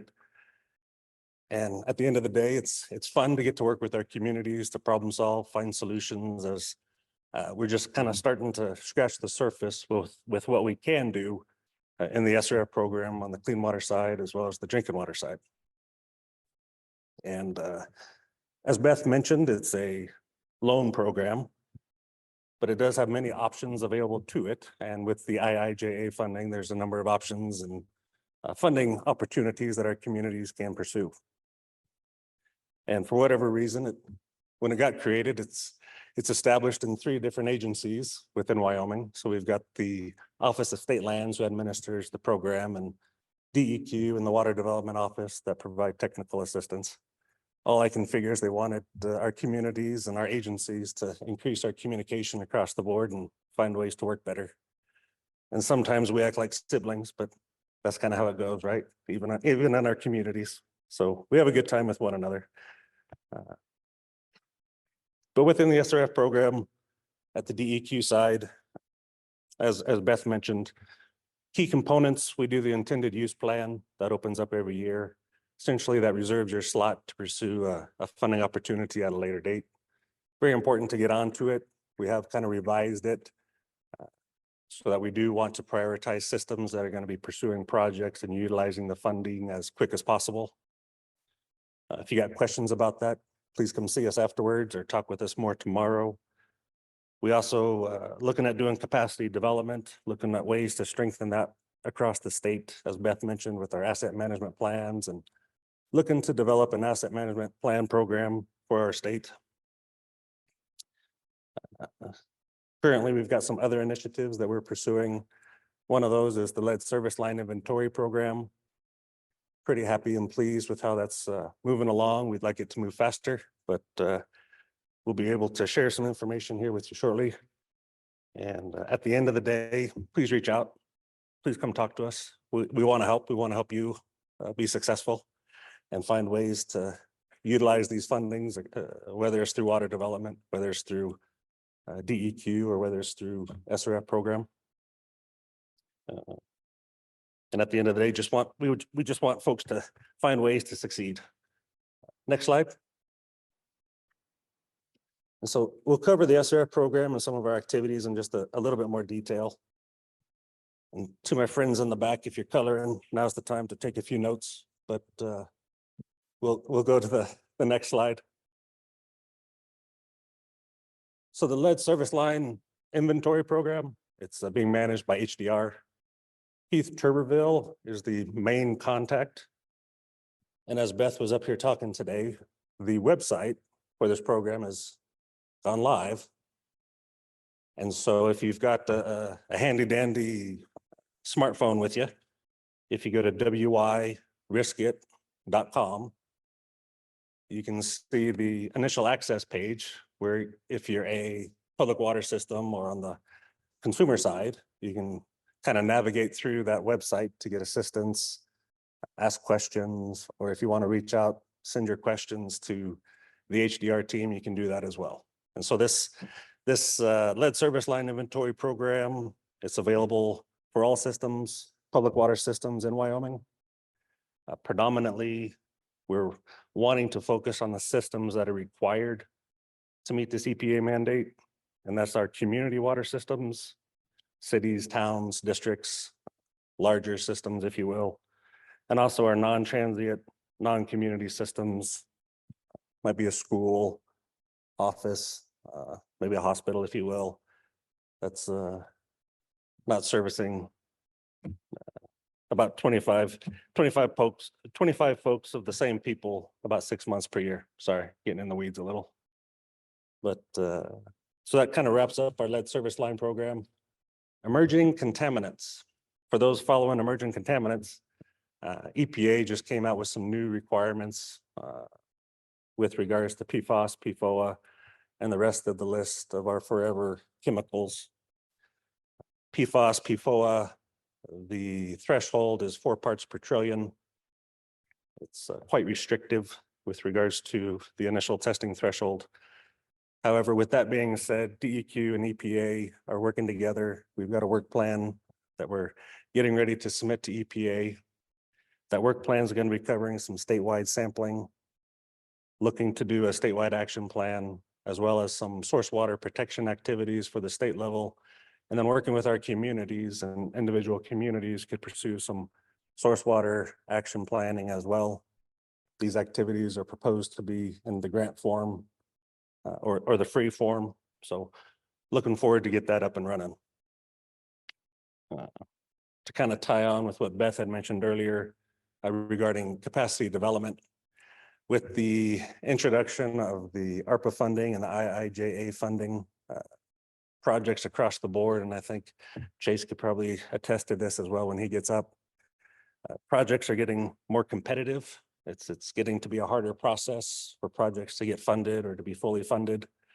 And so finding ways to incentivize your project or to make yourself stand out is getting to be more and more important, whether you got an asset management plan, or being able to combine other funding agencies to come forward with different avenues to get your project completed.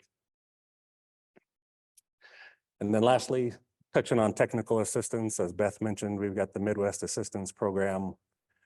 We've also got EPA seems to be rolling out a new TA provider or a technical assistance provider about every other week, seems like.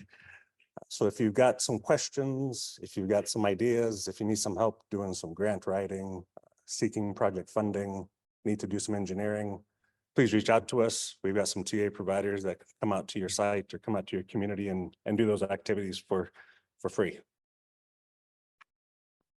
Next slide.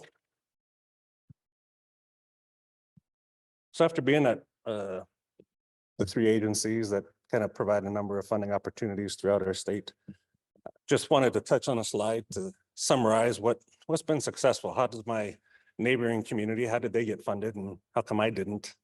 Or what can I do to be more successful with regards to a funding opportunity? And, at the end of the day, persistence does pay off, patience pays off. Getting started, taking that first bite of that elephant, figuring out just what to do, maybe asking those awkward questions, picking up the phone to give DEQ a call, state lands, water development a call to find out what you need to do are great places to start. Next place to start, we get that priority list up and running, whether it's an asset management plan, could be a water development master plan, an engineering review or an engineering study completed.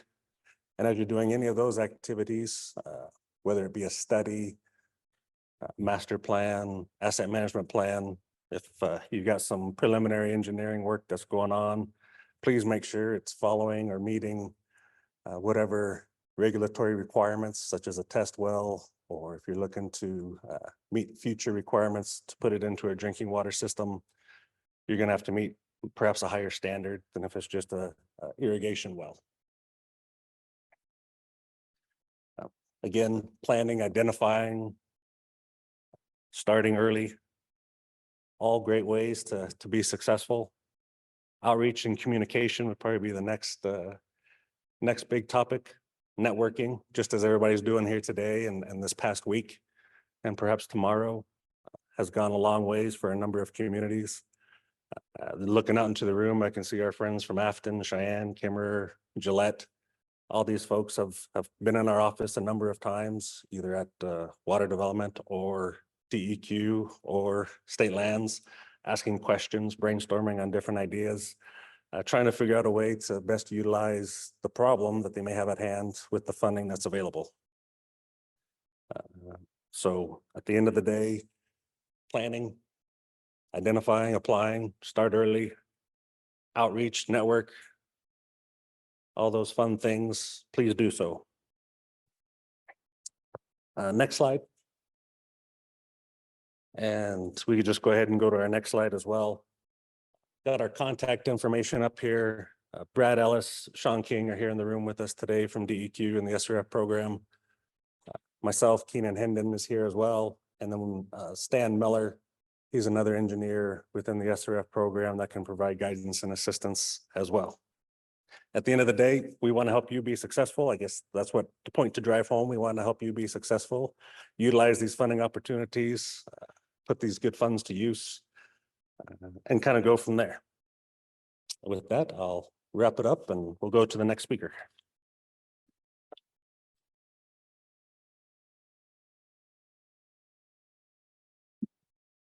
Thank you so much, Ken. So staying on the same theme, but from a different angle, we've got Chase Tavelli from the Water Development Commission.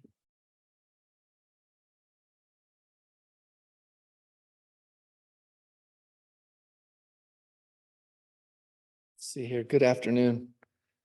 My name is Chase Tavelli. I'm with the Wyoming Water Development Office. One of the three legs of the stool that you've heard from today.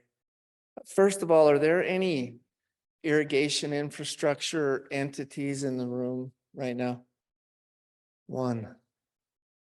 You're just interested?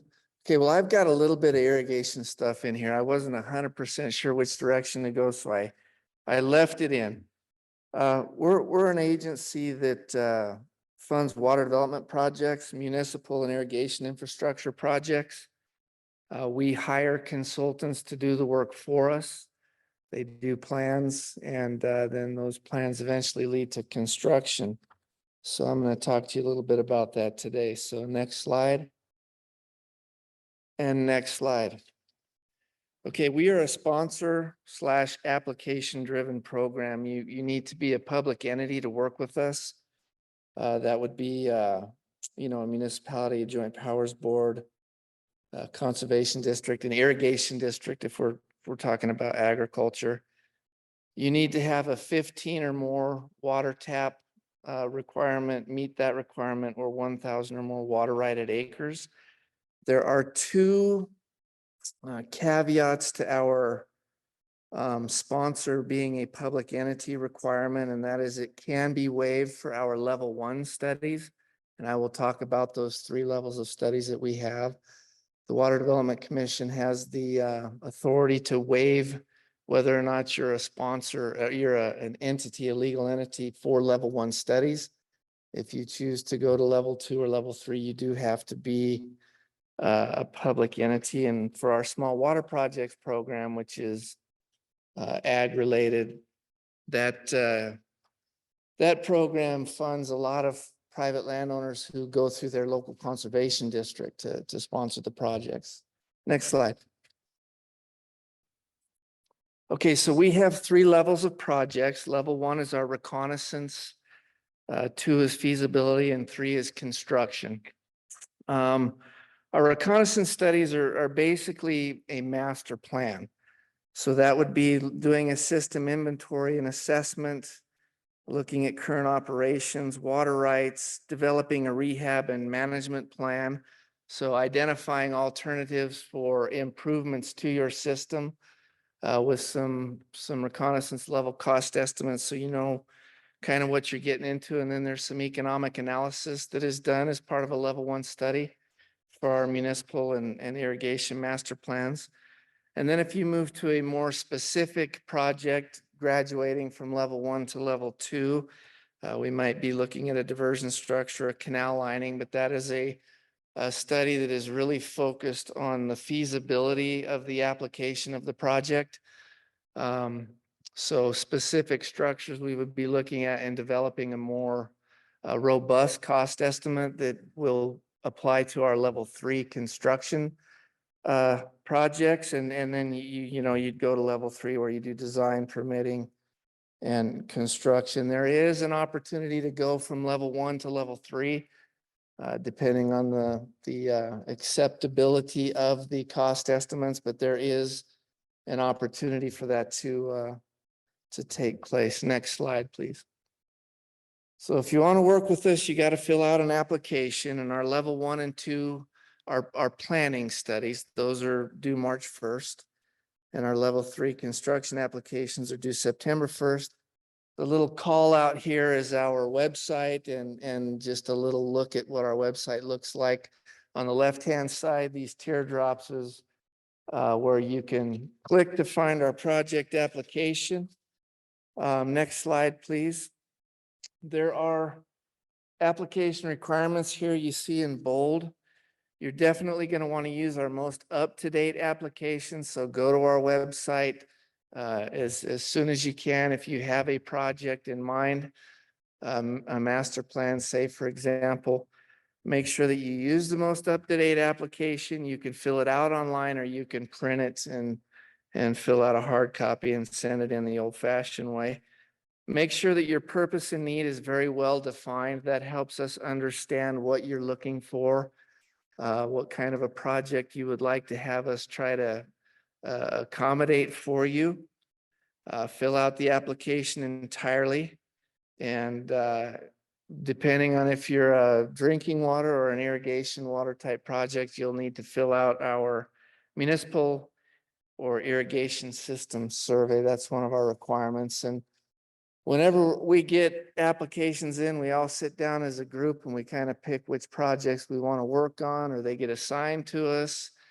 And we'll look at your recommendation. And if we have any questions, we'll come to you. If you haven't filled out the survey, that's one of the first things we look at, and we'll let you know about that. And you can fill that out afterwards. It's not something that you have to have done right away. Next slide, please.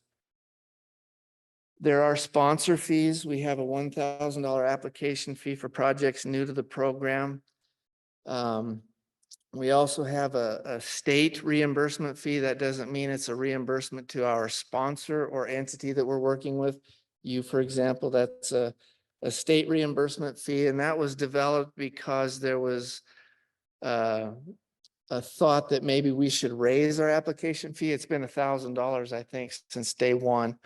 And instead of raising the application fee, which would have required some changes to our operating criteria, we went with the reimbursement fee. And then that's based on the number of taps or irrigated acres that you have. If your project is not successfully recommended, that reimbursement fee is returned to you and you get 75% of your application fee returned. Next slide. Okay, these are some of the other programs that we have other than our level 1, 2, and 3 type studies. So next slide. This is our small water projects program. This is an irrigation focused program. It provides grants for small water developments, livestock, wildlife, irrigation, and environmental type projects. The main criteria is that it demonstrates a public benefit, and those applications are due November 15th. Next slide. This is an example of the types of projects that are done in our small water projects program. Again, this is mostly agricultural based. Next slide, please. I'm not a pro at small water, so if you have any questions, this is the person to get a hold of, Jody Pavlika. Our phone number is there, and you can also go to our website if you're interested in any of the operating criteria or guidance documents that are up that help our small water projects program work. Next slide, please. This is one that might be more interesting for the drinking water side of things, is our groundwater exploration grant program. Applications are accepted year round. And the program provides a faster track to develop new source supply or replace failing water supplies. I'll tell you about the percentage of grant, et cetera. Next slide, please, later on. These are some examples of projects that we do. A lot of hydrologic feasibility studies, well siting, well design, and we will drill that well for you as well. And then, of course, you'll have to pay for it. Next slide, please. George Mosier is a pro at groundwater grant. He knows the ins and outs, the history, the whys, the how comes. So if you have any questions, I'd contact George. I'm not a pro at this either. And on our website, there's good information about our groundwater grant program as well. Next slide, please. We do have an emergency program, I guess you could call it. It's for irrigation infrastructure, so not really applicable to this crowd. But if you think you are having an emergency, or you are having an emergency, you may have an emergency or are having an emergency, you're going to want to call Bill Brewer. He's the head of our construction program, and talk to him. This is an irrigation funding program. Next slide, please. So we're talking about dams and canals and ditches, and it is a temporary fix solution. It is not designed to fix an entire project. Next slide, please. So how are we funded? Next slide. There's Wyoming statutes provide a severance tax distribution account of $155 million each year. Our account 1, which is our new development account, which funds mostly our drinking water programs, projects, is 12.45%. And then you see account 2 is 2.1%. So if you're in agriculture and you're looking for an agriculture project, you can see that that's funded far less than our drinking water type projects. We have a dams and reservoirs account 3, which gets a 0.5%. And then our emergency account is separately funded. Next slide, please. Okay, account 1 is new development. You know, mostly municipal and domestic master plans, and it funds our level 1, 2, 3 groundwater exploration and small water projects programs. Account 2 is rehabilitation again, and it funds level 1, 2, 3 and small water projects. And then account 3 is our dams and reservoirs, and then the emergency account again, and make sure you look at this as a temporary fix for you irrigation folks. Next slide, please. So what can we do for you? Next slide. Our level 1 and 2 planning studies are 100% grant. So there's no cost out of pocket for the sponsor. You have to be a legal entity, of course, remember that. Level 3 construction. Currently, we're looking at about a 50% grant for eligible expenses for your projects, with the sponsor being responsible for the remaining costs. We're encouraging alternative sources of funding, strongly encouraging that you look into these opportunities quickly. To echo what was said earlier, funds are much shorter and thinner than they used to be. You're going to want to come to us with the best application that you possibly can. And that means if you're asking for less grant than 50%, that's going to help your cause a little bit. 2 years ago, we were at 67% grant. In order for us to spread the wealth around, we went to 50% this year. And I kind of think that it's going to stay that way. Next slide, please.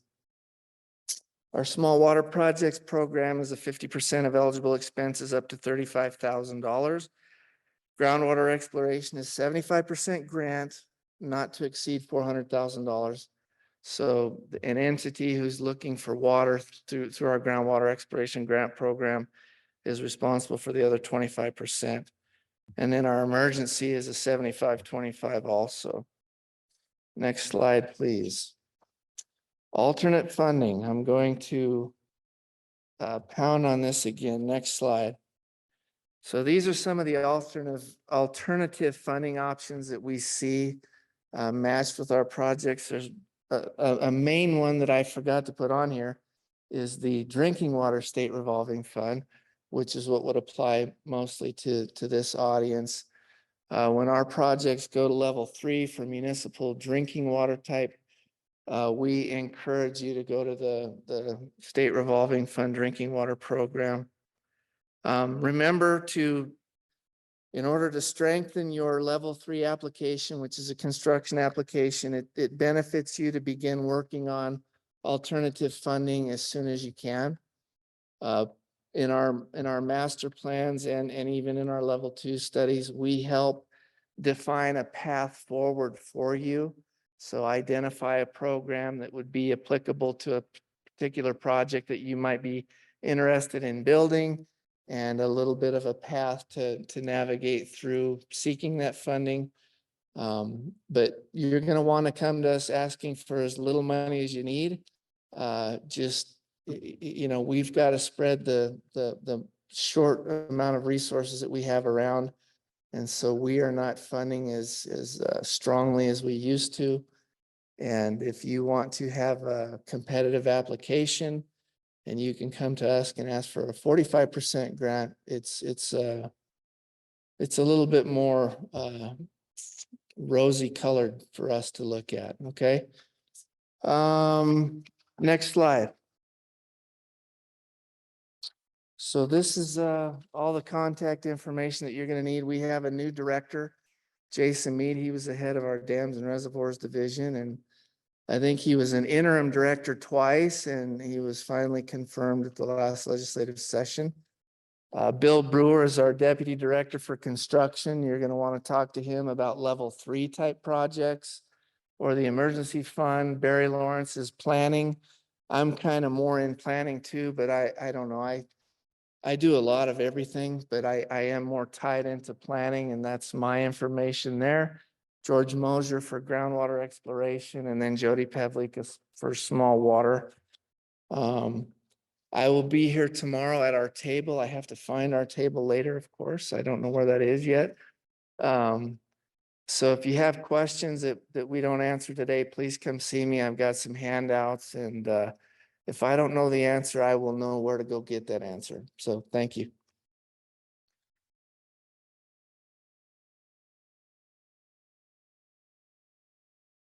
Thank you, Chase.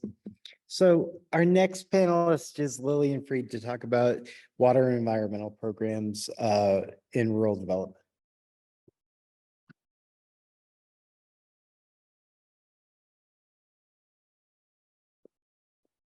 Hi, good afternoon, everybody. I'm Lillian Freed. I'm the new Community Programs Director for USDA Rural Development. A lot of you have probably met my predecessor, Lorraine Warner, and I'm the new Lorraine, so hola. Next slide. So I think one of our biggest benefits when you come to rural development is our people. So this is our team. We do a lot of hand holding and we're happy to do it. So if you do have a program or a project and you don't know where to start, reach out to us and I'll set you up with one of my team members here. So I'll do a quick introduction of the people that aren't here. We've got Bobby Brooks, she's based in Casper. Jennifer Shale, she's also based in Casper. Evan Dessen, he's brand new in Casper as well. Katie Culver is also brand new. She's in our Sheridan office. And then Tammy Reedy. Tammy Reedy will probably be your first point of contact. She's really new as well. So that's the team. You know, working in Wyoming, it's nice to see your friendly faces. So there they are. Next slide. Where have we been? That's the second most helpful thing I think, you know, is if you haven't worked with us before, you probably have a neighbor that has. So, you know, reach out to somebody who's got funding through us and just get a feeler for how the process is. That's how I like to operate. You know, we know how it looks from the inside, but sometimes it's helpful to, like, you know, reach out to the town of Meeteetse or the town of Mills or whoever and kind of get a feel for how they've been. I know that in Wyoming, we work really closely with our neighbors. So if you're intimidated by the process, call your neighbor. These are the towns we've worked in, you know, in the last 10 years or so. So, and then I don't know, see a lot of familiar faces in the room. If you're currently tapping us, you want to raise your hand. Maybe people can pick your brain. Yeah, we've got, you know, Hudson, and I see a few of you around. So next slide. And the next kind of deal is, are you eligible? Like, can you apply? Our biggest, you know, stipulation is population. If you're a town under 10,000, you're eligible for our water and waste disposal grant or loan, mostly loan programs. And also our PPG pre-developing planning grant. So that's going to be most people. And then if you're smaller, so 2,500 or less, you would be eligible for our search grant, which is a planning grant as well. So if you don't know where to start, search would be where you start. So, or PPG. Next slide. We'll get into a little bit more detail on those two planning grants. I forgot to put it in here, but we also have two technical assistance providers. Beth brought it up earlier as well. They're working with MAP. We work with MAP. So Tyrell Owens and his team. If you need contact information, reach out. I can provide that. Second, we work with WARS. I don't know if anyone's coming to the conference next week, but we work with WARS a lot as well. They're one of our technical assistance providers. From there, you know, next level, getting some started. Search grant or PPG, again, those are population based and they come with different dollar amounts. So those are both for planning and pre-development. So we're looking to develop your preliminary engineering report, do some of those studies, try to figure out, you know, what you really need, and put together the plan for your application, put together your application through us, or, you know, they can help with getting really anything started. So we love to partner with any of these folks up here, or any funding you might have. We're happy to take that into consideration through our process as well. So again, we love to team. Next slide. And then this is our most popular funding program. This is our biggest pot of money. And that's our water and waste disposal loan and grant bucket. So when you come to us, will likely get a loan grant combination. You're not going to get straight grant. You know, that's really unlikely. We don't have a lot of it. So first things first is when you work a project through us, we'll give you a loan amount. And that money will be spent first through your project. And after that bucket is expended, we'll dig into your grant. So depending on your financial situation in your community, your community MHI compared to the state MHI, right?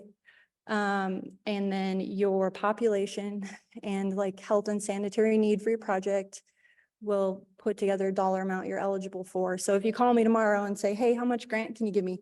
I'm not going to be able to tell you till we get, you know, into the weeds a little bit. So, you know, if you call me, you're going to get the answer. Well, send me some stuff and we'll go from there. So, that column on the left is everything we can, or the right, is everything we can pay for. So, you know, we don't have a limit on our engineering fees. So a lot of times when we partner with the state or whoever, they might have a cap of a percentage they can pay for. We can come pay for the rest.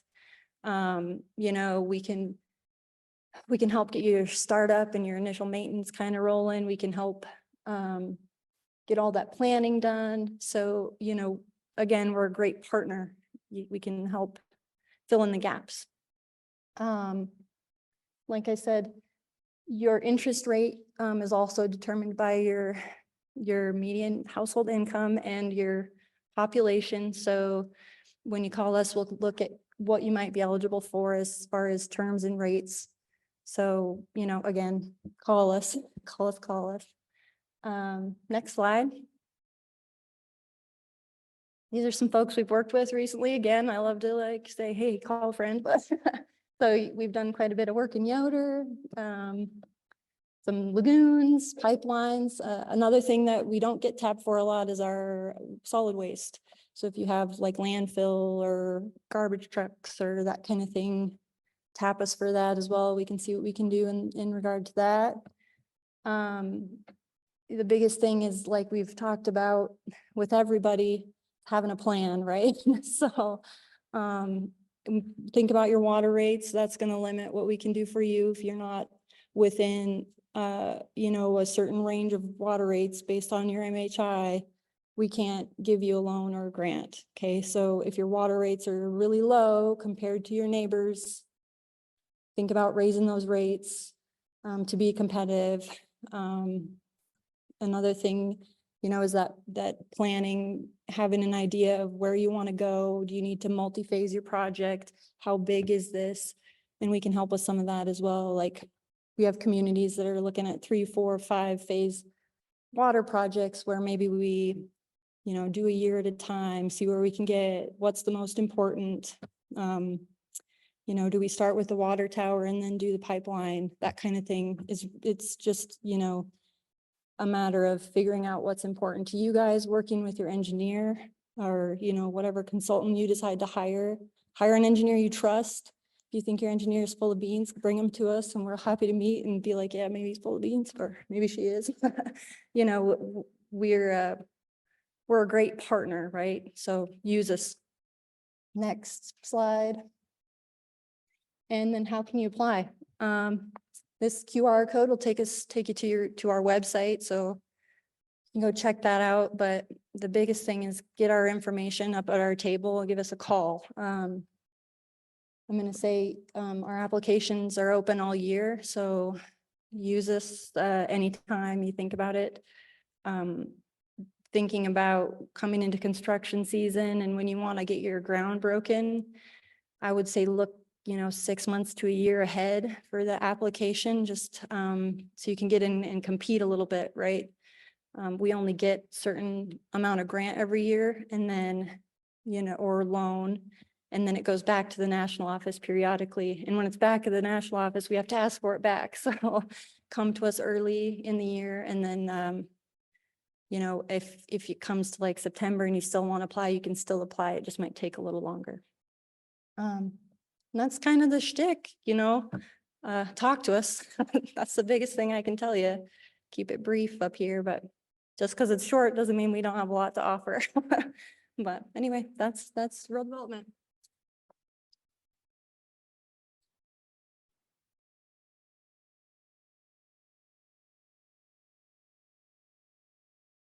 Wow, thank you so much. So our last speaker or last panelist today is Noel Reed from the Business Council to talk to us about putting some of this together in the economic development context. Thank you. Hello, everyone. I'm Noel Reed, the Grants Portfolio Manager for the Wyoming Business Council. I'm going to talk a little bit about who we are at the Business Council, and then I'll go into a little bit more depth on the Business Ready Communities or BRC program. Next slide, please. So the Business Council, we are about 40-ish people spread across the state of Wyoming, just really focused on economic development in the state.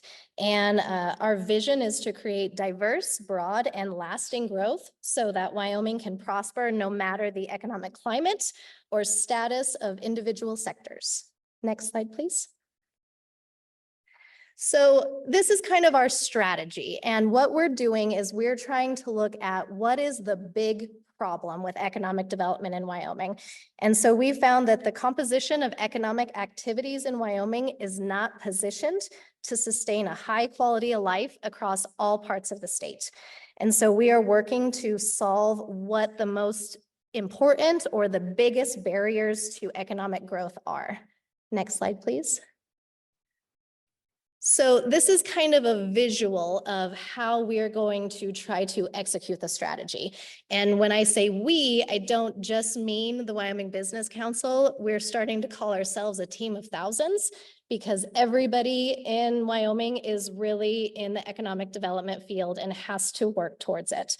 So what we're doing and what we're encouraging our communities to do is really laser focus on what your big problem is to economic development and the smaller ones that maybe contribute to that big problem.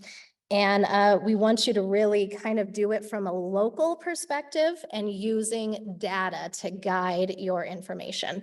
And so when you look at this economic growth flywheel, and I'll just use like a really simple example of how this might work in a community. So let's say you get some data and you're starting to generate your local capacity by having meetings with the right people in the room. And you find that one of your biggest binding constraints or barrier to economic growth for you is that you don't have any developable land for businesses to move into. So you start looking into that. Why don't you have that? What are some of the smaller problems that are maybe contributing to that? Well, maybe one of them is you don't have any water infrastructure that go to any of your land. So you need to develop that land. So you start creating that compelling project of creating water infrastructure so you can create that opportunity for business development. You gather the right resources, these people, me, the people in your room, your legislators, whoever that is, and then you do the right project. And then you don't stop. You keep going. You figure out what other barriers are and you figure out what else is preventing you from moving forward. And then you just, we're saying iterate, basically means just keep going, don't stop, keep going, don't stop. Next, please. So now we're going to move into the program that I manage, which is the Business Ready Communities or BRC program. Next slide. So this program provides financing for publicly owned infrastructure that serves the needs of businesses and promotes economic development within Wyoming communities. And for purposes of today's presentation, we'll focus on water infrastructure. But I want you to know that BRC can also fund other publicly owned infrastructure such as sewer, roads, land, rights of ways, even buildings. Next one. However, it does have to be publicly owned infrastructure. So that means our eligible applicants are cities, towns, counties, joint powers boards, and tribes. Next slide. Within the BRC program, there are several different types of grants and loans that you can apply for. And so I'll kind of just go through them quickly. The first one, business committed. So this is really to facilitate the startup, retention, expansion, or relocation of a specific business that is committed to your community. As part of this, and this is the only one that we ask this of, but we get the business plan, the financials, the jobs and wages of what that business will bring to the community to show what that economic impact is by bringing that business here and using this program. We also have community readiness, very similar, but there's no specific business that's committed. So the example that I just gave of like, we need to develop some land, that would be a community readiness project where you're readying that development, readying your community for that business attraction. We also do community projects. Those are enhancements that improve a community's aesthetic character or quality of life. It must still kind of tie to that business development component in some way. That could be through primary job retention or creation. I kind of like to think of these because again, you know, we're the Wyoming Business Council. This is the Business Ready Communities Program. So we always focus on business. And how I kind of think of it is, you guys remember that game like back when you were a kid where it was like the 6 degrees of separation to Kevin Bacon? I think of it as you need to have about 1 or 2 degrees of separation from your project to business development. So if your community project is a rec center, we need to be able to see that that's only about 1 or 2 degrees separation from getting that business development or getting workforce attraction or getting job creation.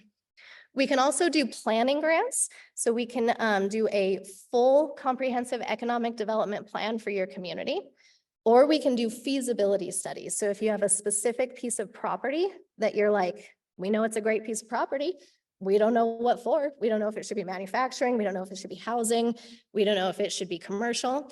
We can grant you some money to do a feasibility study on that site specific to figure out what it needs to be.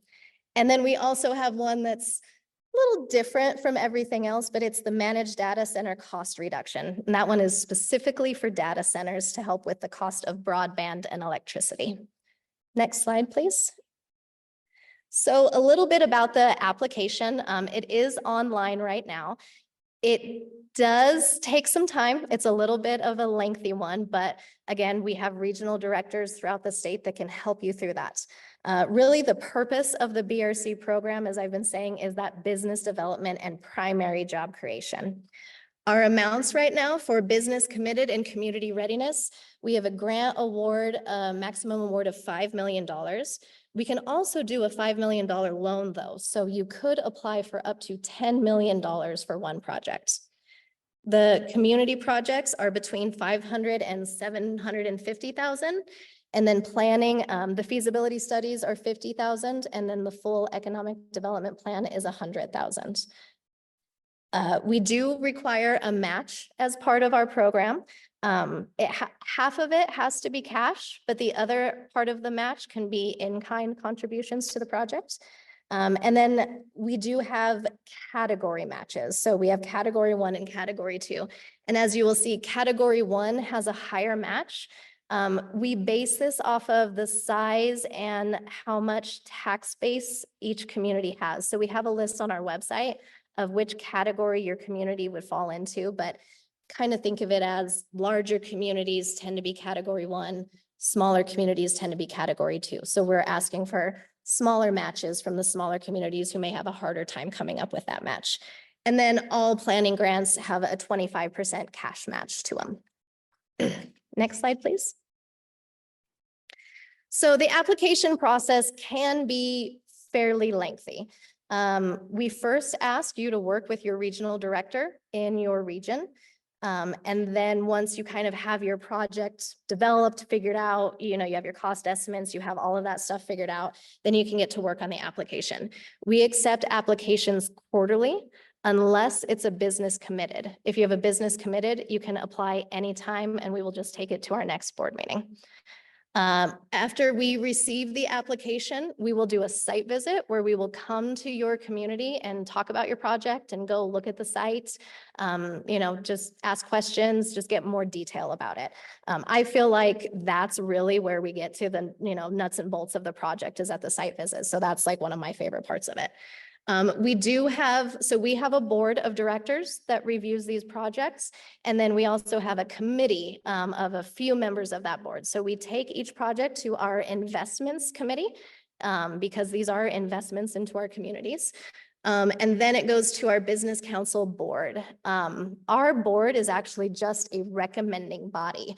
So it doesn't stop there. Then you get to take it to the state loan and investment board, the SLIB board, which is the 5 elected officials. They are the final decision maker in that process. So from kind of the application process, so we'll say the next one, the next applications are due June 1st. They would go before our September board meeting. Then they would go before our October SLIB meeting, and then we would hopefully have a contract written with you by November, December, so you could start work after that. So very long process. Grant loan agreement, construction begins, and then after construction, we require 5 years of reporting so we can gather all of the data that we need, such as, jobs, wages, CapEx, how much water, how much sewer, how much land, whatever the performance measures are, we track all of that. Next slide, please. Here is a few of the factors that we look at when we evaluate these projects. And again, we look at a lot of other things, but here is a few of the things we look at. So how well the project fits into the community's economic development plan. We want to make sure that it's something that works with you and works with your local government and actually makes sense in your community. Your capacity and your ability to complete the project, the potential to attract or retain business or workforce, the economic impact return on investment or the ROI, where we take into factor taxes, jobs, induced jobs, things like that. Funding leverage, how much money you guys have into the project or how much money you've gotten from other sources. The match that I had spoken to earlier can really come from anywhere. So if you have an EDA grant, that can be a match for our BRC program. Extent to which the project aligns with the state's economic development strategy. If there is any kind of cluster or ecosystem being developed as part of it, what partnerships have been developed, and then again, for the business committed, what are the jobs and wages? They have to, with the wages, they have to at least meet the county median. We really want to try to get jobs that are going to pay a good wage and provide that good quality of life for our Wyomingites. Strength and viability of the business plan, review of the company's financials if there's a company involved, and then amount of any capital investment that the company might be bringing to the project. Next slide. I wanted to go over just a little bit of data. So the BRC has been in existence for about 20 years now. So we've done a few data polls lately just to kind of give you a little bit of an idea of what this program has brought to the state. Next slide, please. So here is an allocation of what the BRC investment has been into the state. I have it by county, as well as total BRC investment is over $477 million. As you can see, quite a bit of money in Albany County and Laramie County. I will say in Albany County, though, a little over a year ago, we granted the city of Laramie $20 million for the Plenty project. So I know I had said earlier that $5 million is our max, but we can waive that rule if it's a really good project. So we have given up to $20 million in the past. Next slide. Water and sewer developed over 800,000 linear feet, over 8,000 acres developed. So I had said that, BRC investment into the state, 477 million. That's been matched with 1.27 billion in private investment. And that's just private. That's not other federal funds. That's not local funds. That's just private investment that matches our BRC investment. And then 5,300 jobs that We don't create, but we help facilitate create by creating these opportunities in the regions. Next slide. So just kind of want to talk a little bit about moving forward and what we at the Business Council and what our board really wants to see with these projects. Next slide. So the flywheel, the little circle thingy with the arrows that I talked about, we're really focused on that. And so we want to see that the communities are thinking about that. Is this project going to do something with your binding constraint? Is it going to help that barrier to growth? Is it going to help you take that next step to grow your economy and grow your community? We want to be involved early. I'm sure just throughout this whole thing, it's a confusing program. I mean, there's a lot to it. But the beauty of it is it's really flexible and we can do a lot of really neat things with it. So if you come to me and your regional director really early in the process, we can kind of help you create that project. And it might even end up looking different and being bigger than what you had initially thought. Shared capital at risk, basically buy-in. We want to make sure that the Business Council isn't the majority or the first money in. We want to make sure that there's shared risk among the states, the community, any private entities, those types of things. And then on the back end of that, balanced benefit. Shared risk equals balanced benefit. Everybody wins. We want to make sure that it's not just benefiting the business, or it's not even just benefiting the state. We want to make sure that the community is getting something out of these projects as well. Debt to grant ratio. We don't have a specific ratio that it needs to hit, but we do analyze it. So, for example, if you're asking for a BRC loan, we're going to look at why can't you look at a bank loan? Those are the types of things that we're going to look at. And then agreements with accountability. And this is kind of a new thing that we're starting to do, and mostly with those business committed type projects. So when we get a business committed project, we ask them, how many jobs are you going to create and how much are you going to pay them? But all of our money is gone when the construction is gone and those jobs haven't been created yet. So we're starting to create some agreements with accountability, and we're encouraging our communities to put things in their agreements with the businesses, such as if you don't meet those numbers, then your lease rate with us is going to go up. Because again, that building that they have, it's owned by the community. Or when you go to buy us out, because at some point the business can buy out that building, that price is going to go up. Or alternatively, if you meet those job numbers or go past those job numbers, maybe we'll give you a discount on it.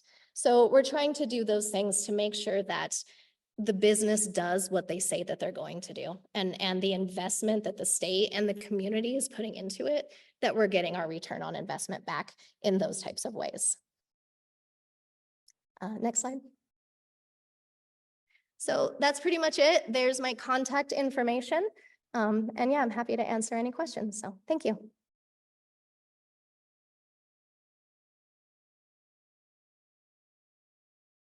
Well, thank you, everyone.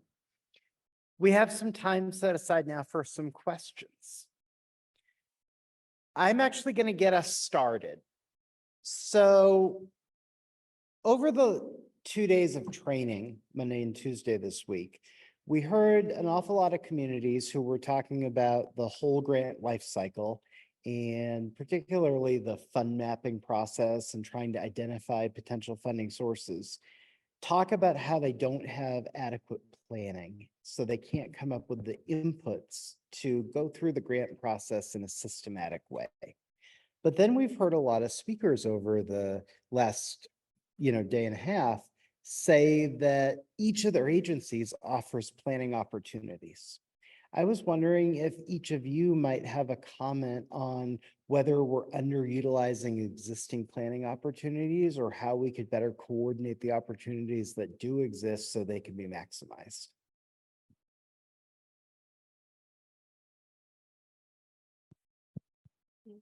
Hello. I would say what's not happening is people aren't asking for help. People aren't asking the question. It's as simple as that. Sending an email saying, hey, I need help getting started on funding or just even, where do I even begin with that? Shooting an email to my office, probably any individual up here would start the ball rolling for you. It's as simple as you requesting a meeting. All of us, I think, are willing to come together. It could be a virtual meeting. You could come to Cheyenne and we can get everyone at a table, but I think we don't know what you need unless you tell us or ask for it. And we don't want to force something on you.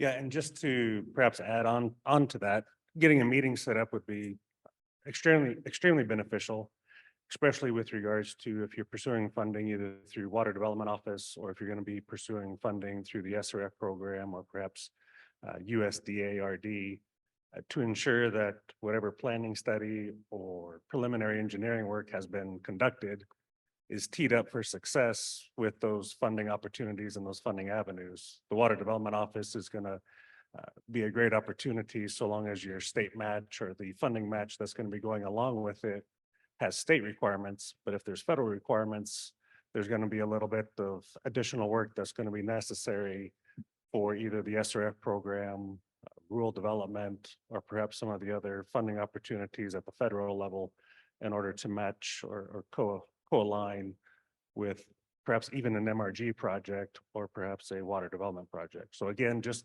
that initial communication with us, asking the right questions, having us ask the right questions and start probing, open the kimono, if you will, with regards to a project, so we all know what's going on and help you guys be successful. All right, just to add one more thought on that, I would say to communicate early with us rather than when, your pumps are all down and you've got sewage running through the street or, whatever. The second your operator comes to you and says, we know things aren't working exactly how they used to anymore, that's the time to call rather than when it's beyond. Well, great, thank you. What kind of questions are here for the panel? Yeah, go ahead. Yeah, I've got a question about SRF. And is it true that the state has gone to a competitive RFP process for all SRF funding? No, that's not true. So SRF funds, if you want to be considered, so clean water and drinking water are handled differently. In drinking water, you go out to bid as you normally do. In clean water, your engineering and your architectural funds have to be in compliance with the Brooks Act. So that is qualified based. That is the difference. I think that's kind of what you're asking about. The Brooks Act applies to the first round funds of SRF, so equivalency funds. So generally through the process, you are told before you go to bid which funds you have in your loan.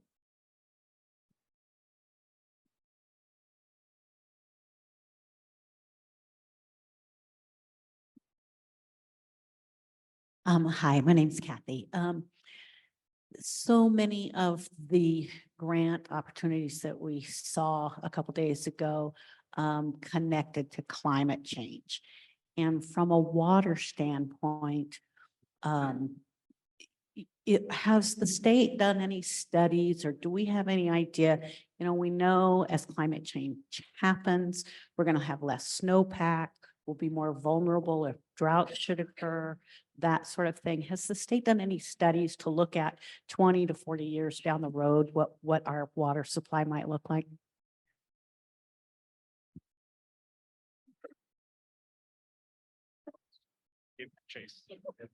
I'm going to answer this evidently. The panel has nominated Chase Tavelli but I guess to assist Chase,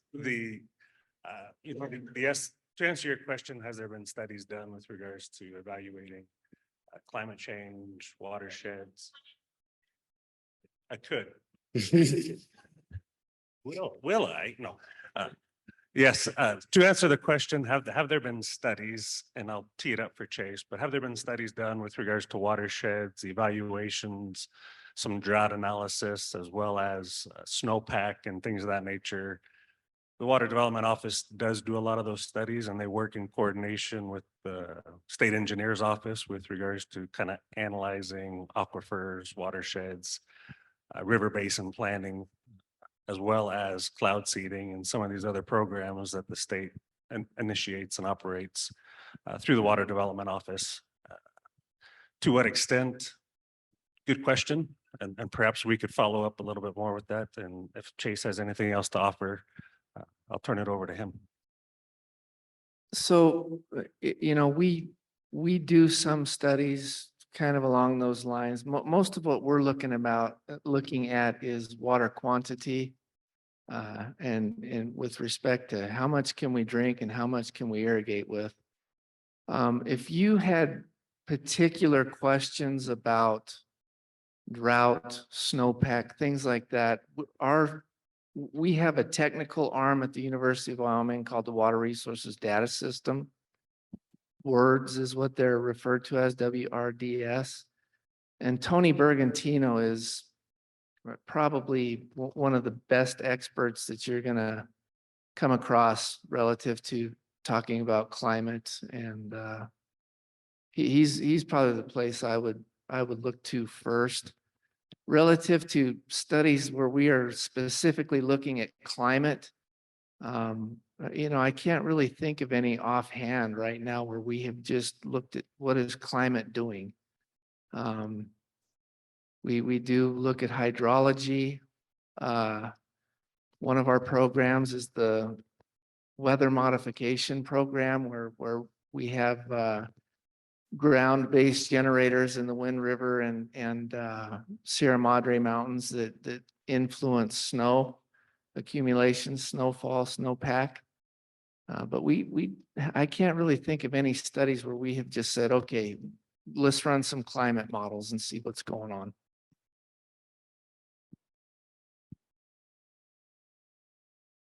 My question is for Chase on the level 1, 2, 3. Level 1 is funded at 100%. And you said you love match and overmatch. So if a community or water district has a study of their own, is there a way to submit it to see if it's usable towards the level 1 information you would need in order to progress on level 1 and or 2 to progress on to level 3 construction? Sure, absolutely. One of our main tasks in all of our master plans is to look at existing information. So whatever you have done, we are going to try to build on that or use it to help build our study as well. So when I talk about match, I'm mostly referring to level 3 construction. That's where we would be asking for match. But if you've got studies that have been done and you come to us and you're successful in getting a municipal master plan, for example, we're going to gather as much existing information as there possibly is to benefit you and to benefit us.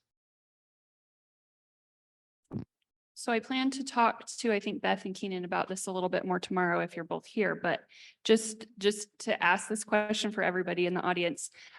Is there any funding available when for emergent protection of your infrastructure due to natural disasters? For example, the town of Afton, we use the intermittent spring, our infrastructure comes down Swift Creek. There was a huge slide last year. We've spent over $150,000 just to protect our infrastructure. We didn't have to fix the infrastructure. Everything stayed intact, but we just had to expend funds to protect it, to ensure that it was, integrity didn't degrade or anything. So my question is there any funding available for that sort of thing? Because we're not meeting the FEMA threshold. And so therefore we don't qualify for any funding in regards to that.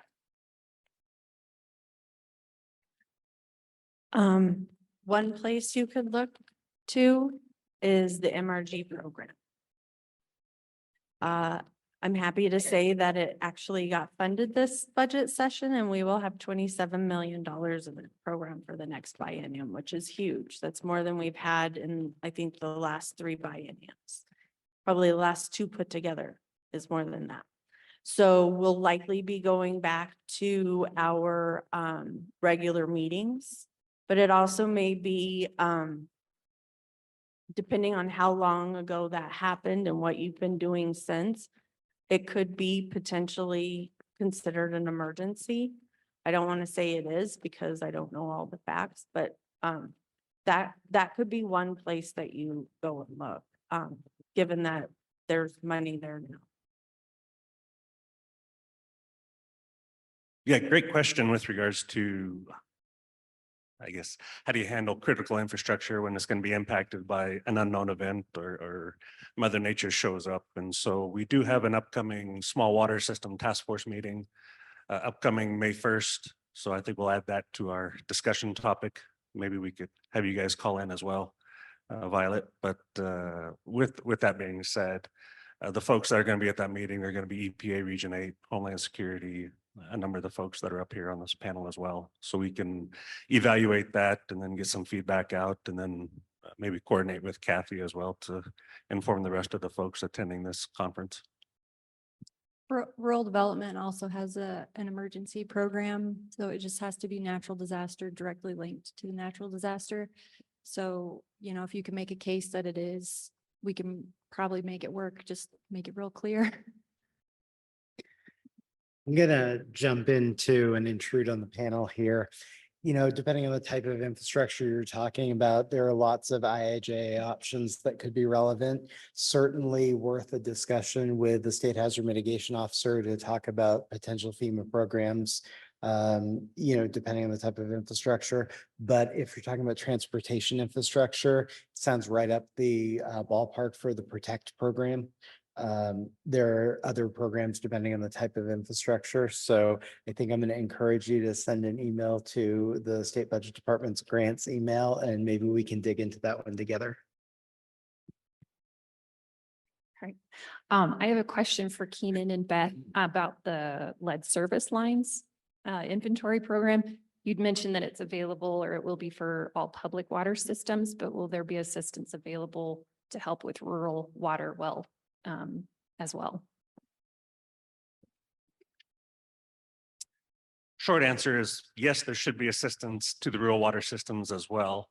Could I ask the name of your system or who you're looking at or which community? I saw your microphone got stolen, so. Just yell it loud. No questions from the panel, please. Oh, sorry. I'm asking on behalf of a conservation district because we offer well water testing a cost share program to rural residents with lead as part of the testing component, and just curious if those results come back with indications of high lead, if there's avenues that, you know, if we can direct them to you with question, not necessarily to you, but where we could maybe direct them with questions, or if this is part of that we could Sure. lead to.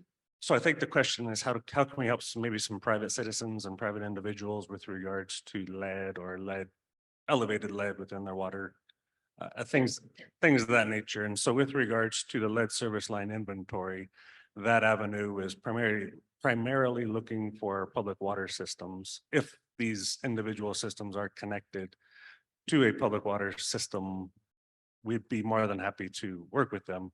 Now, along the lines with a private citizen or a private well, there's some other avenues that we can coordinate with you on and get you the assistance either through EPA or some of the other providers that are available. So just come see us at the table afterwards and we can communicate with regards to that and see how we can help out more people as possible. So happy to help. I have 2 questions if I get to. The first one is for Noel. Noel, have you guys created a template for keeping track of accountability after funds have been issued? Yeah, so we use an online reporting system where we have the communities report to us on first a quarterly basis through construction period, and then on an annual basis for 5 years. And so it's up to the community to gather all of that information, submit it to us, and then we can either approve it, we can talk to them, we can talk to our regional director in that area to make sure that it's accurate. We also have the ability to do any audits if we need to verify it. But yeah, we use an online reporting system. It's called Salesforce to gather all that information. Okay, thank you. My second question is for Lillian. How long does it take once you, since your RD apply is an ongoing, how long does it take for an application to go through the process to a decision? Okay, so that's kind of a tricky one. So we, because I'm a new program director, we don't have loan approval authority in Wyoming, and that will take probably about 5 years. So everything right now runs through our Wyoming staff, and then we send it to the national office. Typically, the time limit is 60 days to get, cradle to grave. If everything is great and we haven't missed a step or anything like that, through Wyoming, it's looking at like a week or two, and then to their staff. And, through them, could be, a day, could be 2 weeks before I hear back. So, we do the best on our end to expedite our review process and get everything through what we can do, and then on to them. So, I'm sorry, I don't have like a perfect answer, but the limit is 60 days. Hi, there seems to be a real disconnect between the message we were hearing Monday and Tuesday, which was that the federal government has lots of funds coming down the pike. And today, and I understand that most of you are representing the state agencies. But I'm wondering if perhaps we should ask the governor's office, or who we should ask, to maybe go after some of those federal dollars and then, turn it over to the rest of us as subrecipients. I can talk to that. The SRF program, a lot of the supplemental funds is coming through the IIJA funding, which is federal funds. So we're just the pass-through entity. We do apply for those every year, so we are going after all those funds. A lot of the funds that are out there, though, are funds that communities have to go after themselves. It's not something that the state can just go and say, okay, we have 6 communities that want to go to this funding source, so we're just going to go there for them. That's not possible. Generally, the entity who is doing the project or has whatever they're proposing, they're the ones who have to submit the application. And so unfortunately, it's not as easy as, okay, the state go apply for it and disperse it that way. So, on the federal rural development side, right, we, our funding this year is cut in half of what it usually is, that like nationally, and then we get a smaller piece of that bucket just for Wyoming because it's population based. So another thing that's happened is a lot of congressionally directed spending, especially for grant, is already earmarked. So there's just not a lot in that pot. And I mean, I'm not going to tell you to like lobby, but it doesn't hurt to talk to your representatives about stuff you have in mind and issues you're having. So just quickly from the Water Development Office perspective, some of the IIJA funding did come to the state of Wyoming, and it's going through our office. It's for a particular project that's going on outside of Douglas right now called the LaPrelle Dam. Also recently, we hired a grants administrator, and she's going to be managing a regional conservation partnership program grant that our office applied for and was successful in receiving. It's a $25 million grant, and it's for the Green and Little Snake River Basin, so the Upper Colorado River Basin in Wyoming. So our office at least is starting to delve into federal funding as well. So some of that money that's out there, we're trying to get it.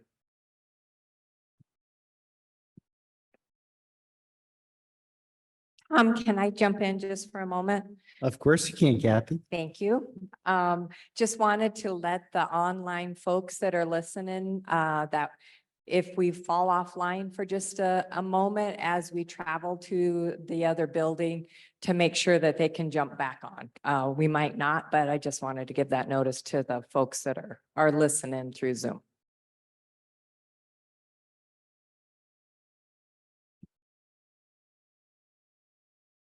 Well, are there any more questions?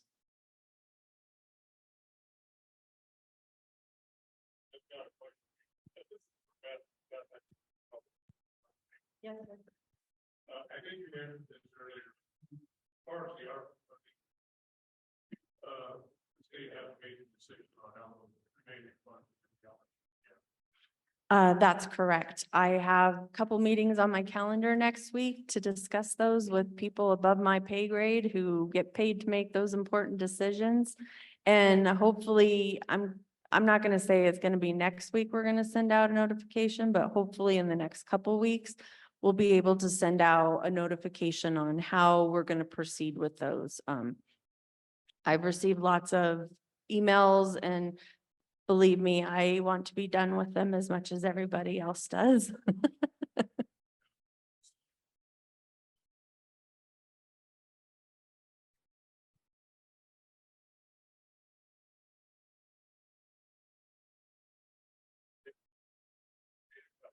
Yes, sir. Okay, any last questions? Well, I'd like to thank all of our panelists then. Kathy, we're moving to the other building, room 100, is that right? That's correct. Okay, well, we'll see you all in the other building in just a few minutes. Oh, it's the health and sciences. Yep. Yep, sorry, health and science, yep.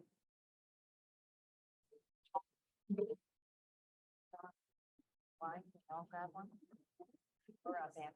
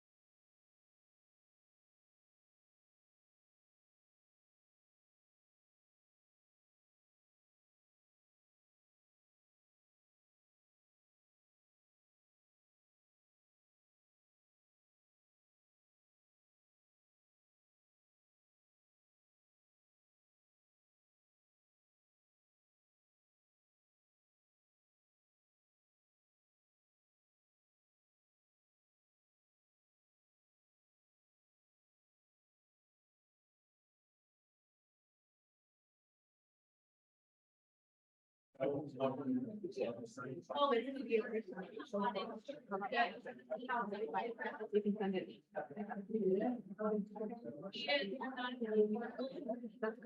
Whatever you like us to do. You want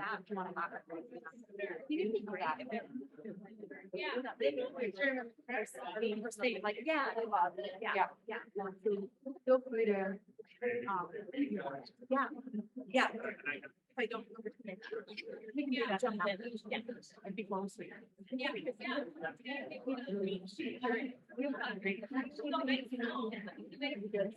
If we have a second, I think you might want like this. That's the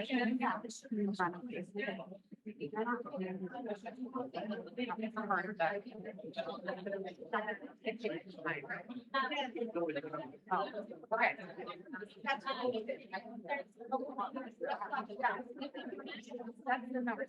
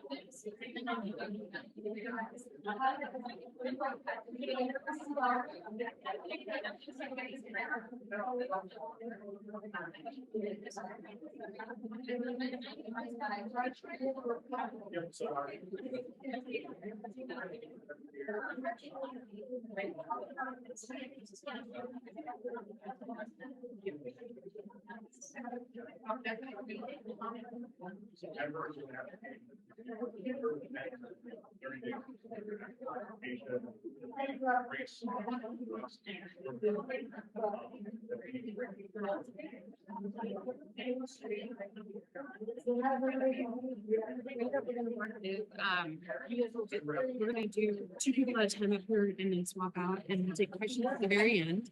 And then you each have 15 minutes with presentation time. And so what would be easiest? Do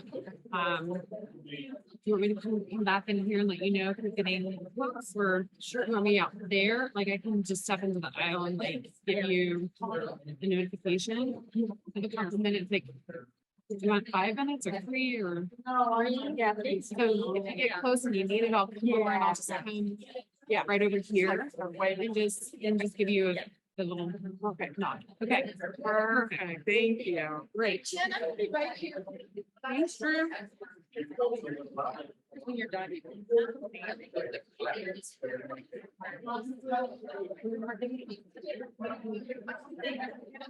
That's what I did. Actually, go step over.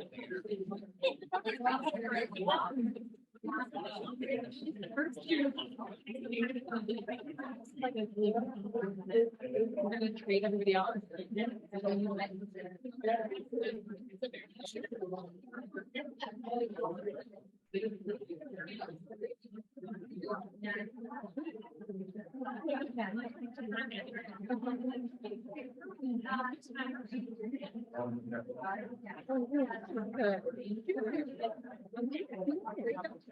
I'm Selena. City of Douglas. Okay. Yeah, they didn't put that on there. I don't know. But yeah, we did we're community development director. I did this last year and also transported to my and Angela was supposed to be, but she couldn't go too, so. Oh, I was supposed to, my colleague gave me too. Oh, that's funny. Okay, well, there we go. We'll just go down the board. Yeah. It'll be all good. Yeah, yeah. I don't know. I can talk about that, but sometimes I just. Yeah. So. I also feel like I could be right.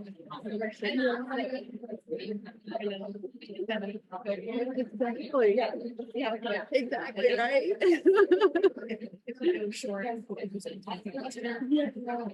For the last session of the day, so if we get out of our regular. Probably not be mad at us. I wasn't here this morning, so I didn't know that they changed. So I still went to the next, the guy in there, he's all shutting it down. He's like, I don't know where you're supposed to go. And I was like, I don't either. I followed them. Did you? It's interesting. Sometimes I've been to Riverton houses. Never been to That's really nice. Yeah. So, my kid is thinking about going into welding and that's really good program. You should tell him. I'm in he's and his dad are currently in Rock Springs. It's a job situation. So yeah, and they it's a really good school for that. And he's got no, he's sophomore, but he graduates in December next year, so we're like that close to it.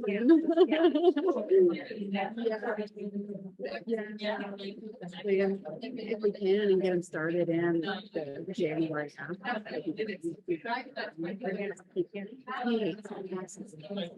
So we can get him to high school. Yeah, it's not for everyone. It's not for everyone.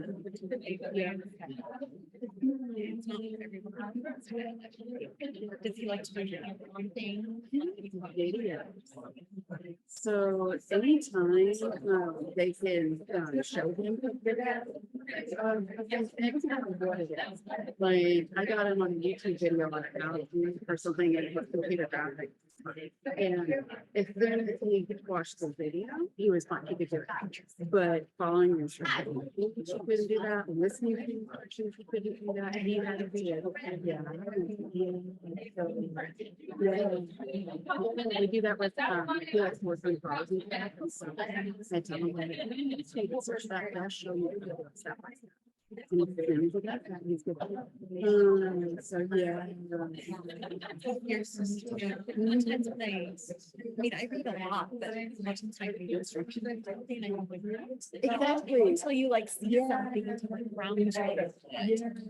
Yeah. I do the same thing as looking for a tutorial on something. I much prefer if there's a video.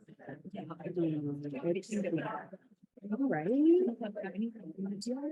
Yeah, exactly. It's fantastic. I did a lot of hours. Yeah. Trying to fix the first thing. Yes. I'm like texting my dad. Yeah. Yes. Yeah. All right. I had the exact same thing. I bought my house about 5 years ago. The person that brought this to us. Yeah. And so I opened it up and it wasn't standard, like not a traditional innards. And so I was like, those are, yeah, that's not something I'm looking at the part numbers. And I found a video and it worked sort of, just a little bit leaking. And then I found a secondary video that the same person made going, okay, it's still leaking. Here's what else you need to do. But it's like, when you make the video, he automatically did it, but he didn't tell us that he did it, right? And so, are you guys ready for this? We are. Okay. Yeah. Hi, everybody. Welcome to the last session of our 4th day. Just a couple housekeeping items. Just a couple of housekeeping items.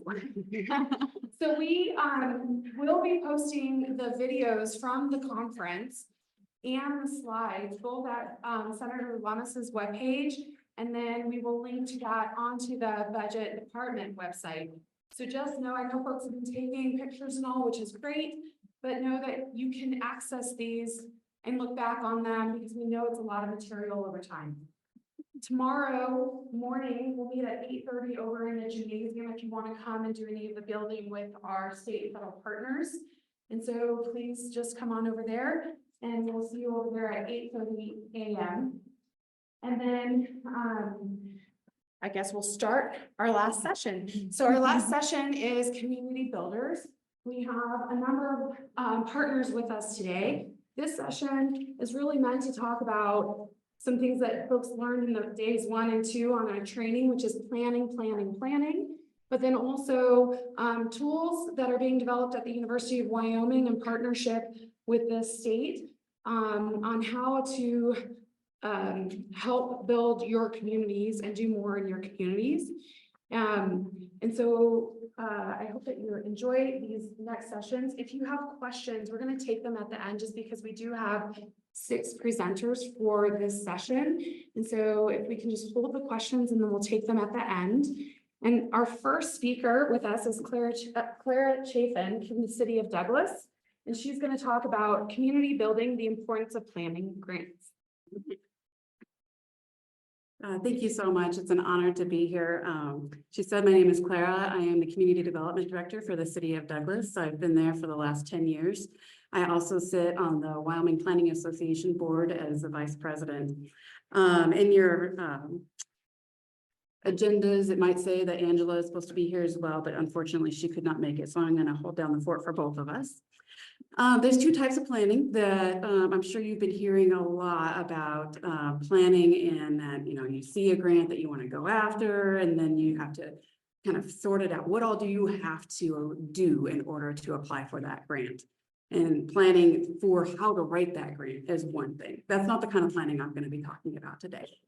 Today, I'm going to talk about what a planner does in the community and how the documents that they create are going to benefit you when you're applying for grants.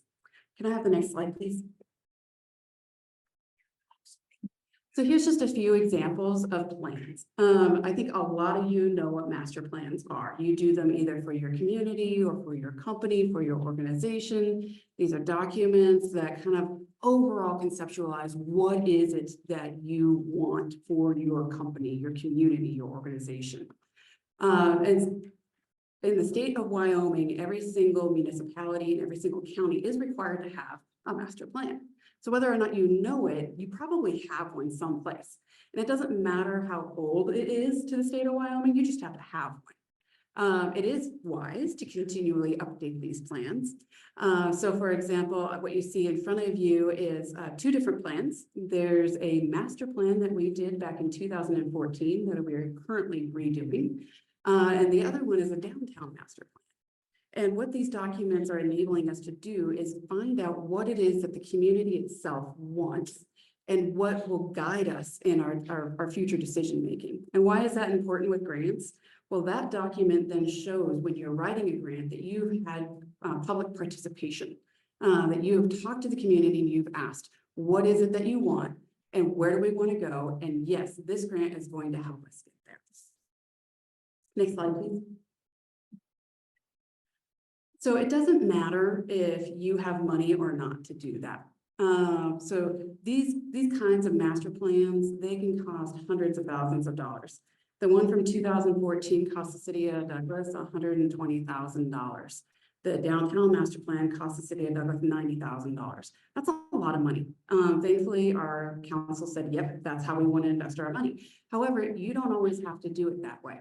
There are a lot of grants out there that will actually pay for you to do these types of plans, or there's a lot of other plans out there that you can use. So for example, we have a housing study that was done in 2019.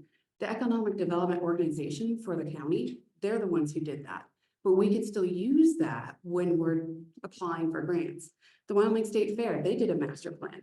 I've used that when I've applied for grants because they're central in Douglas and it's a really important component of our community. Next slide, please. We also will do specific plans for specific projects. The city of Douglas, from the time that I arrived 10 years ago, the community was always talking about a specific street, Richard Street, in that it was very auto-focused. It's a wide-out road through town. And when the YDOT came through and redid the street 11 years ago, they refused to put in sidewalks. They did not meet the standards of the city code.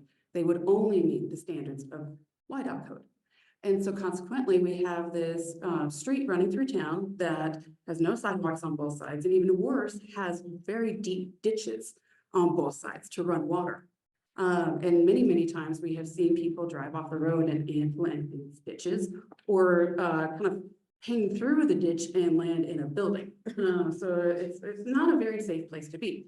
On top of that, every single day, people in our community who don't have access to a vehicle, we don't have public transportation in Douglas because it's a small community. Every single day, people are walking up and down this really busy street and they're trying to walk through a ditch. They're trying to walk on the side of the street. There's no shoulder on the street. It's incredibly unsafe. So what we did is, as the council, we said, okay, we understand that there's a problem here. We asked our city engineer to do a quick study for us. And by asking our own city engineer to do it, we were able to keep the costs down. After we did that, we then went to YDOT and we applied for a TAP grant. So what this study enabled us to do is show YDOT that the city was invested in this project and that we wanted to see a change, but that we didn't feel like we had the funds because this is about 1.2 miles worth of sidewalk and also filling in all the ditches on that one side of the street. So lots of culverts and lots of ADA ramps had to go in. So there's a lot going on with this. This is not a cheap project to do. And so we went to YDOT and we said, here's why we need to do this. Here's the dangers that we see. And here's how much we think it's going to cost. And we went after the TAP grant. We were fortunate enough. We went after the whole thing. I'm not going to lie. We said, we want $1.2 million to do this project. Well, TAP grants, I don't know if you know it, they get between $3 and $4 million to disperse each year. So we knew we were going for a big ask. But we also made it very clear, and even in that Richard Street pedestrian study, it states that we can do this in phases if necessary. We wanted to do all the planning for it. We wanted to do all the construction documents and engineering all at the same time. But the construction phase, we could phase out over 3 years if we needed to. We were fortunate enough to get a grant from YDOT through the TAP program, but it wasn't for what we expected. It was actually, they gave us $200,000 to do the engineering for the project. They believed in the project, but they really wanted to see that engineering done. And they wanted a shovel-ready project. So they gave us some funds to do that. And we were really, really grateful for it. So over the past year, we did all of our design docs for it. We went back, again, knowing that they only had $3, maybe $4 million to give. We went back again the next year and said, hey, we still want the construction money. We want the full $1.2 million. But again, we're willing to phase it out over the next 3 years if necessary. And I'm really, really excited to say that we actually got the full amount and we're going to start construction this summer. So this is where a short, small, cheap study can gain great rewards. The other thing I wanted to talk about is safe streets is something that is really, really important to our community. And so we also went recently after one of the Safe Streets for All planning grants. So this is funding, and I think they talked a little bit about it in a previous session. This is funding that will actually create those planning documents for you. They'll do the evaluation, they'll identify all of the issues that you might have in your community, and they'll do the planning document for you so then you can go after those construction grant funds. So we applied for one. I put this little graph on there because I want to tell you something really curious.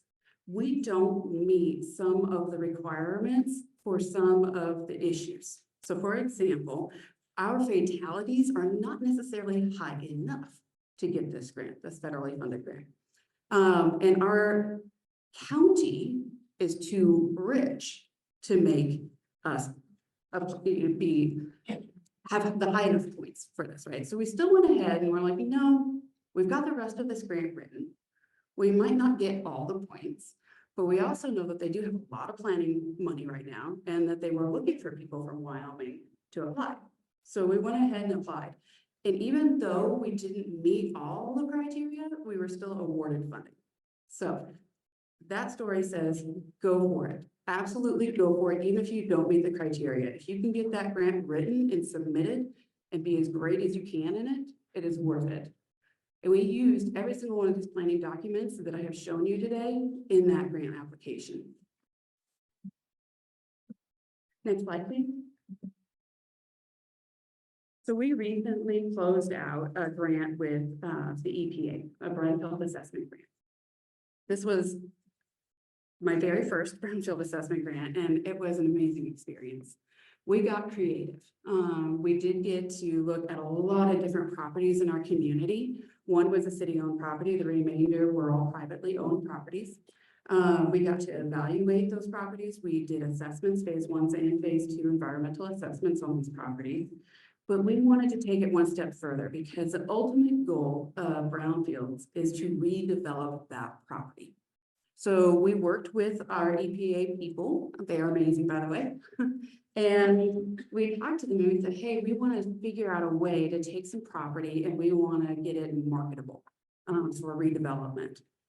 And so what you see in front of you is a SketchUp that we were able to actually use some of those EPA dollars on a part of our town that currently is very industrial.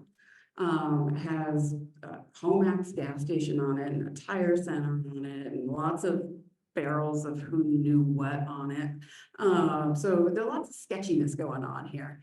And we were able to evaluate that property with it and come up with some concepts working with the state fair. And again, you saw that we looked at that state fair master plan. We pulled them in, we worked with them on it. We worked with the property owners on it. We talked to the community. And we ended up with this really cool plan that now we're trying to market. And we're also working on helping the businesses that are currently there find new locations that are more appropriate for them. So what this would end up doing is actually creating a conference center right across the street from the entrance to the Wyoming State Fairgrounds, which is something that the state fair would love. And it also adds some housing. I'm sure everybody has housing issues in your community. So it kind of ticks 2 boxes at the same time. Next slide, please. So currently we have quite a few projects going on and we're juggling a few of these grants together, which is fantastic, absolutely fantastic, because they all go towards an ultimate goal that we're now terming as our Douglas Blueprint.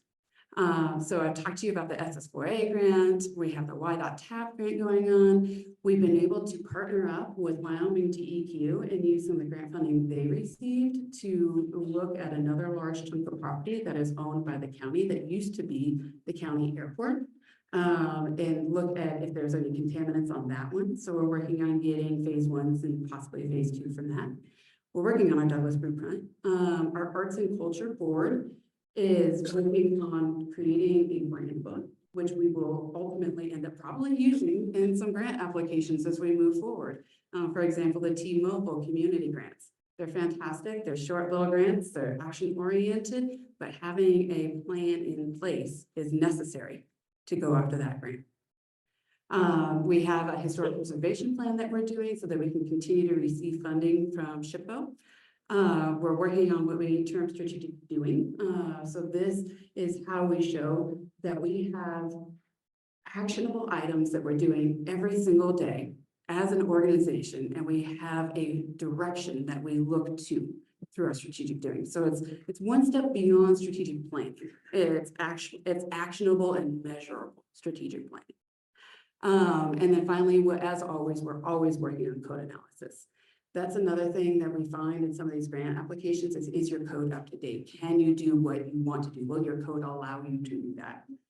So we're constantly updating and revising our code. I think that's about all the time I have for planning. So I will pass it off.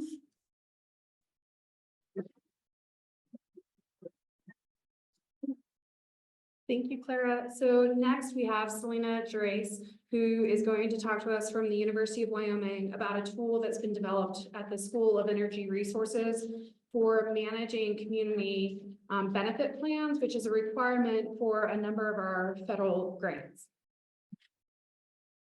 Thank you, Jen. Can everyone hear me? Yes. Okay, wonderful. So my name is Selena and I'm a research scientist at University of Wyoming School of Energy Resources. And I have worked extensively on the community benefits plan portion of many of our federal grants that we've been submitting. So as I'm looking around, I know many of you are familiar with community benefits plans. If anyone is not, it's a relatively new federal grant requirement. Next slide, please. Thank you. It was adopted in about the last year and a half, maybe 2 years, as part of a requirement for many types of federal funding through the IRA and the BIL as part of the Biden administration's goals. That part of federal funding goes to benefit communities and ensuring that that happens through a lot of their federal funding. So I'm going to approach this as talking about my experience working on these community benefits plans as part of the application process for DOE grants. Keep in mind that all the requirements for community benefits plans are different. I've seen them different in almost every grant application I've put together. And they're certainly different with different agencies, and it's important to look at the actual funding opportunity as you're going through it and make sure that you're completing that in compliance with what they're specifically asking for in that funding opportunity. So depending on the plan that you're looking at, they may ask for just a questionnaire to be answered, a set of questions to be answered. Some of them ask for plans to develop plans. So it's sort of like a pre-plan saying how you're going to develop your plan. Some of them are actually a full plan that they want developed as you submit the application. So we have developed, like Jen mentioned, what we're calling a toolbox for community benefits planning that we have up on our website. I have a few hard copies here, but it's a living document that we're continuing to add to that has a set of resources that can be helpful as you're putting together your own community benefits plan. It does require quite a bit of research and gathering a lot of information. So we thought it would be helpful to have a lot of these resources all compiled in one place that are useful for the state of Wyoming, as well as federal resources as well. We continue to add to this and to adapt it as things change and as we come up with new resources. So if a lot of you that are working in communities know of resources that you think should be added to our toolbox, please let us know. We are happy to change things and adapt things as we go, and we want that to be a living document. Community benefits plans generally are scored as 10 to 20% of the merit review criteria for these federal grant opportunities. So it is substantial. It is a big part of what the grant reviewers are looking at in determining if the project gets funded or not. So it is important.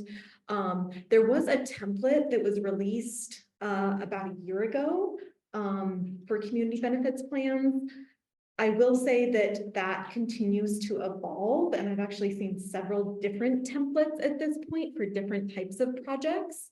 And that's just for the DOE. So again, different agencies, different things. I've also heard that's going to be changing again, the template. So don't just look at the template and think that that's what you need to do. Again, I'm going to say it over and over. Look at the federal funding opportunity and make sure you're doing what they're asking for in there. Could we go to the next page, please? How do we get to the toolbox? Oh, sorry. The toolbox is on the University of Wyoming School of Energy Resources website. And maybe we could send that out. Jen, is that a link that could be sent out somehow? Yes. Okay. And it's actually on the SBD website. Okay. So it is one of the tools on the website. Thank you. So I just want to talk briefly about environmental justice. I know we had a question in the last session about environmental justice. And it is something that is accounted for in community benefits plans as part of the Biden administration's Justice 40 initiative.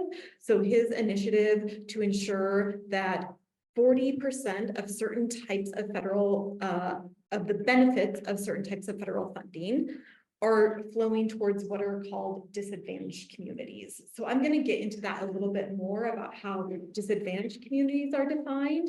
But to start with, I just wanted to give this definition that is used a lot in the federal government for what environmental justice is. This is I believe this definition was developed by the EPA, but it's also the one that the Department of Energy is using. And it really hinges on these two terms, that it includes a fair treatment of all different types of groups and peoples, as well as meaningful involvement. So that fair treatment really means that no one set of people disproportionately bears the burden of certain environmental consequences of a project. And the meaningful involvement part means that there is some kind of meaningful engagement with the people that are going to be impacted by this community, and that they have access to the decision makers and information to make informed decisions about the project. So when we're talking about environmental justice, this is the definition that we're using. We have this definition linked on the toolbox. So that's kind of conceptually what we mean. What it means in actuality is always somewhat hard to define, but conceptually, this is what we're talking about. Can we go to the next slide? So with these community benefits plans, they're generally split into 4 different categories. And one, like I said, that one at the bottom has to do with environmental justice, called the Justice 40 Initiative Plan.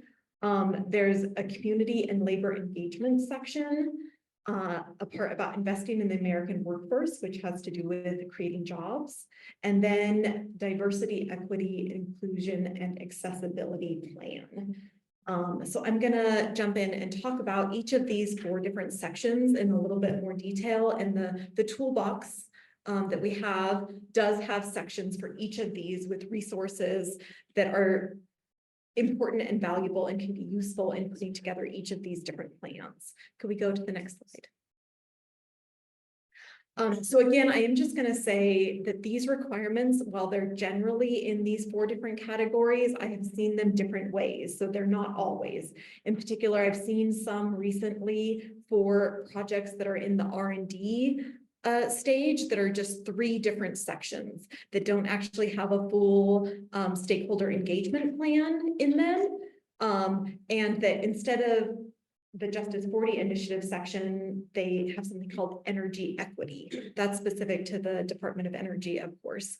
But just again, a note that I'm going to be talking about it as these 4 sections.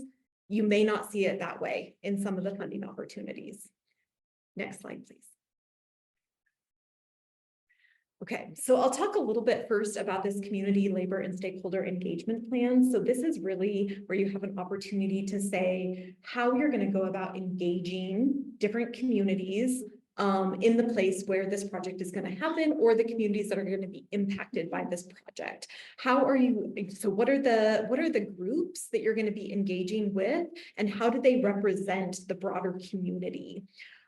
So there's a piece of this where you say kind of your history and how you've gone about doing engagement in the past and how you're going to build on that, as well as you give some information about the community you're going to be working in and kind of do an assessment of that community to show that you understand the needs and the different variations in this community and how it operates. There's also a part where you show that you have community support. You look for letters of recommendation and say, how are you going to engage with this community? What are going to be those milestones or those metrics? Are you going to hold meetings? Are you going to go out into the community? Are you going to talk to people? How are you going to make information available to them and get feedback from them? Yes. Sorry, so I'm thinking about like letters of recommendation when it comes to working with tribes. Certain tribes have different SALOCs or different rules. And so some tribes require resolutions and MOUs, memorandums of understanding. And so is that outlined in there, or is that just something that's very specific to certain? I am not sure about that. In the grant applications I've worked on, they've specifically asked for letters of support. I believe that that is probably something that could go in there, like an MOU. I haven't specifically done that, so I don't want to say absolutely for sure, but I would guess that's something that you could submit along with that. Yeah, you've done that before? Oh, okay. We've submitted Okay. MOUs before, Great. and it's worked out. Okay, thank you. All right, next slide. So the investing in the American workforce, the quality jobs plan, that's where you talk about the jobs that you plan to create with this, how you plan to create those jobs, what kinds of jobs you plan to create in different phases of the project, and how you plan to make sure that those jobs go to local stakeholders and benefit those local communities again. There's also a part where they ask you to talk about union participation. So we always say in our grants that Wyoming is a right to work state, and kind of talk about the broader environment of unions in Wyoming, I think is important to say in these. Next slide, please. And again, we have a lot of those resources up on our website about unions in Wyoming. The diversity, equity, inclusion, and accessibility plan. So this is a required plan. I've seen it required in every funding opportunity I've helped to submit in the last 2 years. So this really has to do with how are you going to create an inviting and welcoming culture and environment on the project, both internally in your internal team, as well as externally in how you communicate with stakeholders and the community.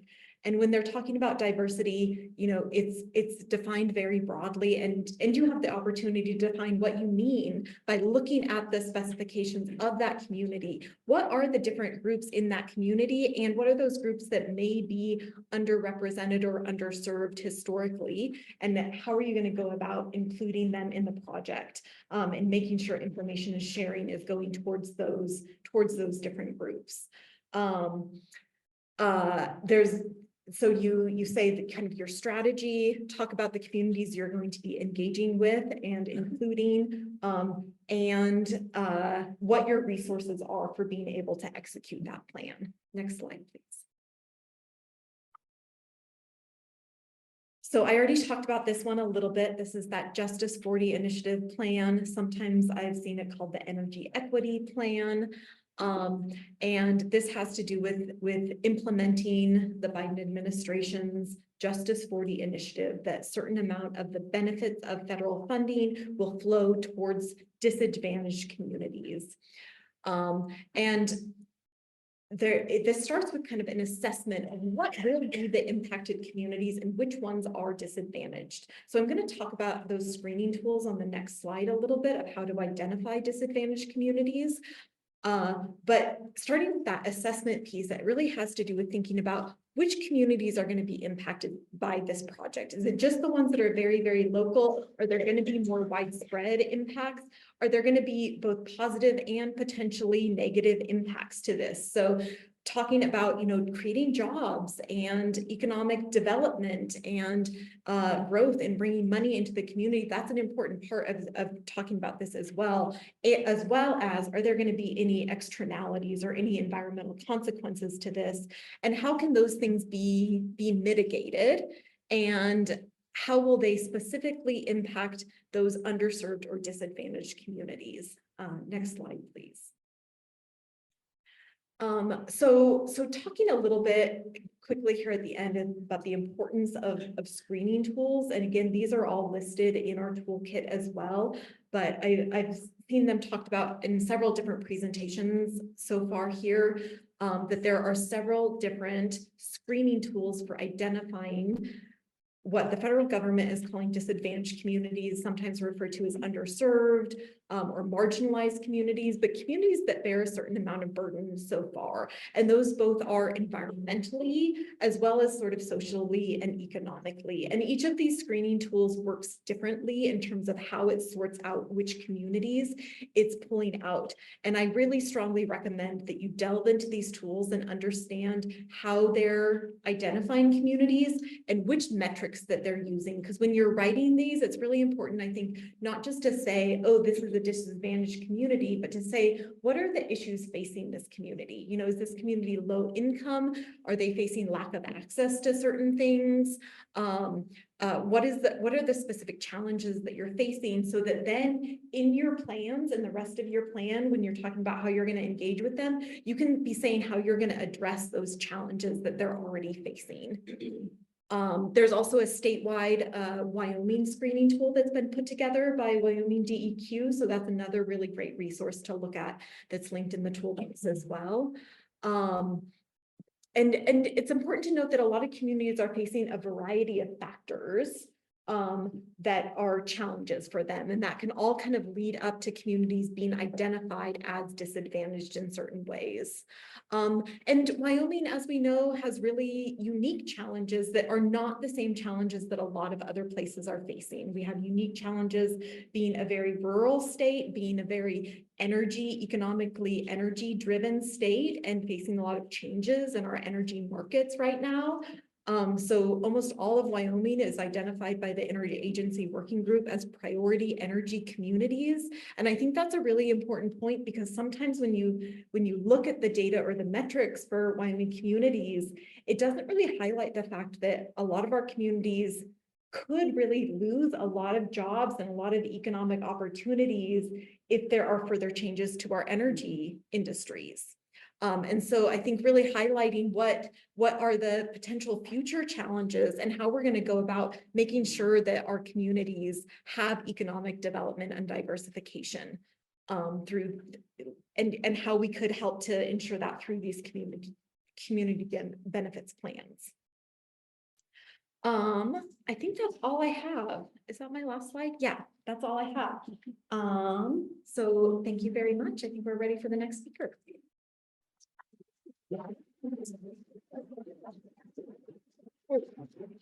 I have some of the toolboxes, I have some of the print copies of the toolboxes if anyone wants. Thanks, Selena. And I might mention on the DEQ screening tool, just for your information, we have worked that with our federal agency partners. Their screening tool is called the special areas instead of necessarily as disadvantaged. And that's a terminology that they have pulled from statute. And so the federal grants do allow you to identify a screening tool other than necessarily the CEQ and others. And DEQ does keep that updated regularly with our data, both our SLIP data, like for OSLI and SRF, as well as statutory requirements. So please do also look at that, and feel free to use that as your map that you want to identify in the federal grants. Thank you. So now we're going to move on. If you were in the housing section last time, we briefly mentioned the Community Development Block Grants, or CDBG. We have Casey Hurlis and Lori Ordaway from the Wyoming Community Development Authority here to talk more in depth about those. Hello, everyone. I'm Lori Ordaway, the Neighborhood Project Specialist with WCDA. Casey Hurlis, the Neighborhood Project Officer. Neighborhood Development Officer. Neighborhood Development Officer. I never get those right. So thank you for being here this afternoon. Hopefully you'll get some good information, and hopefully I'll get this mic adjusted so I'm not being in and out here in just a second. You can go to the next slide. So we just have a couple of objectives that we wanted to give you, is just to give a brief overview of what the Community Development Block Grant is, and to provide you some resources where you can get some more information on it, because it is a very complicated funding source. Next slide, please. So what is CDBG? CDBG was created by the Housing and Community Development Act in 1974. It was, it grew from the Housing and Urban Development, HUD. CDBG is the longest running formula grant program that they have. It grew out of a consolidation of 8 different categorical programs, and so they just combined a bunch of stuff together. Now you know why it's complicated.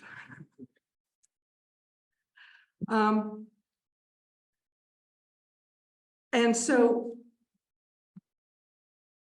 the primary objective of CDBG funds is to provide decent housing, suitable living environment, and expand economic opportunities to principally low and moderate income individuals and families. Who are eligible recipients of CDBG funds? WCDA oversees the CDBG state funding. And so we have to partner with eligible cities and towns or county governments.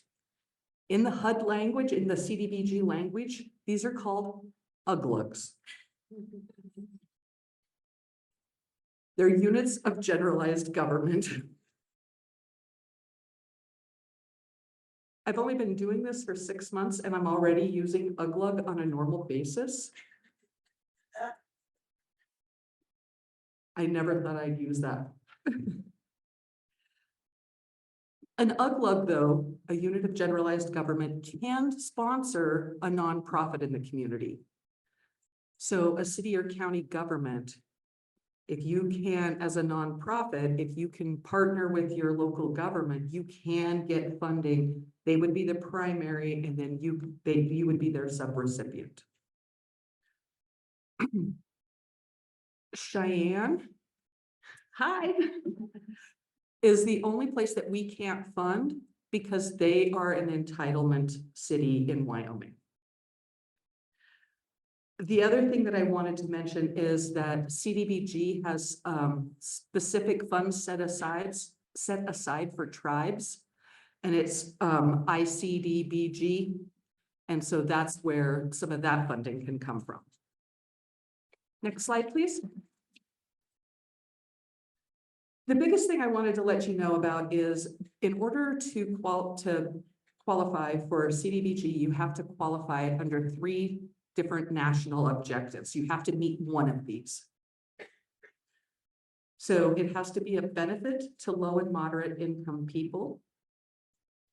That's an LMI. And that means that 80% of the area median needs to be below, it needs to be below that 80%. And it has to be 51% of the population. It's amazing how many communities in Wyoming meet this criteria already. However, if your community doesn't meet this, if you've got a specific area, we might be able to utilize it and be able to work with that. So you can still qualify even if the whole city isn't qualified under that. We can still, there might be a portion of the city that meets that requirement. A second national objective is to prevent or eliminate slum and blight conditions. We've heard those terms in several other sessions throughout the last couple of days, and that's a focus under the national objective to change the physical environment of deteriorating areas. The third national objective under CDBG is an urgent need. This is typically in response to a natural disaster. A few requirements is it has to have occurred within the last 18 months. There's no other funding and the community can't afford to do whatever you're looking at doing based on this natural disaster. So you have to meet one of those 3 national objectives in order to qualify for CDBG.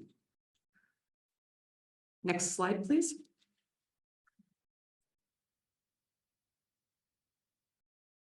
We wanted to go over briefly the application process.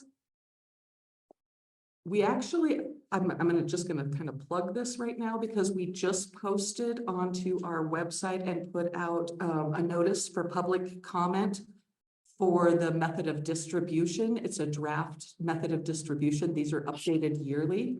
And that just went out, and it is on our website that you can go on to and review and make public comment on right now.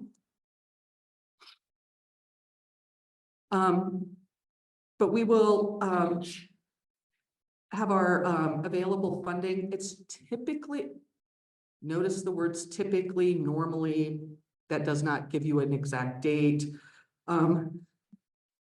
Normally will be announced, the funding amounts will be announced by mid-May, where we haven't been informed what we're getting for this upcoming year yet. We have no, there are some category, like public services has some caps on funding amounts. We have chosen not to do to grant any administration funds to grantees under the CDBG. The reason for that is because a lot of times there was a match involved, and so we've foregone the match by not doing funds for the grant administration. The public notice and public hearings will come out typically mid-May, early June. A letter of intent needs to be to us typically by the end of the last day of August. We will set up an account. It's an online account where you can submit all application documents. It's called Pro Quorum. And as soon as you submit the letter of intent, we'll set that up for you. The application is typically due the end of September. And some of the requirements, 2 open projects. So UGLUGs, units of generalized government, cities, towns, can only have 2 open projects. Part of the reason for that is we want to diversify. We want other communities to be able to get some of this money. Because what we found is that we get the same people coming back. So we want to make sure that it goes out. We do not have a cap on our the dollar amount requested in an application. This year, our funding that we're going to be putting out is going to be just a little bit different because we had some funds that weren't used from previous years. So we're going to we have approximately $3 million from previous years that we're going to be able to allocate this year. We also have something that's going to be very different because when COVID was out, we got some COVID money and we had some of that come back to us as well. The COVID money, we are able to work directly with nonprofits with. We don't have to go through.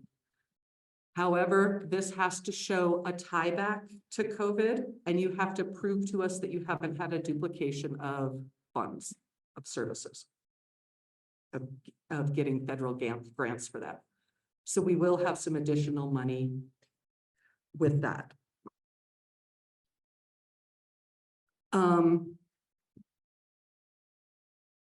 then we will typically go do on-site visits after we get all the applications in. We want to see what you're doing. We want to be able to do our scoring as best we can, and coming and doing an on-site is one of the ways that we do that. Then we will make recommendations to the WCDA Board of Directors, and they will vote on that in January at their January board meeting. And then we'll announce the awards. There is a lot of compliance with, if you do get CDBG, there's a lot of compliance things that happen. Environmental reviews have to be completed. You have to comply with the Davis-Bacon wage compliance. And if anybody's done Davis-Bacon, I'm ready to bang my head into a wall. I don't know about y'all. The Build America, Buy America, BABA, is now in compliance, and we have to comply with that. And that's just a few of the compliance some of the big compliance things that you have to do. If you could go to the next slide, please. And I know that you guys have heard this a lot. please, when you are applying, document on those applications. Please remember that we don't know your project, so paint us that picture. When we're reading those things, we should be able to see what you guys are wanting to do. And I am going to let Casey take over from here. Can everybody hear me okay? I tend to be a little quiet. So as Lori said, I am the Neighborhood Development Officer with WCDA. To say I'm an expert is a far stretch. As everybody knows, with the federal government and HUD, every time you think you have something, it changes. So the only thing consistent is change. I'm going to give you some examples of some projects. Please know that there are way more than we have listed. So big thing, if you think you have something, oh, next slide, sorry.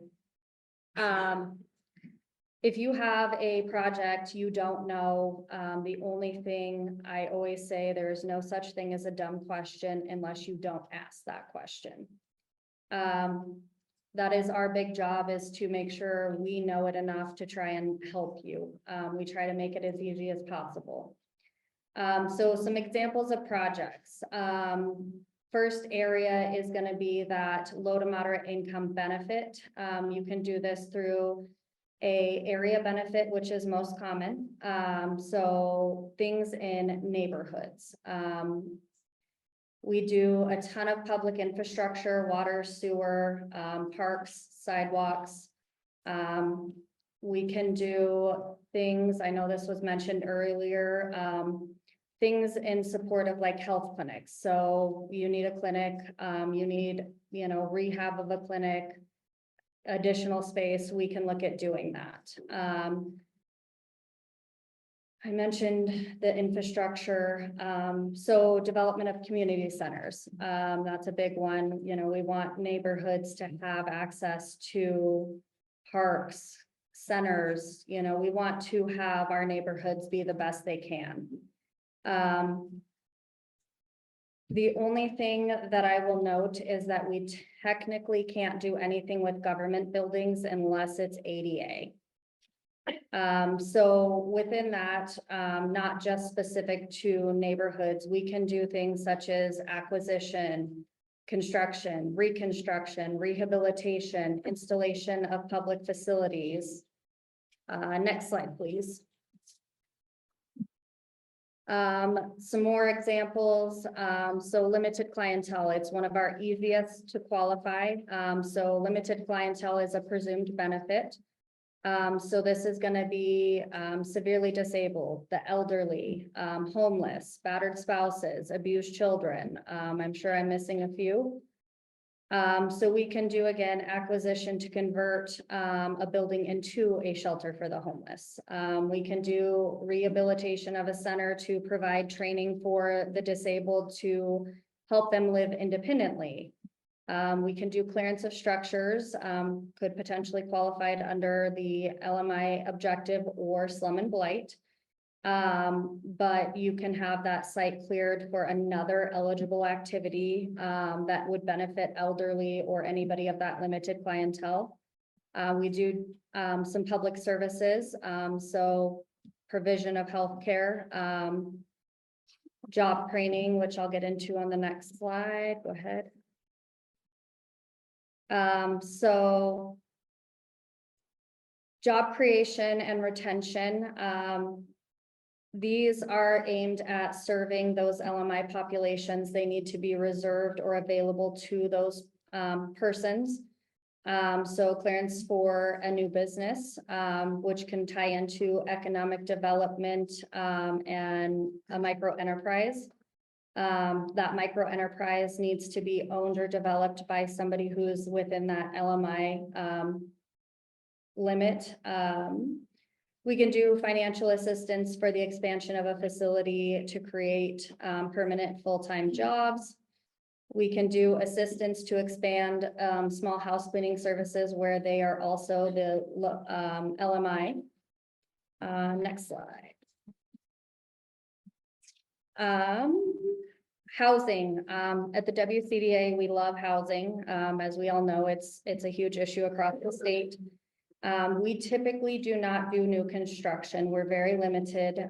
We can do new construction when it's eligible for rental housing that is done by a nonprofit, so a neighborhood-based nonprofit, community-focused.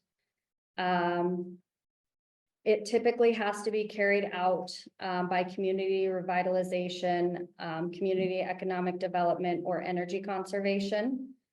That one's a little harder for us to do, but it's not impossible. So a big one for us is rehab of single or multifamily housing for affordable places to live for those low-income individuals. I know it's kind of been tossed around for a while. People were thinking of purchasing hotels and converting them.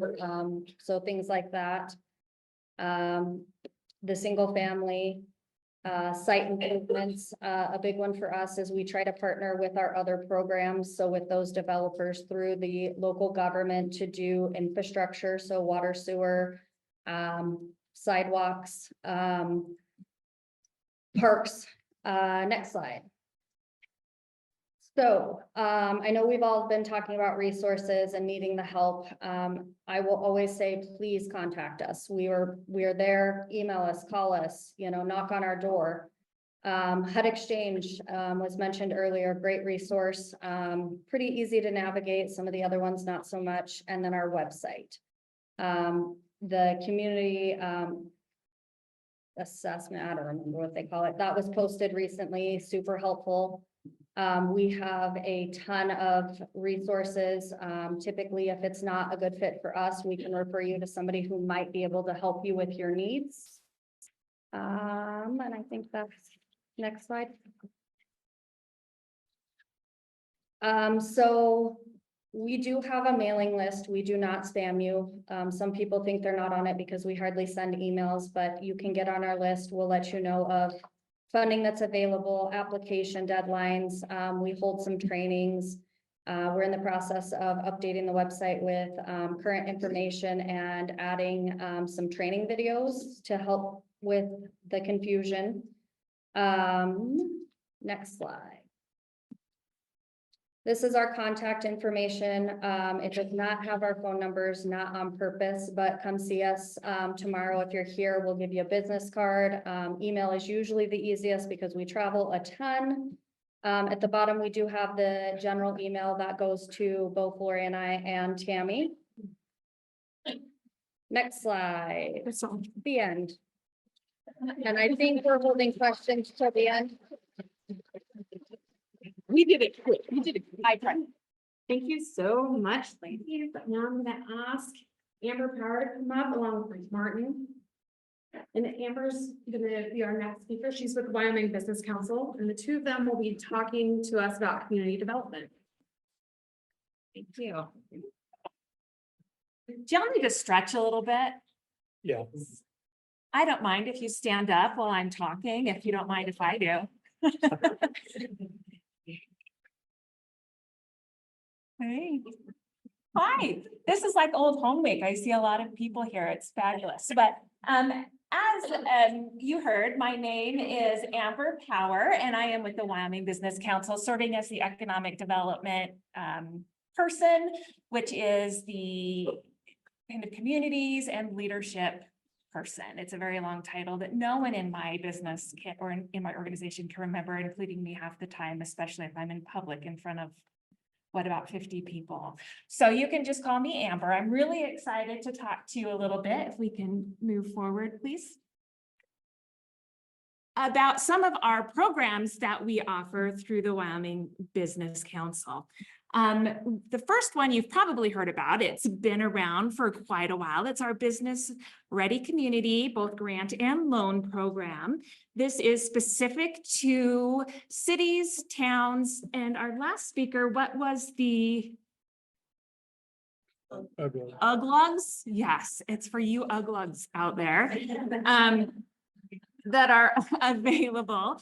And what these funds do is they help communities, whether they be counties, whether they be municipalities, joint power boards, or tribes, to invest in infrastructure, in water, sewer, roads, all of those things that make economic development possible and that free market to flourish in your communities, and also has an investment opportunity for the UGLUGs. I am writing that on my arm and keeping that handy from now on.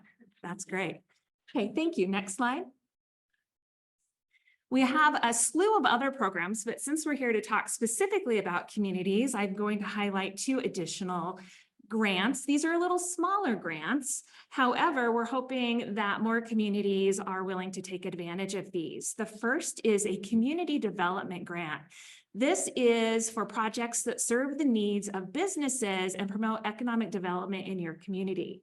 These grants used to be about $3,000, and we're increasing that to $10,000 per community, so that you can use that for a variety of things, including matches for larger grants.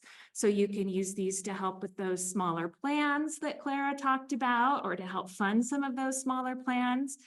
You can use these, there's a little bit of creativity on your end, as long as, again, because we are the economic development agency for the state, we do like to see economic impact in your communities.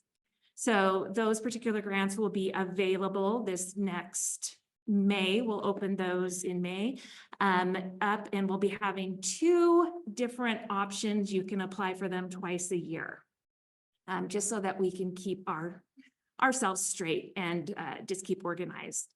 The leadership grant program is something that is an amazing program that the Wyoming Business Council has done for a lot of years. And so we have both an adult leadership grant option as well as a youth leadership grant option. The youth leadership grants go toward programming in the state to develop youth leaders, surprisingly. And we like to sponsor organizational programming such as the Future Business Leaders of America, FFA, a lot of their state leadership conferences, as well as some of their competitions. But we like to do that so that we can help grow our local leadership starting at high school age and potentially younger. We also have an adult option. So a lot of you are part of leadership programs in your specific counties or areas, and we would like to help sponsor some economic development training and some understanding in those particular leadership organizations. So for instance, is anyone here from Fremont County Leadership? Okay, so perfect. So a lot of those organizations can apply for grants as well. We're not able to sponsor scholarships, but we will sponsor programming, because again, we'd like to get the word out a little bit on what economic development is and how it's really a grassroots local issue that should be locally driven. And so we're hopeful that between those 2 options, some of the funding might be a little more accessible to more of our communities. So again, thank you so much for letting me talk about those particular options. I'm going to ask our regional directors. We have several Wyoming Business Council regional directors. Could you just raise your hand? So these are the people that if I get tomatoes thrown at me, it will be likely coming from some of those people in the back of the room. However, if you recognize any of those directors from your particular region, they have all of that information as well. If you have any questions, they're really great about providing the best options for you given your any situation. So if you see them running around the halls, either this afternoon or tomorrow, feel free, because I'm leaving, to talk to any of them about these particular programs. I'm sure they'll be more than happy to help you. They usually are. Okay, thank you. Might I have the next slide? So I'm going to change direction a little bit, because if you couldn't tell, my first passion and priority is training, development, and teaching. So I'm going to change direction a bit. Because I know that you've been here for a very, very long time and you all are soaking in as much information as possible. And I know you've also heard a lot about planning and how incredibly important planning is for the grant process, and that it just opens up doors for you in terms of grant writing and grant accessibility, regardless if it's state, local, or federal grants. Those plans are incredibly important. And I also know that a lot of you in your communities are incredibly skilled at accessing grants, Clara and Douglas, and as well as I see Shoshone, and I see a lot of our other partners here that have done a lot of really amazing things when it comes to accessing grants. But I do want to talk a little bit about a process that we are trying to not initiate, because this process is something that you've heard a lot of, but that we're actually trying to support in our local communities. And this process is something that you've all heard of. So I see Matitsi in the back of the room, and you heard a little bit more about strategic doing. Matitsi does that well. Douglas talked about it as well. It's something very similar, and we've all heard of it. It's design thinking. It's called a lot of different things, but we're talking about identifying the real issue. Now, because you're all here and looking at all of these resources that you can gain from grants, I just would like to pose a quick question. For those of you that have all of the resources and capacity that you need to do everything you want to do in your communities, could you please stand on the table? Nobody. So I'd like to pose this question then. If you have limited capacity, limited resources, think about the power that what kind of power or powerful idea it might be if you could discover the root cause that's impacting your communities the very most from getting to your desired vision or your goal.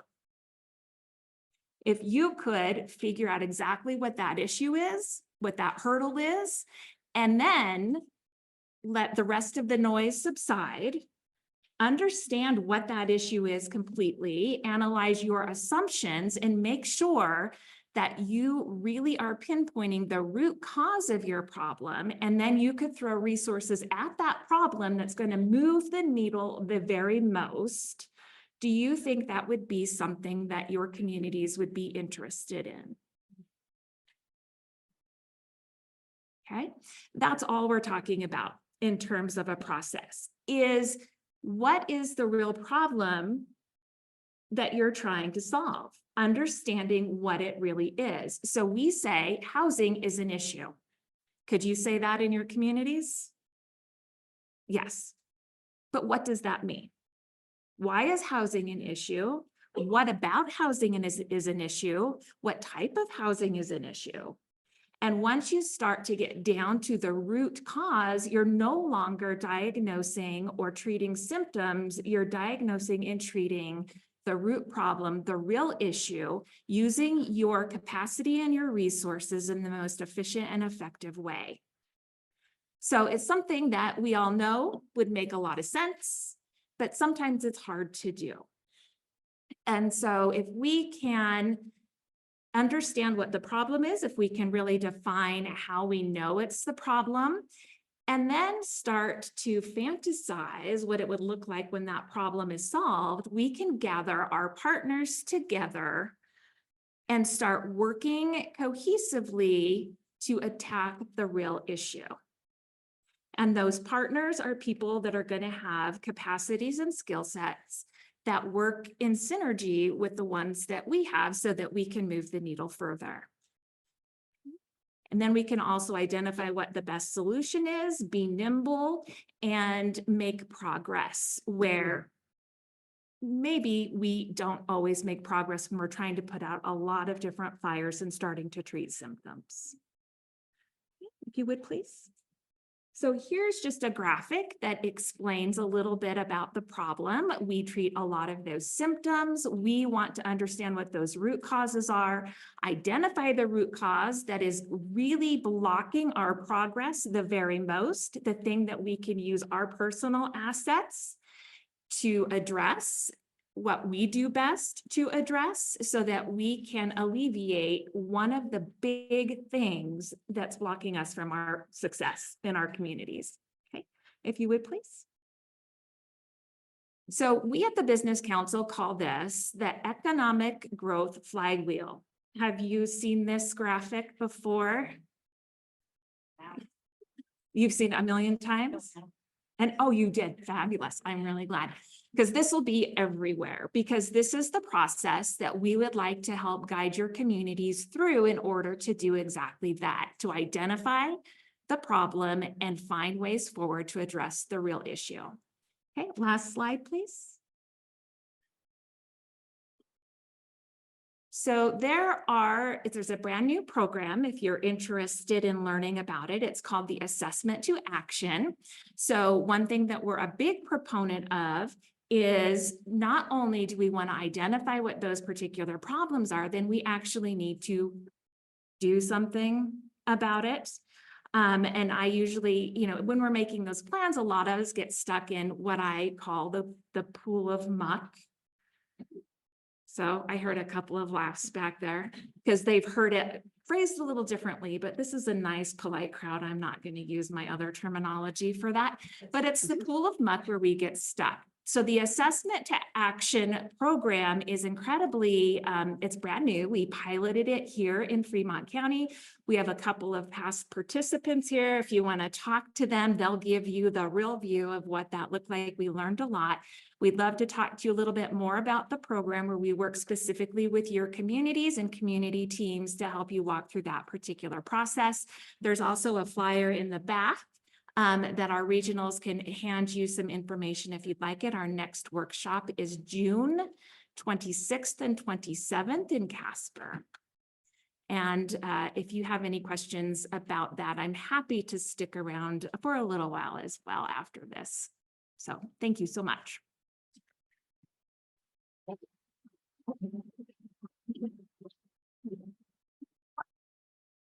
All right, thanks, everybody. My name is Mike Martin. If you move to the next slide, it's going to look a lot like Amber's slide because I stole the Business Council slide deck. And I think the message, if you could go to the next slide. There we go. And then the next one, please. It highlights what I've heard a lot of over this last couple of days, which is the power of partnership. And to try to get your grants done, it does take all of us working together. So this highlights the partnership between the Business Council, the University of Wyoming, as well as the Wyoming Innovation Partnership. So I think most of you are familiar with WIP, the acronym, but it's the governor's initiative to try to help strengthen and build the economy of the state. There's a variety of WIP projects that are ongoing. The third phase begins July 1st with the next fiscal year and into this biennium. The legislature has approved continued funding for WIP. And what this project is, if you go to the next slide, what we're trying to do is continue to build the economic development strategy of the state through the Business Council's economic development strategy. So when as Amber was talking, and I know Heather's coming up here in a minute to talk about further, we live in a vast state with very few people relative to those that are around us or across the country. I hear talk of a rural state. I would call it we live in a frontier state. We have a couple population centers, and then beyond that, it's really pretty sparse. The small town with big long streets. We've heard that analogy over the years. And what the Business Council has graciously stepped up to do is lead this project for what's called entrepreneurial ecosystem mapping. So if you go to the next slide, please. So what's the problem? So when we're looking at the problem, the state's vast geography and low population lead to challenges for those that want to start or grow a business within the state. And it leads for siloing that's happened over the years. There have been a variety of attempts, some successful, over the years to try to help entrepreneurs find the resources that they need so that they can support and grow either their idea or their business if it's already going. And entrepreneur is a word that sometimes is understood well and others not. And this project is really trying to meet those people in the place that they are so that they can get to what will help them. There's a very successful business down in Cheyenne. She doesn't think of herself as an entrepreneur because the word's really hard to spell. And in a setting like this, it's really hard to say if you try to say it 3 times fast, which I won't do. But as people look to try to find the resources to get the help, it's really challenging. And it's not for lack of trying. So I worked at the Business Council a number of years ago. I've been gone longer than I ever worked there. But it's a great organization, and trying to help find where those resources are. Some of the tools that were there when I worked there are gone. Partly, there's a variety of reasons. Priorities change. There's a new CEO. There's been 2 CEOs since I worked there. But those priorities change, as well as where I work is at the University of Wyoming. So I'm a part-time employee of the university, and happy to partner with the Business Council on this project, because the number one goal is to try to get the resources out there to those within the state. We're going to be working throughout the state through the rest of this year. If you go to the next slide, please, to talk about what the mapping is. And so it's a process of visually and interactively representing the various components that are out there in this ecosystem, which some hate that word too, within our state. We have a lot of people, not all of you in the audience, but I'm here to ask for your help more than anything. We're going to need you to send people to us so that we can build the most accurate representation of those resources that are out there within the state, so that we can get those in front of the entrepreneurs. And so we all can say, oh, we know all these great resources. So they're everything from the Secretary of State, Department of Workforce Services, those that have been here for this conference, but then it's the county commissioners and the municipalities. I heard Matitsi represented up here in the corner. If you live in a small community like a Matitsi or like a Shoshone, when you're the town clerk or the mayor, you are wearing all of those hats. It's as your community gets larger and more well-staffed, some of those duties get spread out. But when you're the small one and you're working to try to do everything for your community, that's where we want to know about it. We're not looking past you for sure. And we'll be building that map, so to speak. And this we're going to build a tool that's going to allow this to become more live, and I'll explain that here in just a minute. Next slide, please. So the objective is to be user-friendly platform. We want it to be detailed, and then we also want it to be future-proof. And one of the reasons that you'll see today in this slide show is that, yes, it does highlight the Business Council and it does highlight the University of Wyoming. When the tool rolls out, you'll see underwritten, or another term like that for these entities, underwritten by WIP, underwritten by the Business Council or the university. We're working to build a separate brand for this because we know that sometimes in the worlds that you all work in, that it sometimes feel like we compete. And we don't want that feel for this new tool. We want everybody to believe that this is here for everybody and that it's much less a competition than it is complementary. And so we will be working hard to develop a brand, a standalone brand, one that, because funding won't be forever for this, we want it to live long past strategic changes at any particular organization, but we're also going to be looking to have a sustainability plan, because the grant funding is not considered evergreen for this, and we're wanting to build it so that it does stand alone as it goes into the future. So the next slide, please. The look and feel is really hard to see. So when you see the deck, when you get that, on the right side of the slide is a list of drop-down boxes. And what this is going to be is allow for our team to put together a comprehensive searchable digital database. much more complex than a phone book. It'll allow, based on region, based on type of business, based on stage of business. So whether it's a startup, whether it is an in-place supporting Main Street, or it could be something, since I do work for the university, which is a fine research university, what type of tech transfer is happening with the research that is going on to commercialize those endeavors as well. And so a bit of the look and feel will make it easy to search. Next slide, please. But then tying into it, the EDA, Aaron Pratt mentioned it earlier today, that there's a university center grant that has been given to the university, and part of my work and one of the main ties of my role at the university is to try to bring a concierge referral service methodology to this tool.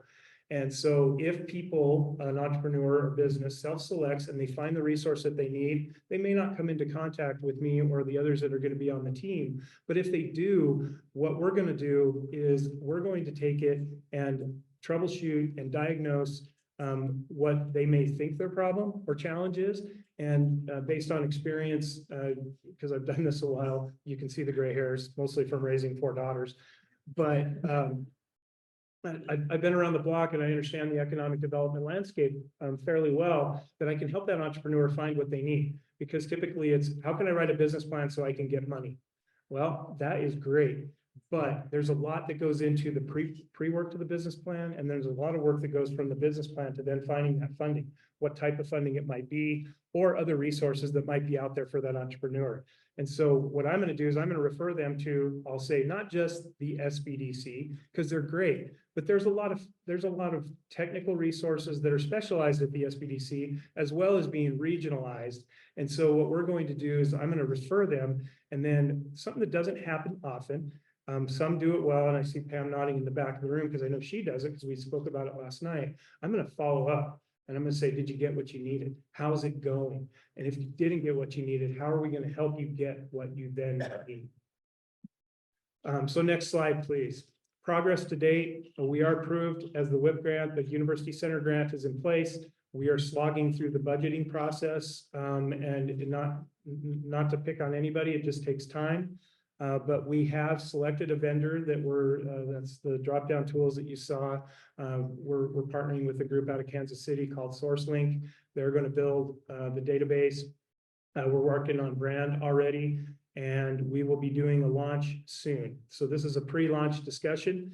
We'll be looking to have meetings around the state, both virtually and in person, to identify those resources that are out there to help entrepreneurs.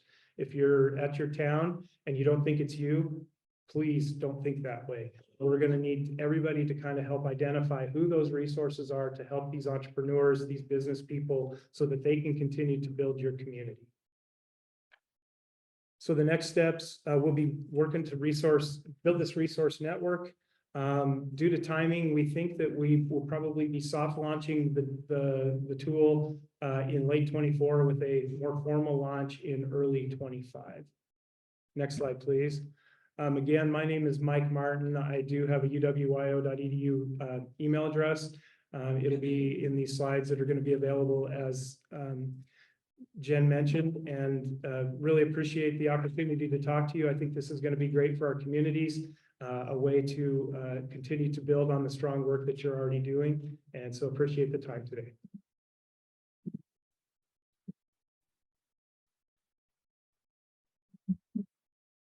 Thank you, Amber and Mike. Now, our last panel, this is our last panel in the session, and we're going to be talking about the Comprehensive Economic Development Strategy, or SEDS.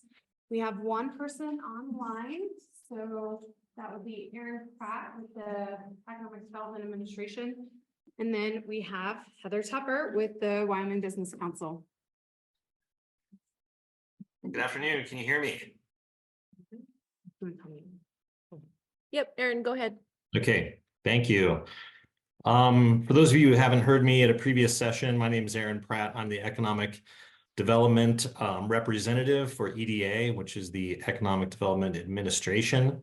And I cover the territory of Montana and Wyoming for the agency. I've been in this position about 2.5 years. So I've enjoyed getting to know the folks in Wyoming over the last couple of years and working with them. Next slide, please. So I'm just going to be talking a little bit about, in general, what EDA does, why we do it, and why SEDS is important, not only to us, but it should be for your communities as well. Our mission is to promote innovation and competitiveness and prepare American regions for growth and success. To that end, we provide financial and technical assistance to support locally driven, regionally oriented economic development. So again, we're kind of bottom up. We take your best ideas and try to find funding for them. And SEDS plays right into that, right? It's locally driven, promotes innovation and competitiveness, and sets you up for success in the future. Next slide, please. EDA is in the Denver region or Wyoming is in the Denver region of EDA, so kind of central to this slide. You see the 10-state Denver region. I cover all of Montana and Wyoming. Next slide, please. Here's a snapshot of our investments in the last full fiscal year, about $18 million. Try to distribute our projects across the state in a somewhat even-handed fashion in a variety of ways, which I'm happy to talk to anybody about who reaches out to me, but we have a variety of ways we can impact economic development in the state. Next slide, please. So what is a SEDS? I mean, I think most of you are probably familiar with what a SEDS is, and maybe EDA's definition is a little bit different. We kind of define it as a strategy-driven plan for economic development. It's regionally owned, designed and built to guide economic prosperity in a region. It serves as a means to engage community leaders, leverage private investment and involvement, and establish a blueprint for collaboration. SEDS should integrate with the local plans. It was interesting to hear the folks in Douglas talk about their master plan and housing study and transportation plan. This should align with your previous and ongoing planning efforts. And while we do provide guidance and a blueprint to build a SEDS, it should be a broadly inclusive process and vital to the creation of a relevant and effective document. Next slide, please. So in general, there are kind of 4 sections we look for in a SEDS: the summary background, what are the economic conditions of your region, kind of define the problem, do a SWOT analysis, strengths, weaknesses, opportunities, threats. What are your natural advantages in your economy? Are you adjacent to a national park? Do you have a strong manufacturing workforce? Do you have strong, what are your strong natural assets as a region? And really define those and organize those thoughts. And then following that, a strategic action plan. So building off of your SWOT, identify stakeholders for implementation, timetables, and integrate the use of other local, state, and federal funds. How do you kind of build a package to drive economic development in your region? And then kind of the scorecard or the evaluation framework. How do you measure the performance and success of your SEDS over time? Are you achieving the goals you've set for yourself? What went right, what went wrong, and how can we make it better? Next slide, please. And we've updated our guidelines as of last year to include climate resiliency. We're, understanding that in this region, we're seeing, hotter, drier summers, longer fire seasons, somewhat wetter, longer lasting spring weather. So how do we understand those factors and integrate them into our economic development planning to be proactive about maybe how things are changing and what might be coming? And we look at equity. How do we address communities that have historically been underserved, populations that have been underserved, rural places that have maybe been ignored? How do we make sure those communities are inclusive to our process? We also are looking at workforce development.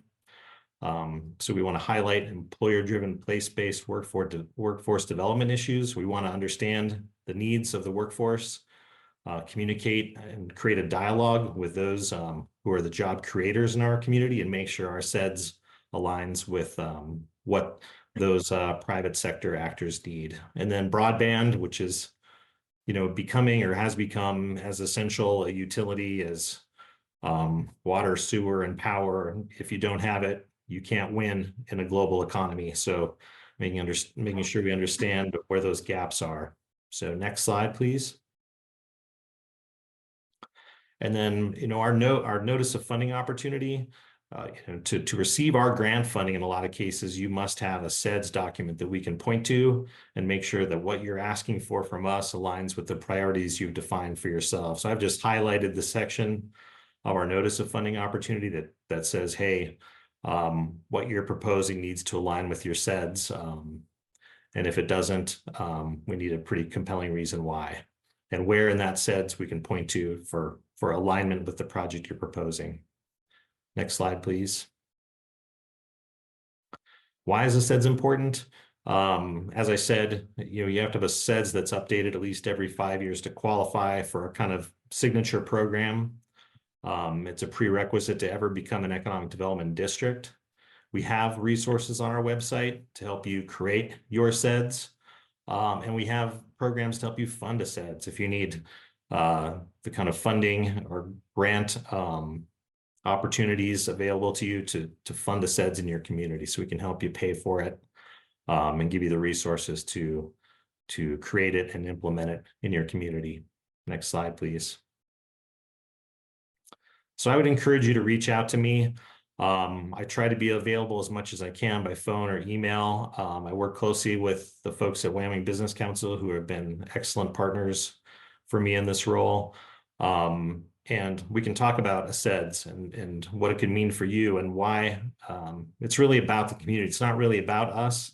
It's about defining a plan for the economic development plan and future for your region and your economy. And I'll turn it over to my friend Heather Tupper at the Wyoming Business Council to talk more specifically about what's going on in Wyoming. Thank you.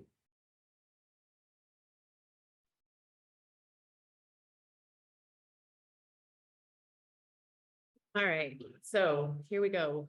One more time with the slideshow. I have the distinct honor, I don't know who decided this, but I am the last speaker on the last day of the last session, so I'm sorry. The good news for you all is that most of what has been said today, I can say ditto about, so I don't have to repeat too much, so we won't have to be here for too long. If you don't know me, I'm Heather Tupper. I am one of 6 regional directors for the Wyoming Business Council. The regional director team is spread out across the state, and we are really your line of communication back to the Business Council. We are here to help you brainstorm, navigate. We are always available to just chat. If there's something that you heard here, if there's something you want to talk about, we may not be the answer, and a lot of times we aren't, but we're happy to brainstorm with you and connect you as we can with resources.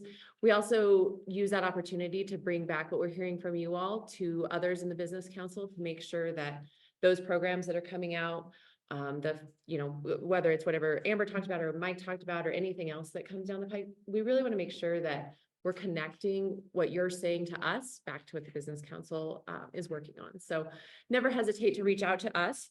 I work specifically in Goshen, Laramie, Albany, and Carbon County, but the rest of the team is mostly here or has been here. If you don't know who your regional director is, our website, we are the first set of people right after Josh, because he gets the first space, whatever.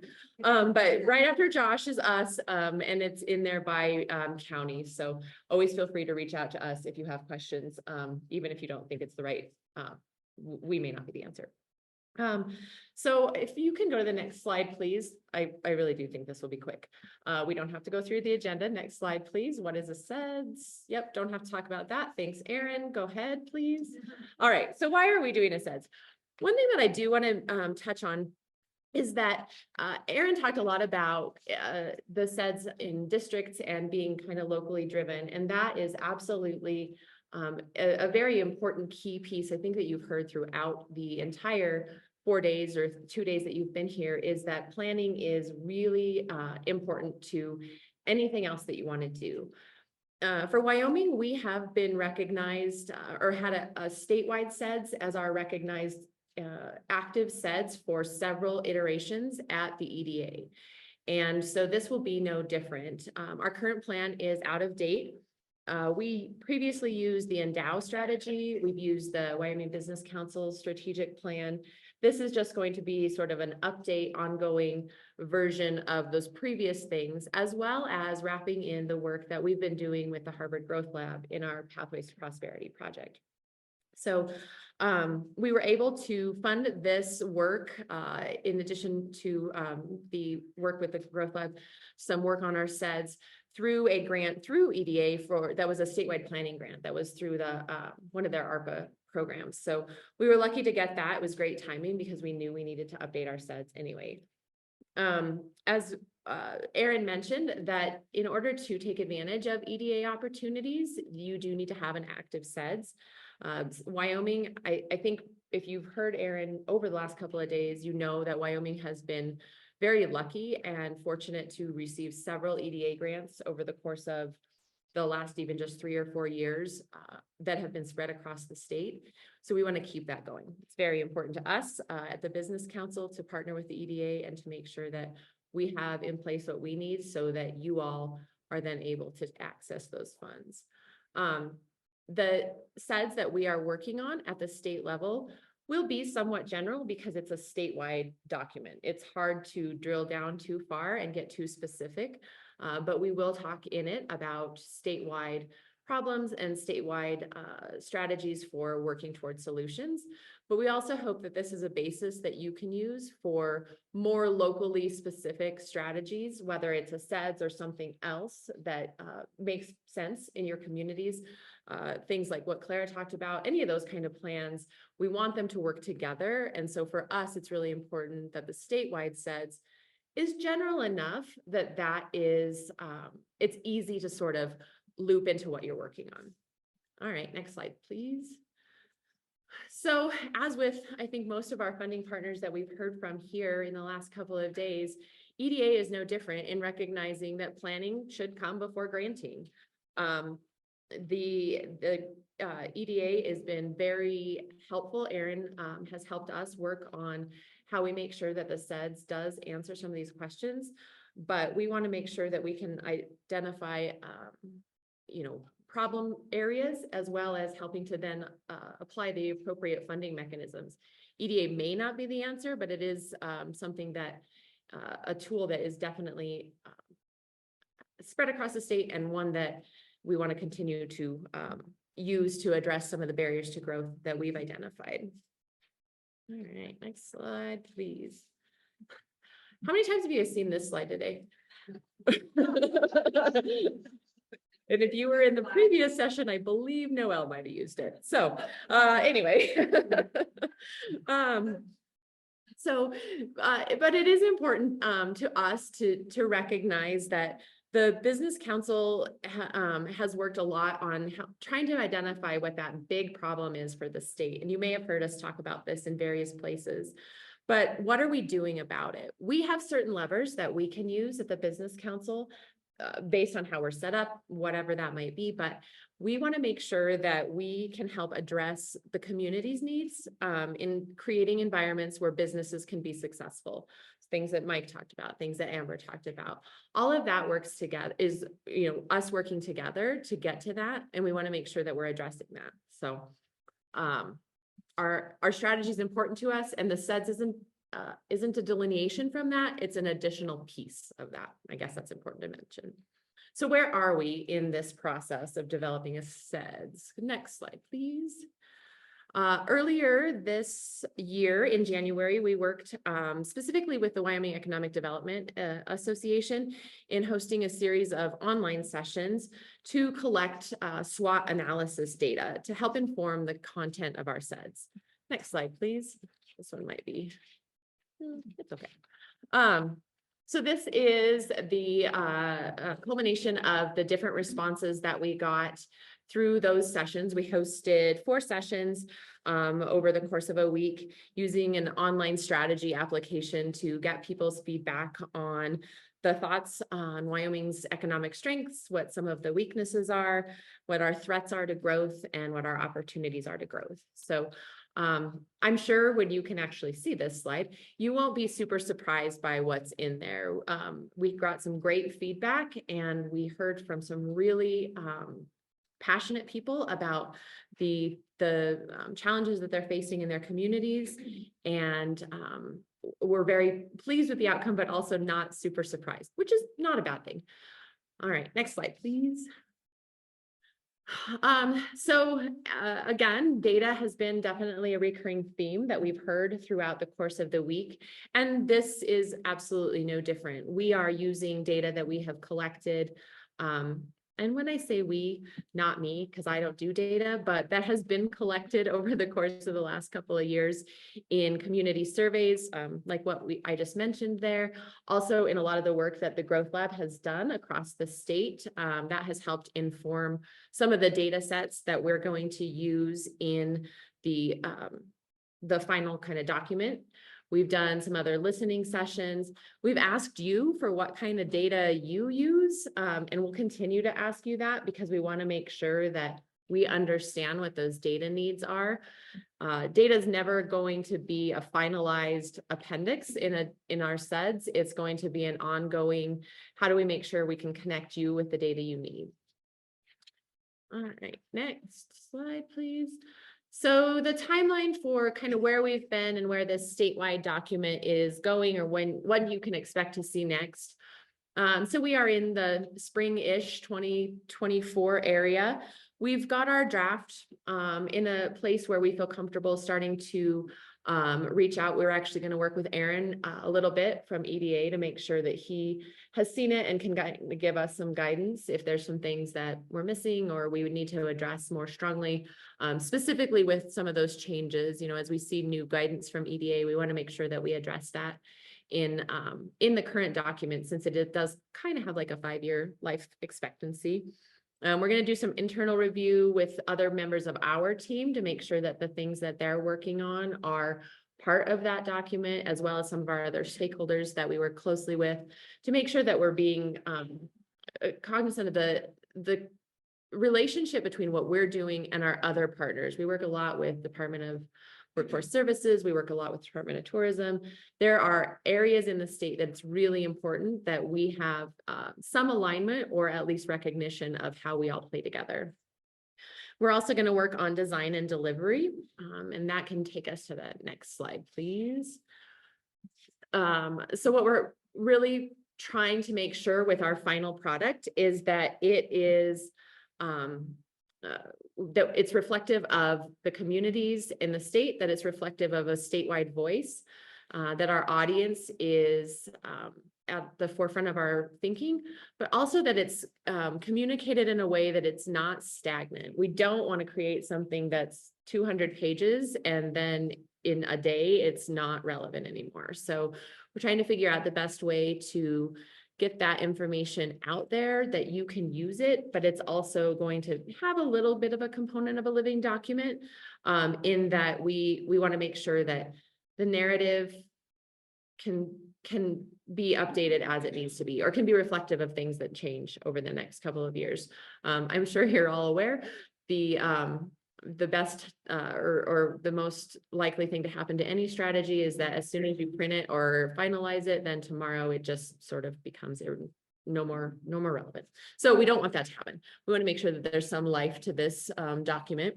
We're hoping that this summer we will be able to get more of that information out, start building out the website and having that available for you all to use. We want to get feedback from you, so we're going to work on the best ways to do that going forward. I think next slide is just questions, so that's my sort of short, sort of sweet.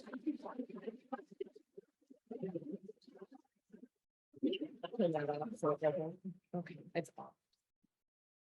Thank you, Aaron and Heather. And the only thing you did, Heather, is you had an important topic like SEDS to talk about. So that's why you got to go last. Yeah. So now we have time for some questions. If anyone has any for any of our panelists, we can take them now. Yeah, you mentioned there were two people in two groups or something in Fremont County that use the H-Way program. Well, there were several, but Sherry right here was, and what are those organizations or city municipalities? I'm a small municipality. I'm the mayor of the town of Yeah. So typically we like to have teams. We like to have an elected official, but we'd like to have both private and public entities represented in those teams. Teams are fairly small to begin with.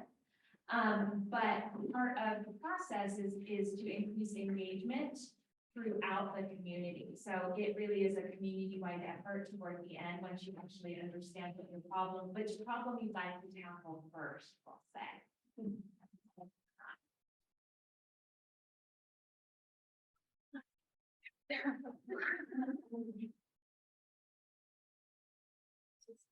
I don't know if this is so much, I'm your chief with Wyoming Energy Authority. I wanted to just maybe follow on some of the stuff that Selena talked about with the community benefits plans.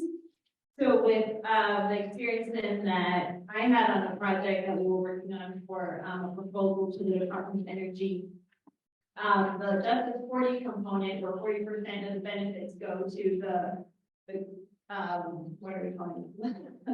The special focus areas.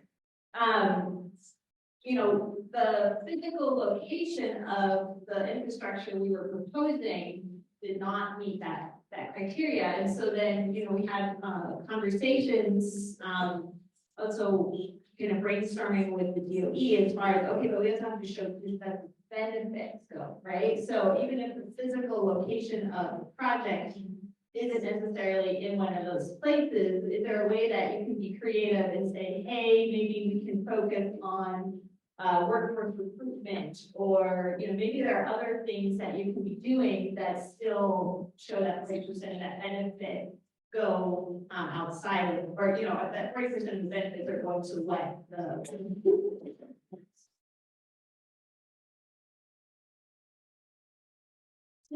I don't really want to expand on it a little bit. What if we can't hit 40%?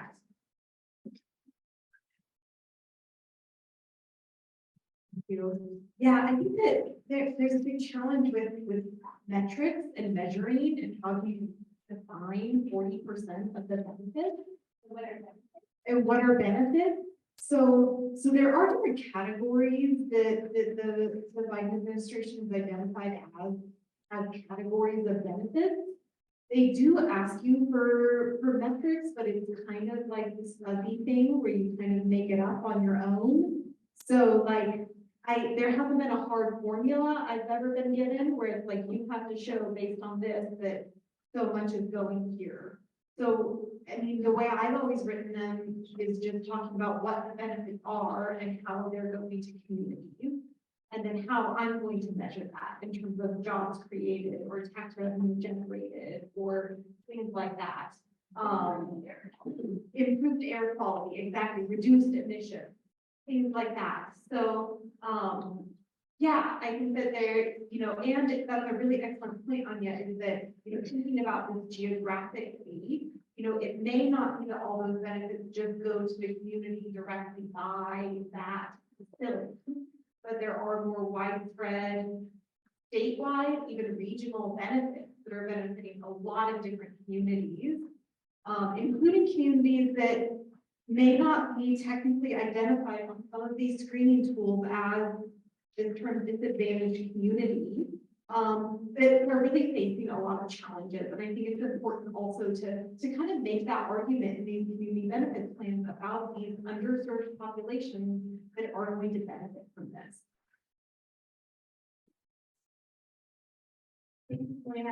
I'll also mention that the administration has been, the Biden administration has also shared with us that don't get hung up on trying to hit 40%.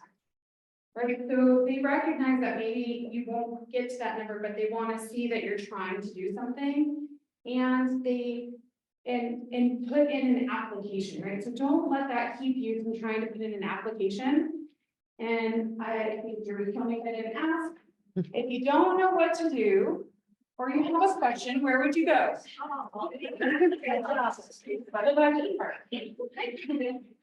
All right, any other questions? Kathy Lentz. I'll come to you. So this question is for you, Mike, on your entrepreneurial concierge program. If a small community needed a study done and they're not an entrepreneur, but they needed it for something they would do, would they qualify? Would you help them with that study? What type of study are you asking about? A traffic study, something that they needed to produce, but they were so small they couldn't afford it. Would the university do that for them through this entrepreneur concierge program?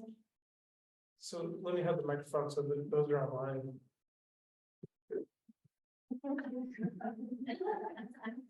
Did your steps today. I have.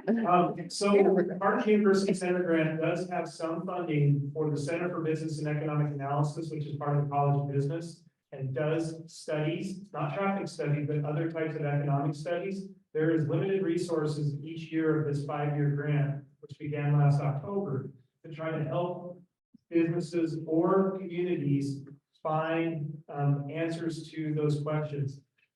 Through the SBDC also is the Market Research Center. So there are a couple of different routes where somebody that needs information can go. So not particular to this resource database that we're standing up, but when and if they find their way to the concierge, then I can help them find the right resource. Similar to what Heather and the rest of the regional directors do for the Business Council, may not be able to help, but hopefully we have a good Rolodex, going back to old terms, of where to go to find those resources for people.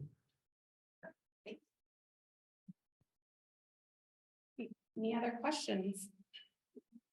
All right, one last time, we can say thank you to Clara, Selena, Lori, Casey, Amber, Mike, Aaron, and Heather.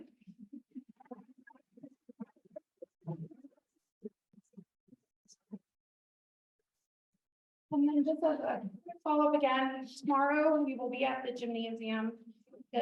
I know there were a number of topics that we've heard or questions about why we didn't talk about, like healthcare. Please send a note in about topics that you might have an interest in for next year's summit, because we are going to do it next year, right, Kathy? We're not talking about that. and also talked about on day one, Drew Palmer, that our state agencies meet every other week with the federal agencies in a working group. And so if there are topics or themes or questions that you have, share them with us, and we can pose that into that working group and see if we can get some answers and even put a webinar together. So we don't have to wait till next year, okay? We can do that in between next year and this year, or this year and next year. And then I know in the last session, there was a question that came up about what we can do about rehabbing some meth housing. And the EPA did look that up, and brownfield projects dollars are available for that. And we'll make sure we also share that out. I think it was Allison Sage who asked about it. I don't know what the criteria is. You don't know the but maybe criteria. there's a link and a possibility to be. But we can give a link, and we think it's possible, and they'll be around tomorrow. If you're around tomorrow to talk about it, and we can talk about it tomorrow. And then again, thank you all for attending. This has been wonderful, and it wouldn't make any sense to do this if you all didn't come, so we really appreciate your time over the last few days.